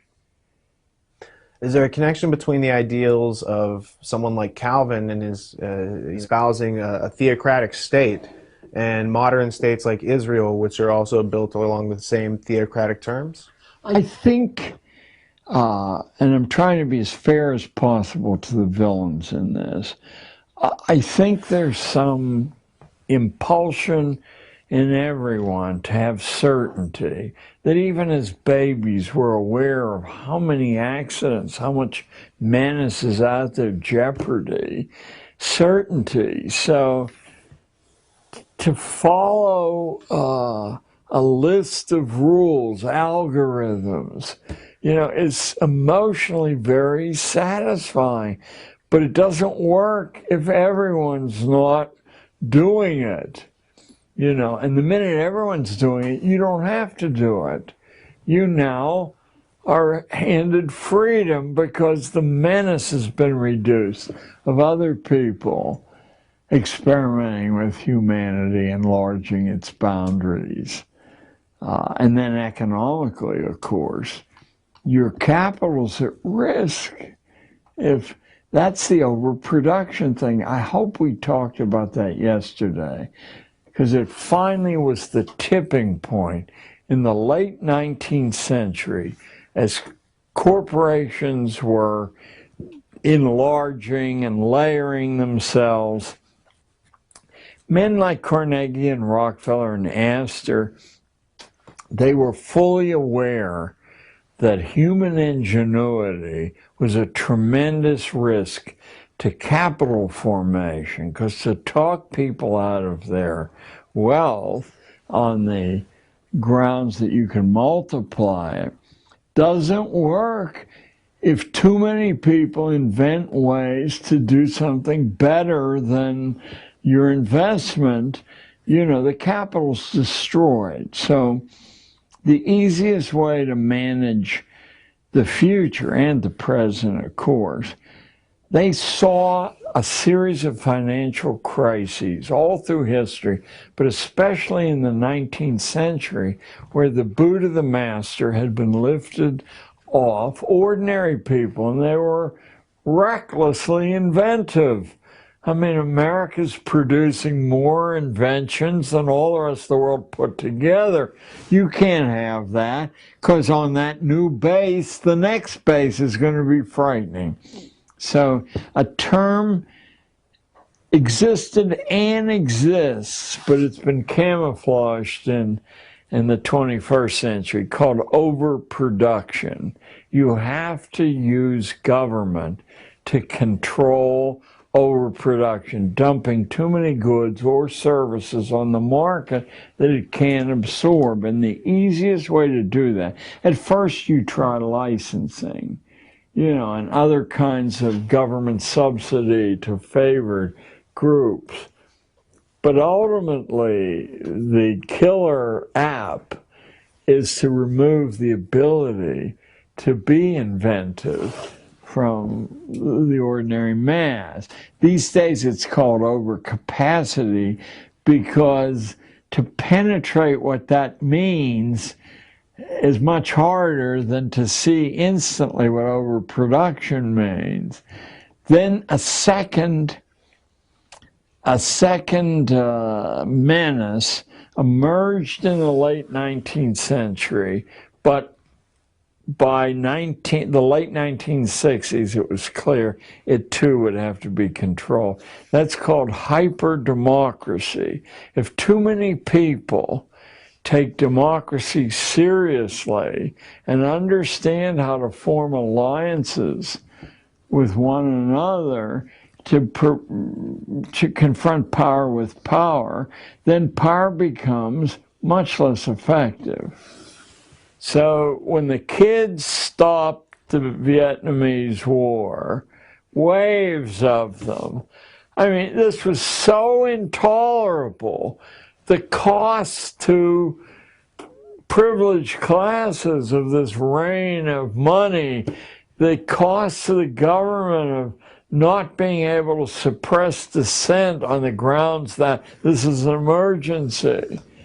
This couldn't be allowed to happen again. The Trilateral Commission gave me the break I needed to understand this more precisely. They underwrote the publication of a book called The Crisis of Democracy in 1975, published by New York University Press, in which now you have to have training in reading between the lines, because the sophisticated power brokers aren't nakedly making these statements. But if you read Crisis of Democracy carefully, you will see that the crisis is too many people took it seriously and translated the principles into action and cost the industries and the hierarchy a war that, you know, now the next war would be harder to run. I mean, to get together. It would be more absurd. At least you could make a case in those jungles, but now you're going to have to make a case in the arid deserts of Iraq or in the mountains of Afghanistan why national security depends on suppressing these barefoot people and people whose weapons are blowing up their feet in their underwear. Hey, you know, they're going to take the bread out of your family's mouth. I remember the attempt in Nicaragua under the Sandinistas to communicate the idea that it was just a stone's throw from our southern border, and these people might pile into their 20 and 30-year-old vehicles, and there'd be this 1,000-mile drive north, and into Texas they'd come. Well, you know, our economy, of course, cannot function without warfare. So that when these things are over, count on the fact that if we have to attack the South Pole, the penguins are clear and present danger. In the Paris Peace Conference, 1919, pre-CFR formation, Colonel House and these characters are hanging out, and Ho Chi Minh comes in and says, we want to be free like America, we love democracy, we want to do this, and instead of helping them out, helping them to become free, they're like, well, we're going to have to take them out. That makes a good place to have a We war. need enemies. We have to have enemies. The interesting thing about the book, The Crisis of Democracy, is that spreading out like ripples from a stone thrown in a pond, the popular magazines and press, Time magazine did a cover story on too much democracy, question mark. Of course, they concluded, you bet, in a complicated, high-tech world, you can't allow non-experts to make decisions there. But it was everywhere. So the tom-toms, they're interconnected, and they beat simultaneously or nearly so. What's the role of curiosity? Well, is it not the lever that produces invention? I mean, it forces you really, in a fun way, to think for yourself there. And then it turns out that the secrets of nature or of society aren't really very hard to penetrate, as long as you remain curious. How do you destroy curiosity? Because we all say little babies are always curious. How do you destroy curiosity? Well, one good way is to sit people in chairs, tell them to speak when you're spoken to, threaten them with upcoming tests if they don't memorize usually erroneous material. It's fascinating. Show me a school book that deals with Admiral Perry's opening of Japan. And the school book, last one I looked, was nominally under the aegis of the Librarian of Congress, so a major scholar, and it will say that, essentially it will say that we decided that Japan should be part of the modern world. It wasn't fair to leave them in medieval. And so Admiral Perry sailed over there and negotiated, and they said, okay, you can have coaling bases, or we'll take care of sunken whaler crews. What no one says is that Perry had 11-inch naval rifles, the standard of the day. The Japanese had medieval cannon with a range of about 75 yards, and Perry's guns could reach 10 miles. And that Perry emphasized the destructive impact of his force of 3 black gunboats. I mean, somebody had to actually paint the boats black by destroying some structures on the shore. Then they rowed out fast enough and said, you know, please, massa. When did the American dream become one of lifelong servitude and debt slavery? It's so fascinating that the American dream is enunciated in 1859 by Abraham Lincoln speaking to the Wisconsin Agricultural Associations. That's 152 years ago. And he says the American dream is to write your own script, to have an independent livelihood. That's why we don't have giant corporations like Britain and Germany have. people only work for somebody else long enough to put a stake together, and they figure out what people need, and then they do.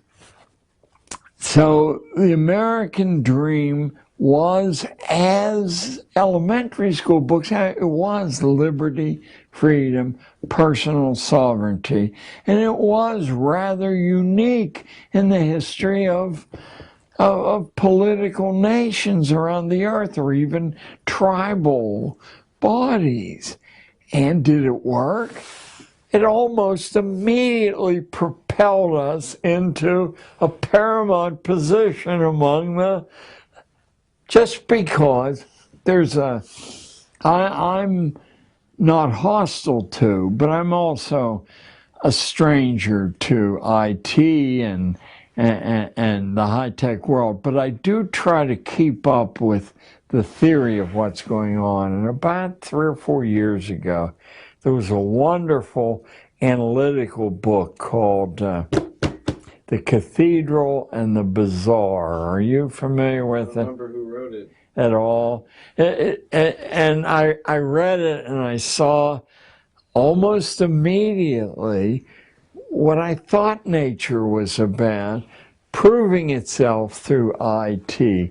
The author or authors maintain that the crowd collectively has more wisdom and insight collectively, and gave some hair-raising examples.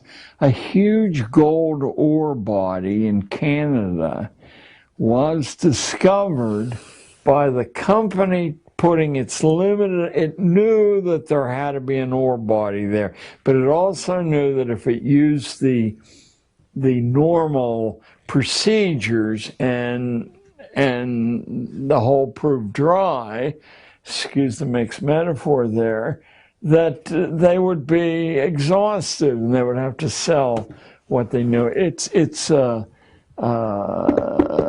Gold Corp today, GG on the exchange. So how did they discover the ore body?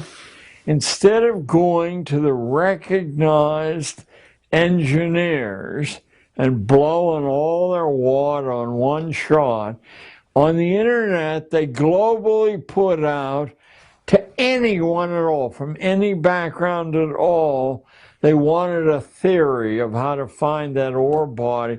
And somebody who had nothing to do with mining, pick up the book, because I'm losing the richness of the details. But it's the essence of how non-experts can make some of the biggest discoveries. Oh, well, there is a book. I made a note to bring up here. There's a book that used to be required reading at MIT, and maybe still would be. It's by a middle-level physicist named Robert Scott Root Bernstein. It's called Creativity. It's this thick, and the structure internally is so maddening. It's done in the form of a group discussion among different people, why he did that.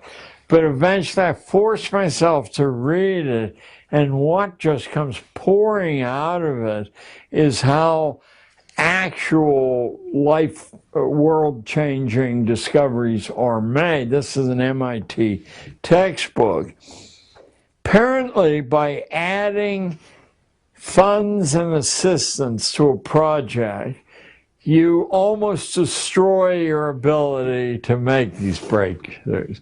People who have to saw ice cube trays in half to make a piece of lab equipment, etc., are the people who transcend the conventional. Now, that's often then taken over by a big project. One of the most recent dramatic examples, and I'm sure you can Google or whatever the search engine term is, there was 2 or 3 years ago in 60 Minutes, there was an account of a new way to treat cancerous tumors with radiation, without any side effects at all, and it had been discovered by a man in his garage who was had nothing to do with cancer research. John Canzius is who you're talking about, right? Who? John Canzius? Yes, Canzius. And he worked in radio and television, and He was a kid, he was an enthusiast, and he knew that if you shot radio waves through metal, that it heated up, and he wondered if it would kill a tumor, but not leave the devastation that radiation does. And in fact, it did. Now, we don't have to take it on faith. The leading cancer researchers in the world said, this is a whole new ball game, you know, and some key research hospitals and took the process over. And Canzius's motivation was, he was in the terminal stages of cancer himself, and he knew that the established treatments wouldn't help him. And in fact, he was too far gone and he died. I think the thing is at Pittsburgh now, but it's at some major universities. But I heard the reigning expert in the world say this makes all the past, you know, irrelevant. But that's a commonality. I copied some notes out of the Ruth Bernstein book. He said that intensive and narrow scientific training will guarantee that you never make a scientific breakthrough. You know, you can get the best Johns Hopkins, it doesn't matter. It's the narrowness of training. The people who make these breakthroughs have as wide a range of mental and physical tools as possible. They almost invariably play musical instruments, are good at languages, etc., etc. Most successful people in physics make it by going off by themselves and learning whatever they want to, not following the history of the physical sciences. What they learn from mentors is how to deal with ambiguity. But the established bodies of scientific knowledge get in the way of thinking afresh. You know, as soon as you hear these things, they're so commonsensical, you say, of course, why didn't I think of that? Just a couple more here. Virtually every scientific pioneer, men like Edison, Franklin, Einstein, Planck, Maxwell, many others, had early opportunities to do absolutely independent research. All of them were in their early 20s, which has given rise to an understanding in the higher levels of the sciences that if you haven't made a major breakthrough by your middle 20s, you're not going to. What you can do is head up a project and be a bureaucrat and take credit, as many college professors do, for the discoveries of your students, but you're not going to be worth gambling on. It isn't the age in itself that limits insight. It's the imprint of rigid patterns of habits. Now, I happen to dig up a wonderful quote from William James' Psychology, I think printed in 1890, and the book given credit for establishing psychology as an academic subject. And James was, of course, he had ambivalent feelings, but he certainly was a disciple of Wundt there. Now, this is a direct quote from William James' Psychology 121 years ago. Habit is the enormous flywheel of society, its most precious agent. It alone saves the children of fortune from the envious uprisings of the poor. It alone prevents the most repulsive jobs from being deserted. It holds the miner in his darkness. It keeps different social strata from mixing.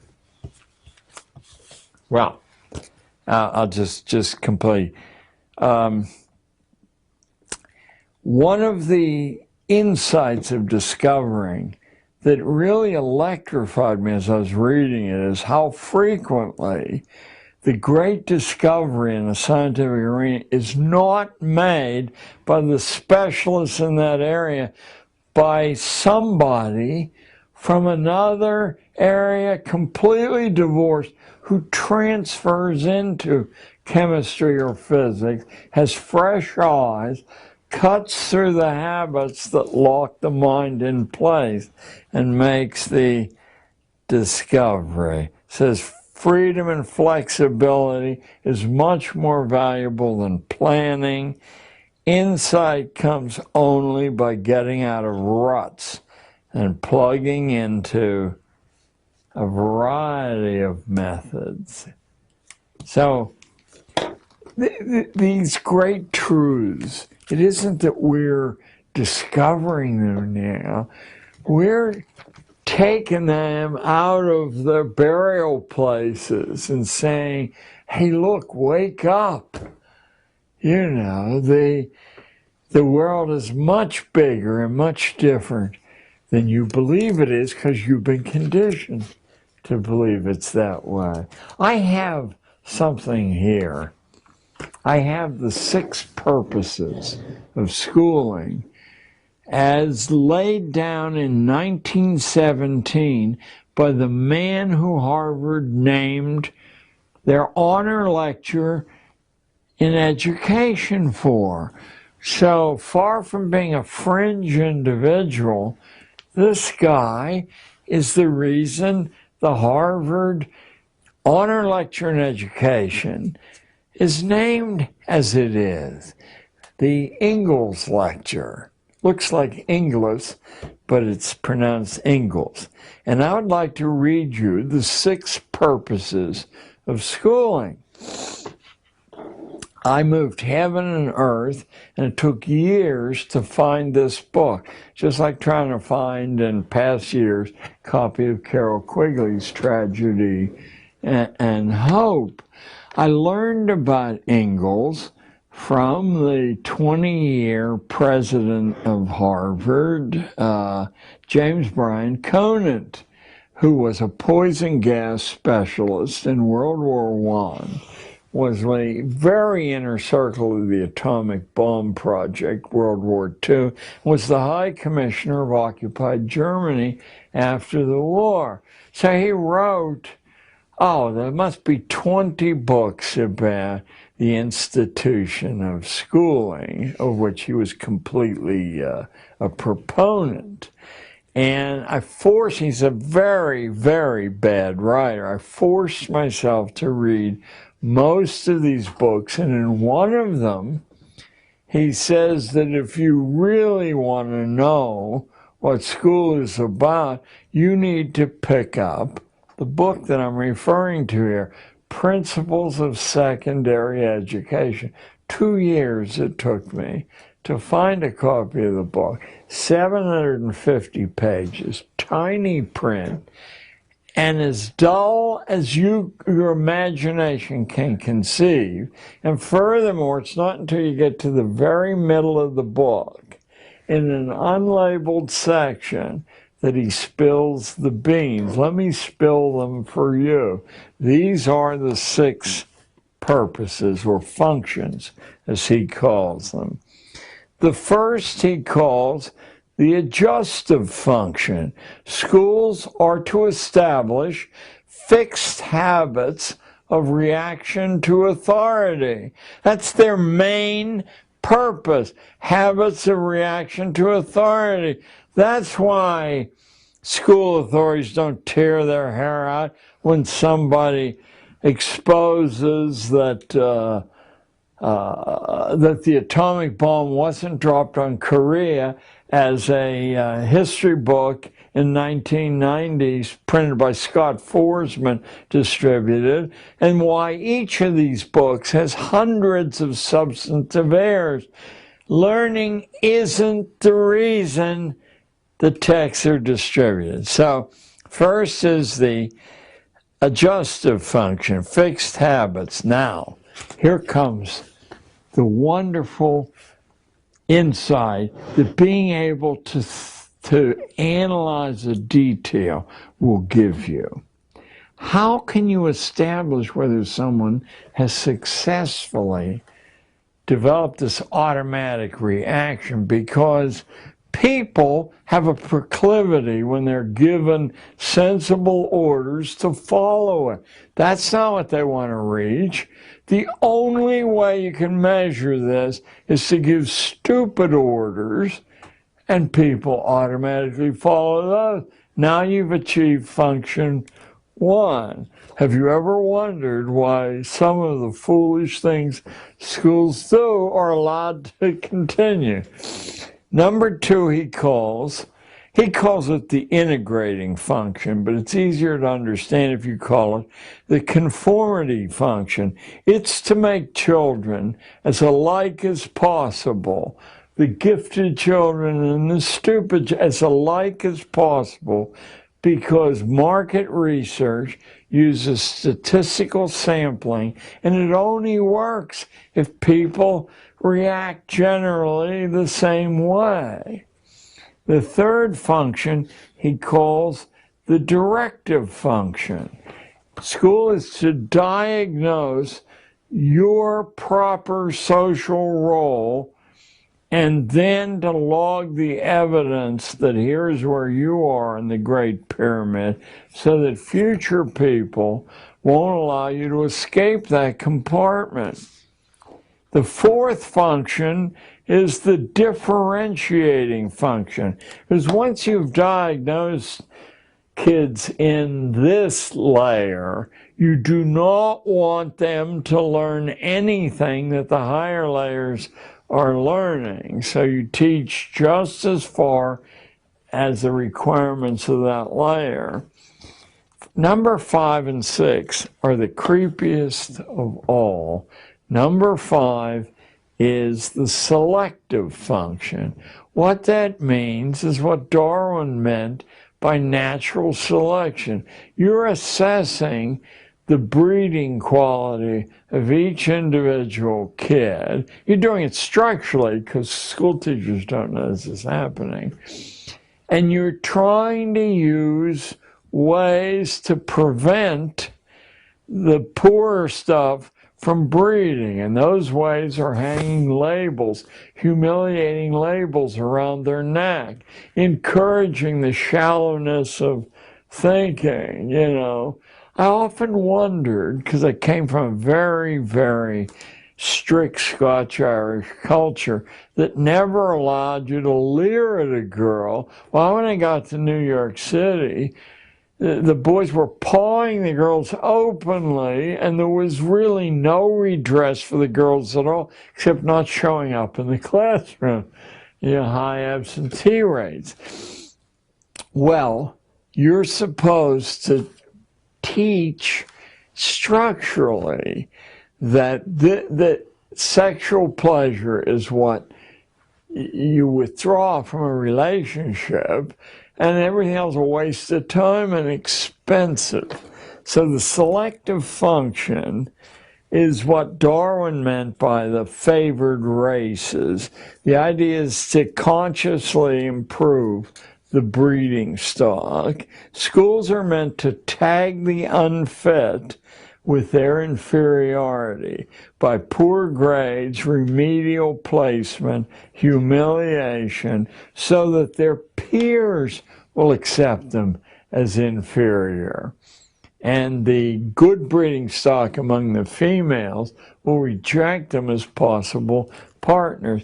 And the sixth is the creepiest of all, and I think it's partly what Tragedy and Hope is about. It's a fancy Roman name.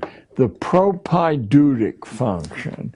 Because as early as Roman big-time thinkers, it was understood that to continue a social form required some people being trained that they were the custodians of this.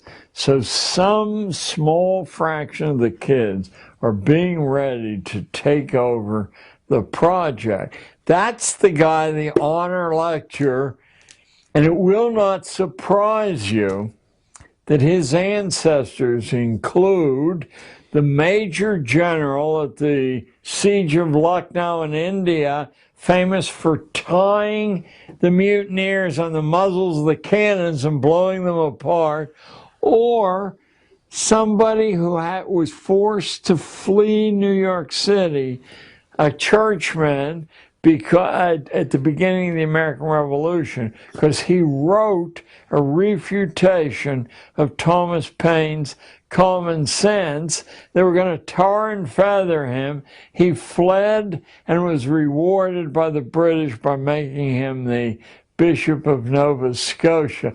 Those are Ingalls' ancestors. So Al Ingalls is certainly, when I learned of this and wrote to Harvard asking for access to the Ingalls lecture, strike me dead, Lord, if I'm exaggerating at all, I was told, well, there is no Ingalls lecture, hasn't been for years, and we have no records. It was the same thing that happened when I discovered that Elwood P. Cubberley, the most influential schoolman of the 20th century and the bionomics genius, had been the elementary school editor of Houghton Mifflin. And I wrote Houghton Mifflin, is there any records? And they said, we have no record of anyone named Elwood P. Cubberley. Now Harvard's telling me there's no Ingalls lecture. A week passed, and I got a call from Harvard, from some obscure office at Harvard, saying, what is your interest in the Ingalls lecture? I knew that I was on thin ice. And I said, well, James Conant referred me in his books to the man the Ingalls lecture is named after. And I was wondering if I could get some background on this fellow and a list of the lectures. And in due time, I got a list of the lectures and instructions how to access the texts, but not easily. Enough hoops that someone who has to mow the lawn and burp the baby, wouldn't jump through those hoops. I was able to prove Harper's wouldn't publish when they did the cover essay I wrote, which Lou Lapham named Against School, probably after Jeremiah's Against. But I had called the artificial extension of childhood, because I think that's the key mechanism at work here. So they wouldn't print the information about Cubberley because Houghton Mifflin denied it. It was only months afterward that I looked through my extensive library of incredibly dull books about schooling and opened, and the facing page said Elwood Cubberley, editor-in-chief, elementary school, publishing arm of Houghton Mifflin. By the way, the secondary editor-in-chief was Alexander Ingalls. So you see how this cousinage, the incest, works. If Martin Luther's idea was to cut out the middleman and teachers read books. Why can't students just read books instead of going to the middleman for their information? Well, the more highly placed the schooling is, the more likely it is that they do that. They go to primary documents.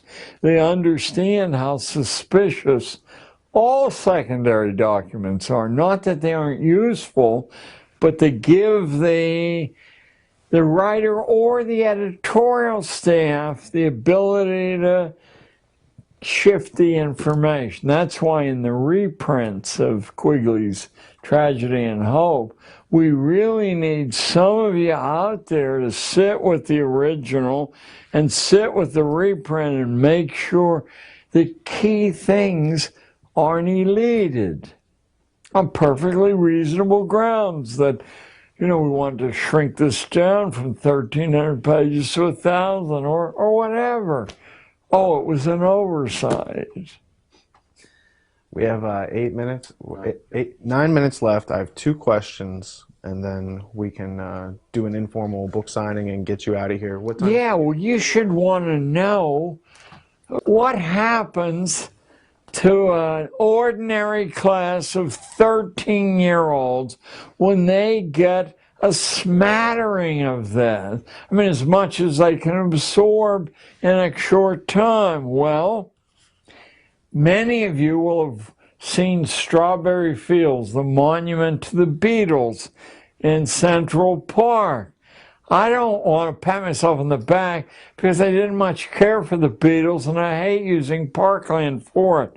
But I was approached by 3 girls, 2 of them here, bitterly complaining that the Community Planning Board had denied Yoko Ono's petition to build Strawberry Fields. And they were furious that this had been done. And I said, well, you don't have to accept their decision. They're the lowest part of the pecking order. First, according to protocol, you have to take your case to them. So we'll book you an appointment, and you lay down the reasons you want to take 3 acres of Central Park and give it to this group who could only play 3 musical chords. But I told them, whatever you want to do, including building a pistol, I'll show you how you can learn how to do that. I won't censor. So it had been voted down 45-8 by the Community Planning Board, and the Community Planning Board unanimously rejected their appeal. I said, now you want to look who has to sign off on their decision. This is not a group of local big shots. This is the Landmarks Preservation Commission. You don't get on that unless your ancestors come over on the Mayflower or you have $10 billion. I said, this is the elite of the elite. And now what you want to do is research. The names are publicly accessible. 23 of them, and I'll bet 4 or 5 of them would already be in favor of this thing. All you need is 12 of them to reject this for it to happen. So you find out who these people are and get as much biographical information. IT has made this on these people, and you will find the buttons to play them like a noble organ. You can find out what causes they became noteworthy for, etc., etc.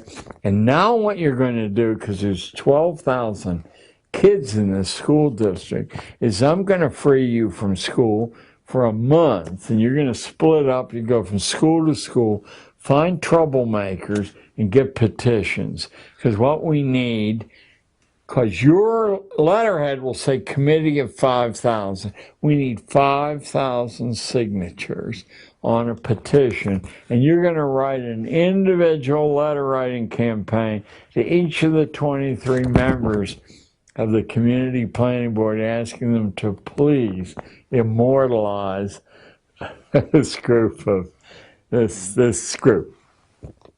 Well, I get a phone call in the front office. I'm summoned out of class. I was 6 weeks later. And the voice on the phone says, "Hello, this is Yoko Ono." You know, and I thought it was one of my cockamamie friends. I said, "You know, this is George Washington, Yoko. What's on your mind?" Fortunately, she didn't take umbrage. Maybe didn't even hear me saying it. She said, "The decision has been reversed. I want to hold a party at the Dakota for these girls. Could they be released from school?" Well, I don't know, Yoko. I mean, I'm going to miss a lot. So, that's one. Look at this one. Here's a 12-year-old C student from, well, he lived in Hong Kong. Well, he was a C student, but he was a polite young fellow. He was going nowhere there, and he had the effrontery to go to a pizza parlor in an all-white Upper West Side in 1980, and the owner of the parlor, a 6'6" crazy Greek who happened to be a friend of mine, took his pizza, took his soda, threw them away. The charge was he had taken 2 straws. You only let 1 straw, right? So he comes over ranting about racial prejudice. I said it was the wrong thing to do, and I'm going to show you how to deal with it. But I don't think it was racial prejudice. His clientele at lunch comes from the collegiate school. They wear blue blazers, gold buttons. John F. Kennedy's kid went there. They leave big tips for his staff. And he knows that public school kids, black or white, go in there for lunch, he's going to lose that blue ribbon trade. Nevertheless, you're going to give him a chance to back down. This is an absolutely massive, insane Greek who believes violence is the solution to all problems. Once Jerry Mulligan, the famous jazz saxophonist, bounced a $10 check. He had it blown up to billboard size and mounted outside the restaurant.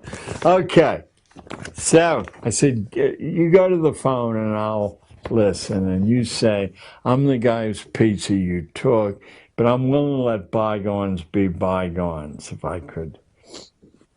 Nick hangs up on him. I said, "I'm going to give you what in law is called an affidavit, that you attempted to solve this problem peaceably." Now, I said, you want to go over there in person tomorrow, and I'll provide a long-distance witness, and you want to say, "Look, it's just a slice of pizza. Give me my slice of pizza back." But Nick had the bit between, out the kid goes. And now I said, you're going to call him one more time with a different teacher as a witness. Then you're going to write him a letter, certified, return receipt requested, 65 cents in those days.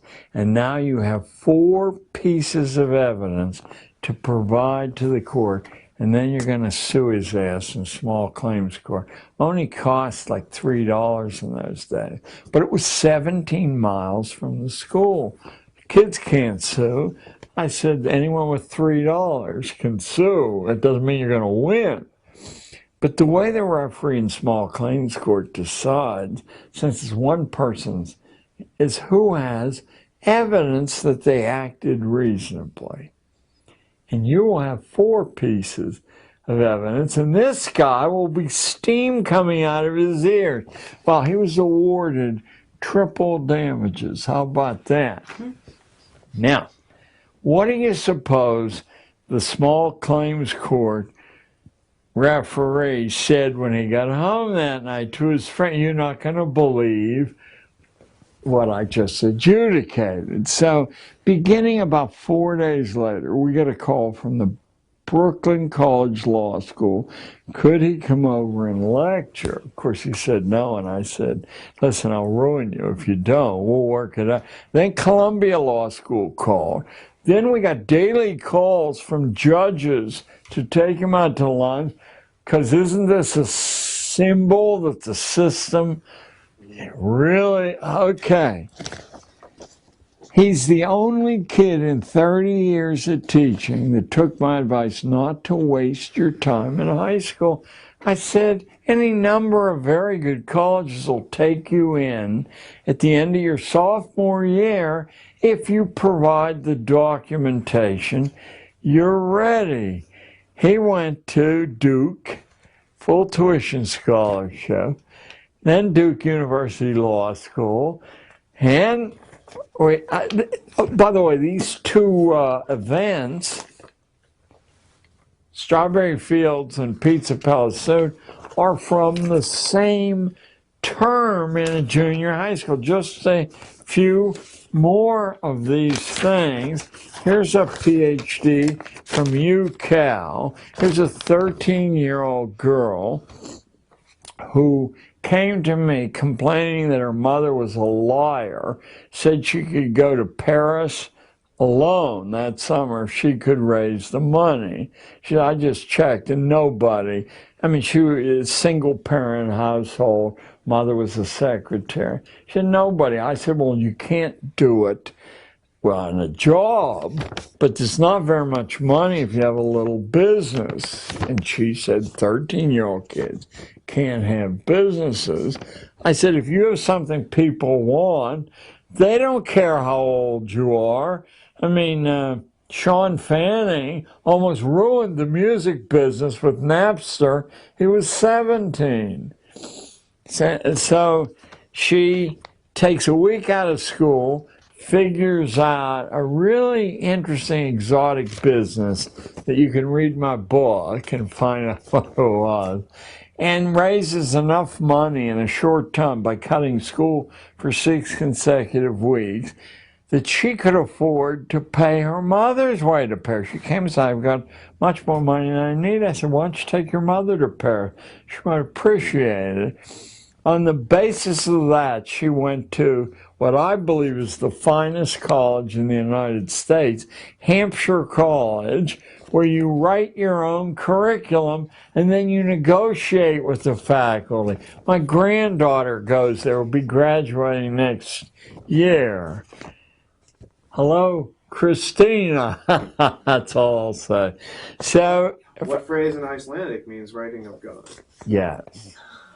Well, her real name was, it's carried popularly as Gudrun, but she wasn't satisfied, so she went to court and changed it to Christina. So, hey, what are you going to do? If you could say something that would echo through time and each and every person from now until the end of humanity would hear it.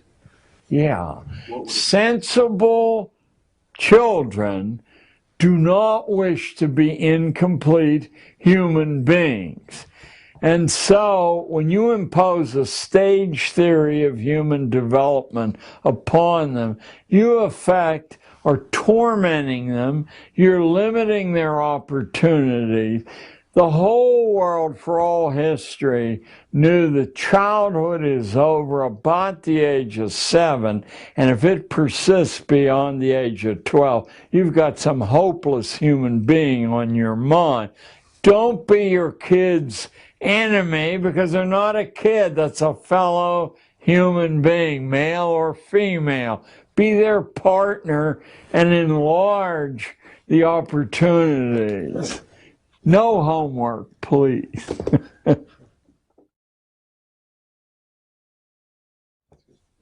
What does a college education really get you in the 21st century? I think it's consistently given less and less. It essentially was the last hoop to jump through, but it never delivered much to most of the people who jumped through that hoop.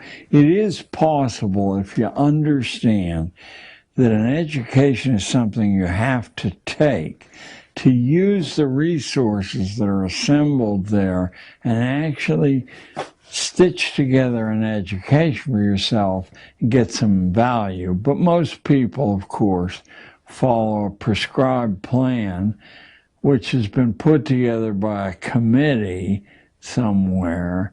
And in fact, doesn't do much for most people. I went to Cornell, Columbia, and Reed College, and I can guarantee from Cornell and Columbia, I remember nothing except the babes, the alcohol, hangovers, etc.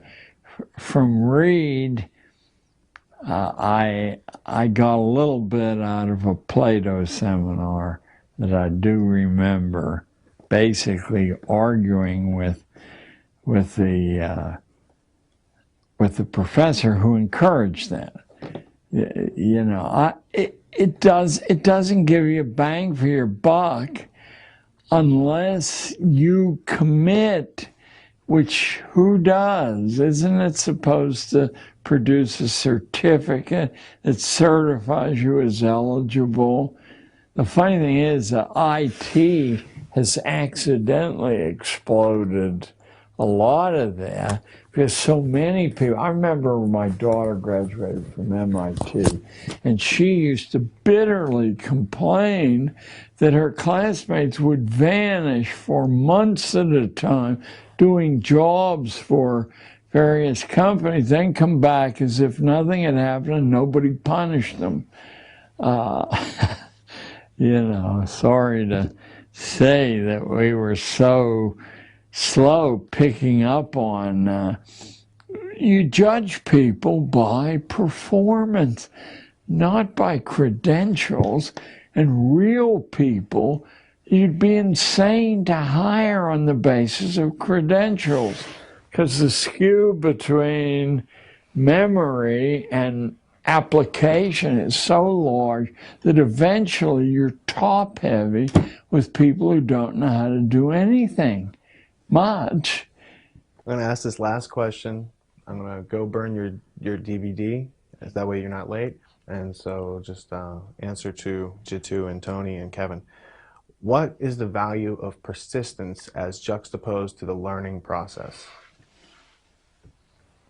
About 10 years ago, I helped to set up a foundation that at Edison High School in New Jersey awards $10,000 a year to the most persistent student in the class. And persistence in the face of adversity is the final test. If you can stick to something, nothing is difficult to learn. I mean, nothing at all. But the natural selection process, operating on a low boredom quotient, on personal disrespect, I can't do that, and many other things, eliminates almost everyone except the persistent. Those are the ones who demonstrate merit. Now, obviously, a lot of the control mechanism is inherited or appointed, but the parts that aren't go to the persistent. And that includes the arts and the sciences as well as politics. I mean, who could imagine, for example, that an obviously inferior human being, I'm not speaking politically here, like George W. Bush, could pass through all the screens on the way up and then be elected not once but twice by the American population. He flunked his pilot's course, 25 out of 100, and now he's supposed to be given a jet to fly in combat. But of course he pulled strings, he didn't do that. He clearly was an imbecile. He looked like an imbecile, he talked like an imbecile, and you cannot believe that any decisions attributed to him were actually made by him. No one would be crazy enough to put him in charge and say, you mind the store and I'll go off. So, but he was persistent, and he did reject the negative assessments that occurred all through his life. What a rock is about, in my opinion, is showing Daddy that the people who embarrassed Daddy got their comeuppance, and who the hell cares that the carnage is he's one of the great mass murderers in history, but Daddy's reputation was saved from disgrace. What do you feel the role of UNESCO has been in the manipulation of the educational curriculum? Well, I'm bothered a little bit by the general mass of conspiracy literature attributes powers to the United Nations, which it simply doesn't have. That doesn't mean that it isn't filled with villainous intentions. I mean that it never succeeded in becoming. People say it's a respectable institution, but they don't behave. No one says, what does the UN say about? No one says that. You know, and they've almost given up trying. I mean, there's now a minority opinion that it's not worth spending the money to have it in the United States. You know, because it's as much anti-American as it carries out our subtler designs. I've noticed that UNESCO focuses a lot of their workings on the educational framework of nations, and you go to their website. But you and I would too. Pestalozzi and Herbart and Wundt are all listed. Yeah, of course. But wouldn't anyone say it's easier to deal with unformed minds with no experience, wean them away from... Yeah, I mean, it's in an engineering sense what you would expect to happen, and so we wouldn't be surprised that that's what does happen. Who was Johann Pestalozzi, and what were some of his few ideas? The most intriguing thing about the followers of Pestalozzi are that they never count the fact that every single one of his projects quickly failed. Every single one of them. What he had that was intriguing to the Prussian hierarchy and really the global hierarchy was that his method of kindness, and it may have been sincere, his method of kindness was a new weapon in the arsenal of, instead of whipping the poor, threatening them, menacing them, tormenting them, you killed them with kindness. The written principles of the Fabians are Pestalozzian, you know, by extending this blanket of kindness to people. It's still effective in that, you know, lots of a big fraction of the American population expects charity and sees it as a blessing. Now, it's not hard to see why on this day or that day it could be a blessing, but overall, that you get weaker and weaker, like your arm gets weaker if it doesn't lift stuff above your head. I mean, it's such a fundamental principle of human physics, including mental physics, that to pull the wool over so many people's eyes. I got your disc. It's got all the transcripts from your Gnostic media interviews, Jan's definition of liberal, and some Gordon Wasson information for you. You also talked about the cruise to open up excellent. Asia. And this is excellent. This is Taft. Taft's on the. It's Roosevelt's daughter. Roosevelt's president. Taft goes with her, and they open up. They go back to Japan after. Who is the admiral that you mentioned that went over there? Not Dewey.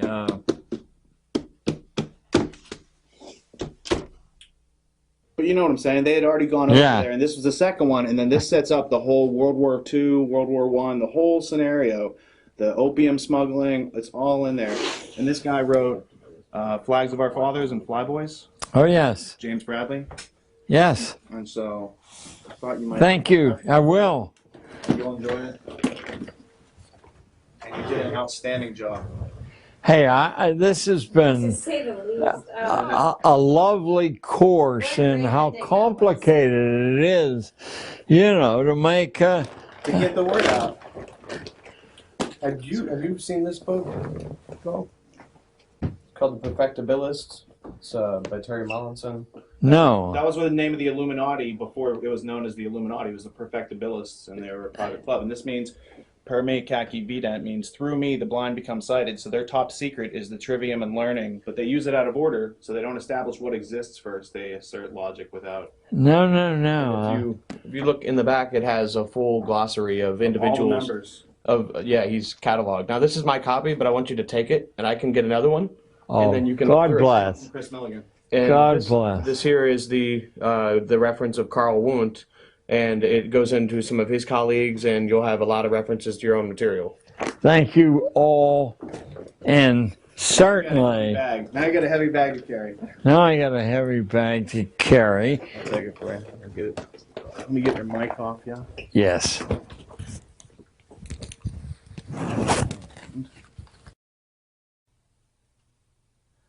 You've now experienced the first step of the ultimate history lesson. We've done the hard work of organizing the facts, and now it's up to you to think, learn, communicate, and take action among yourselves. But we don't expect you to do this alone, and in fact, since this message applies to all of us, it's truly a circumstance which unites us and makes us indivisible, so that we might deliver freedom and justice, not just to ourselves, but to people around the world.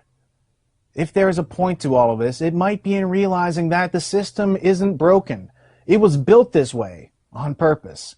It serves those who created it, not those who are managed by it. As a result, our potential as human beings has been undermined. Our birthright has been stolen, and our adolescent period of life has been extended indefinitely. We have been numbed to these facts, which have been obscured further by the 15,000 hours of public schooling, which is mandatory in order to earn the right to live and work in our civilized culture. We have been under the impression that public schooling was about educating us as a measure to prepare us for life, but those assumptions were formed based upon information supplied to us by our natural predators, who may dress and speak like us, but in their minds, intentions, and actions, they hold us in contempt. They manage us like livestock, and they poison us both figuratively and literally, as if we were pests. Each of us has a choice to make, and the question is, what is most important to us? Is it the products which money buys, or is it having a safe, happy, and healthy family? Unfortunately, it doesn't seem that we can have both in this culture. We must choose to either put our full support behind that which is most important to us, or face losing everything. I made that choice 8 years ago, and through the help of some friends, I transformed the materials around me into the resources which have delivered this message to you. In the minutes before Patrick Henry spoke into existence the phrase, "Give me liberty," or "Give me death," in his speech to the Second Virginia Convention on March 23, 1775, he first addressed the convention's president, Peyton Randolph of Williamsburg. Quote, "For my own part, I consider it as nothing less than a question of freedom or slavery, and in proportion to the magnitude of the subject ought to be the freedom of debate. It is only in this way that we can hope to arrive at truth and to fulfill the great responsibility which we hold to God and country. Should I keep back my opinions at such a time, through fear of giving offense, I should consider myself guilty of treason towards my country, and an act of disloyalty toward the majesty of heaven, which I revere above all earthly kings. Mr. President, it is natural to man to indulge in the illusions of hope. We are apt to shut our eyes against painful truth and listen to the song of that siren until she transforms us into beasts. Is this the part of wise men, engaged in a great and arduous struggle for liberty? Are we disposed to being of the number of those having eyes, see not, and having ears, hear not, the things which so nearly concern their temporal salvation? For my part, whatever anguish of spirit it may cost, I am willing to know the whole truth, to know the worst, and to provide for it." End quote. So, if you realize that your family and or community was in danger, how would you make them aware of it as a measure to protect them from the peril? Well, once you meet and surmount the mental obstacles by employing your use of reason, it would then be logical to organize the facts, connect and communicate with your loved ones and community, to learn together how to dispel confusion, how to take informed constructive actions, and when you meet resistance, how to learn your way forward. It doesn't benefit anyone to continue to sanitize the world for our youth, as it prevents them from developing a strong immune system, and thereby undermines their chances of survival in this world. To that end, as I mentioned in the introduction, we've also created the ultimatehistorylesson.com, which specifically hosts the YouTube version of this interview in video form, as well as the MP3 versions for your downloading pleasure, as well as the transcript, references, notes, links, primary source materials, and every other piece of media associated with this interview set, all with the goal of helping you to understand. And while this all might sound like a good idea, most people need a little help outgrowing the habits which enable us to be so easily manipulated. In order to help each and every individual tap into their internal natural resources, we created tragedyandhope.com, which acts as a next step for those who seek to learn more after screening our productions.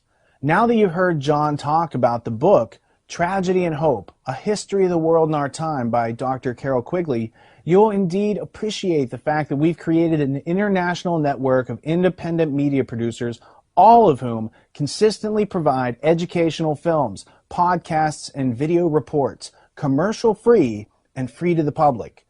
With over 1,400 people from all over the world posting videos, posting blogs, forming study and research groups, and learning the arts of intellectual self-defense and strategic problem solving, we have built a truly unique experience which has thus far been denied to the general public.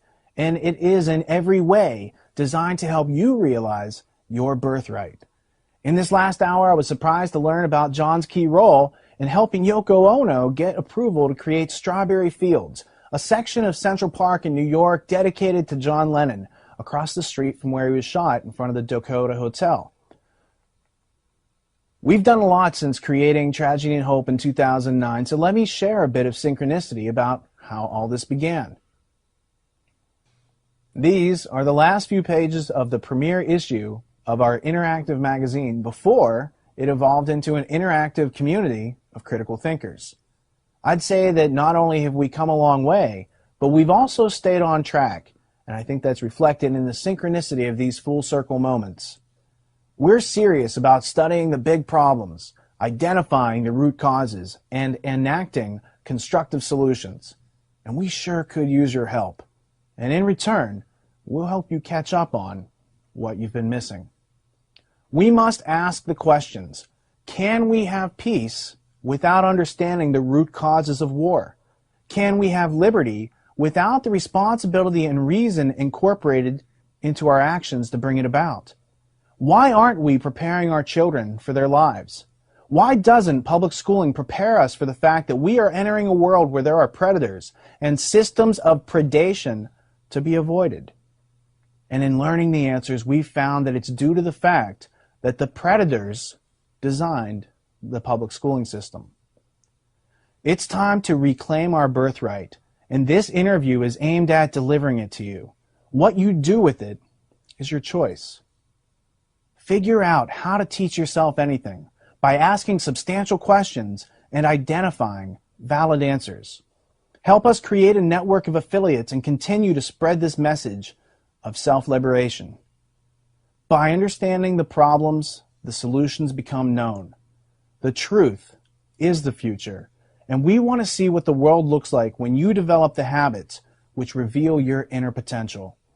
Last but not least, learn how to use the active literacies to liberate yourself and share what you've learned with others.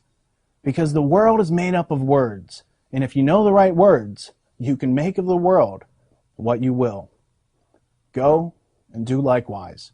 Be persistent. Refuse to give your consent to irrationality, and realize that in your heart and mind, that we are only victims until we mature and take responsibility for our thoughts and actions. And to that end, keep learning, keep moving forward. Thank you for tuning in and not dropping out.